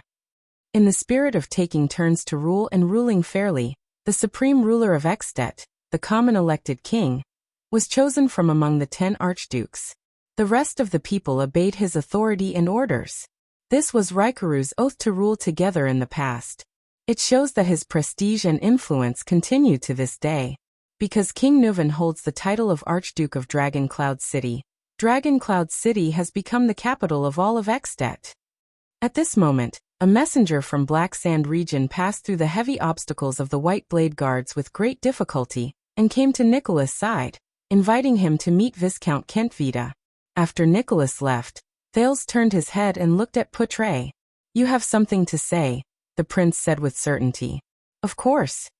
The vice diplomat shook his head in disdain. Don't believe our hot-blooded Northlander friend. His nonsense about taking turns to rule and ruling fairly can only be used to deceive the Northlanders. In fact, in Northland or anywhere else in the world, it has always been power that speaks and strength that rules. Oh. Thales chuckled softly. Since that hot-blooded Northlander friend has left, do you mind telling me a little more, my knowledgeable assistant, the versatile Northlander? Putre reached into his bosom, wanting to take out his pipe. However, the former bard hesitated for a few seconds, then withdrew his hand with a pained expression. It was unknown whether it was because he regretted that he did not have much tobacco left, or because he found his conscience. He then said to the second prince, I don't know if you have noticed, but the first ruler of Dragon Cloud City, the first common elected king of Extet, was Raikuru Extet. But the Dragon Cloud City we see now is under the rule of Nuvan Walton VII. Thales quickly came to a realization. Extet and Walton are 2 surnames.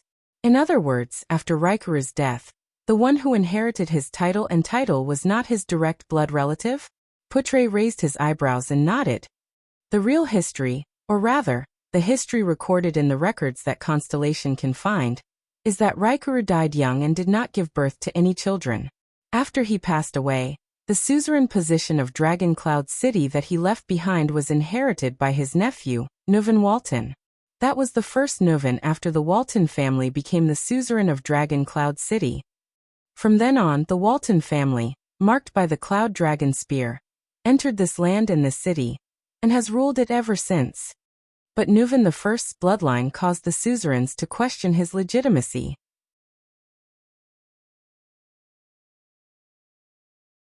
It also evoked the suzerain's desire for the common elected king's throne.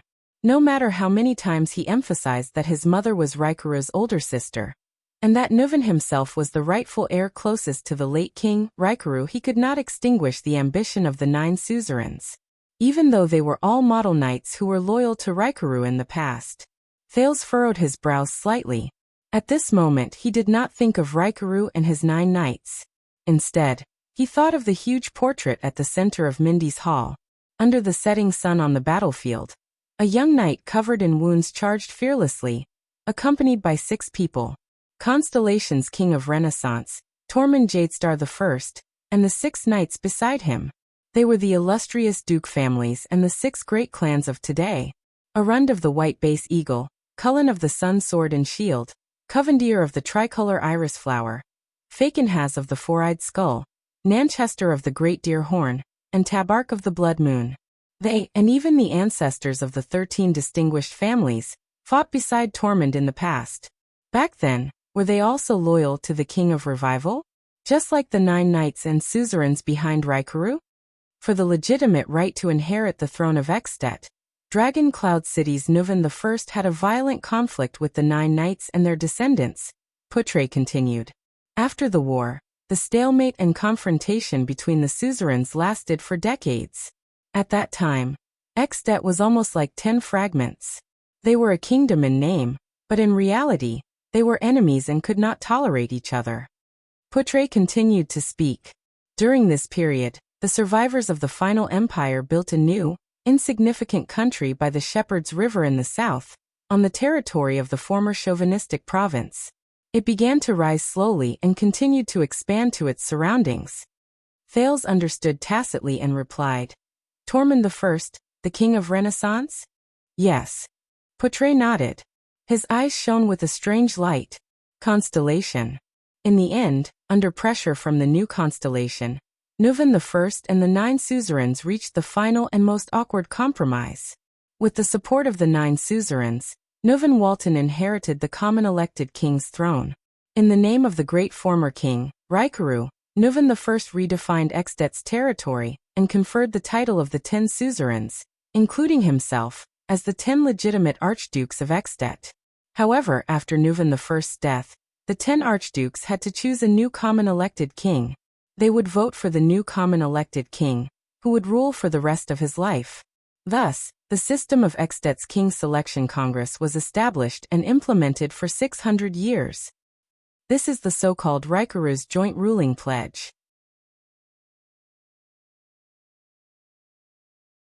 It was an oath made by 10 people in Raikuru's name with Raikuru's signature.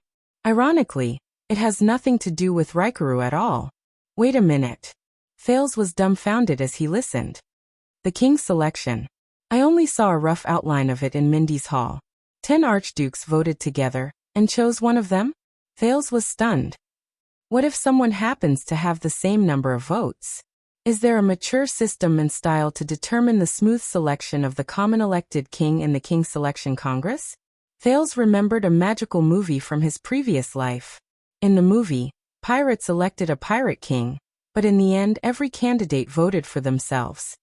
Yes, and it is simple, direct, effective, full of the romance of the Northlanders, Putre said in a low voice.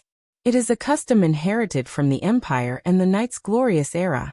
It continues to be used in Extet to determine who the king belongs to when the archdukes are in a dilemma. A custom inherited from the Empire to determine who the king belongs to? Thales tightened his grip on the reins.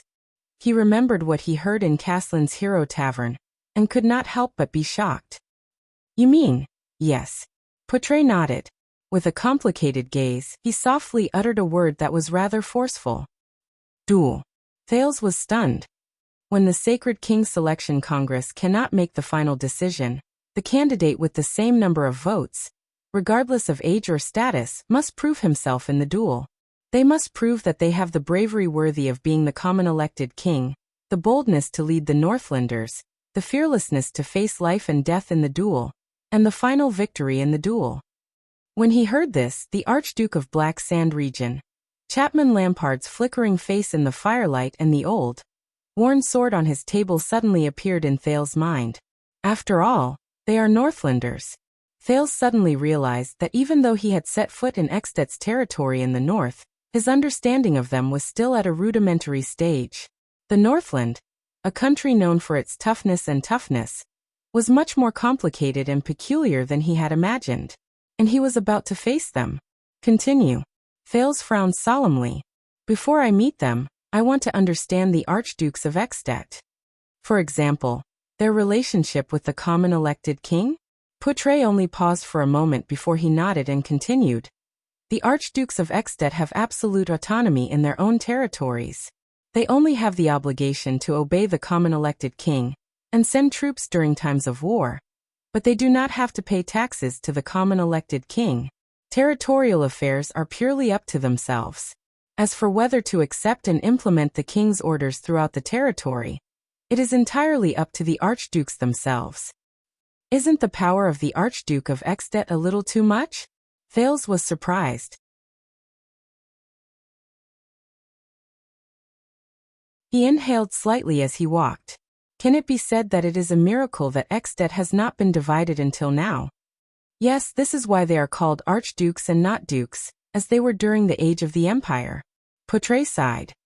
To a certain extent, Extet, which was born from compromise, is even more divided than Constellation. Poutrey sighed. They have much more autonomy in their own territories than the Dukes of Constellation. At least, no matter how stingy and unwilling Duke Cullen is, he must allocate a sum of money from Eastern Sea Hill every year to pay a sufficient amount of taxes to Eternal Star City and His Majesty. The appointment and dismissal of Constellation's important officials and the demotion of nobles must comply with the Holy Constellation Covenant. They must even be reviewed by the Supreme King's warrant. Therefore, if the dukes want to interfere with the kingdom's politics, the fastest way is to interfere with the Central Department of Eternal Star City, or use the influence of their territories to infiltrate the local officials of the kingdom. Thales shook his head. Then what is the meaning of the common elected king's existence? If he cannot even restrain the archdukes under him, why does he still want to become the common elected king? Poutrey thought for a moment and answered him seriously. For the sake of high prestige, the suzerain's obedience, and the name of orthodoxy. Thales frowned again. This stuff is much more useful in Northland than in Constellation. No matter how uncultured a Northlander is, he would know that the common elected king's authority is inviolable, and Rikaru's oath is inviolable. Poutrey recalled his own knowledge and continued. In history, the Archdukes of Extet rebelled 3 times because they were dissatisfied with the common elected king, but each time, they failed. Because no matter how the archdukes who raised their flags against the common elected king tried to justify themselves, once they openly flouted Rikaru's oath, they would lose the hearts of their people. Even the most greedy Northlanders were unwilling to fight for them. Some archduchy families even withdrew from Extet's ruling history because of this. Thales gazed at Dragon Cloud City in the distance. He slowly exhaled a breath of hot air between his cold hands and thought carefully. High prestige. The name of orthodoxy. The people's loyalty. Northland's traditional culture? It's too simple, Thales said faintly after a few seconds. Poutrey revealed a puzzled expression. I mean, attributing the power to maintain Extet's stability and unity to Rikaru's prestige, and the Northlanders' character and tradition. This attribution is too simple. Thales lowered his head and thought carefully. Human behavior and the structure of social power always affect each other.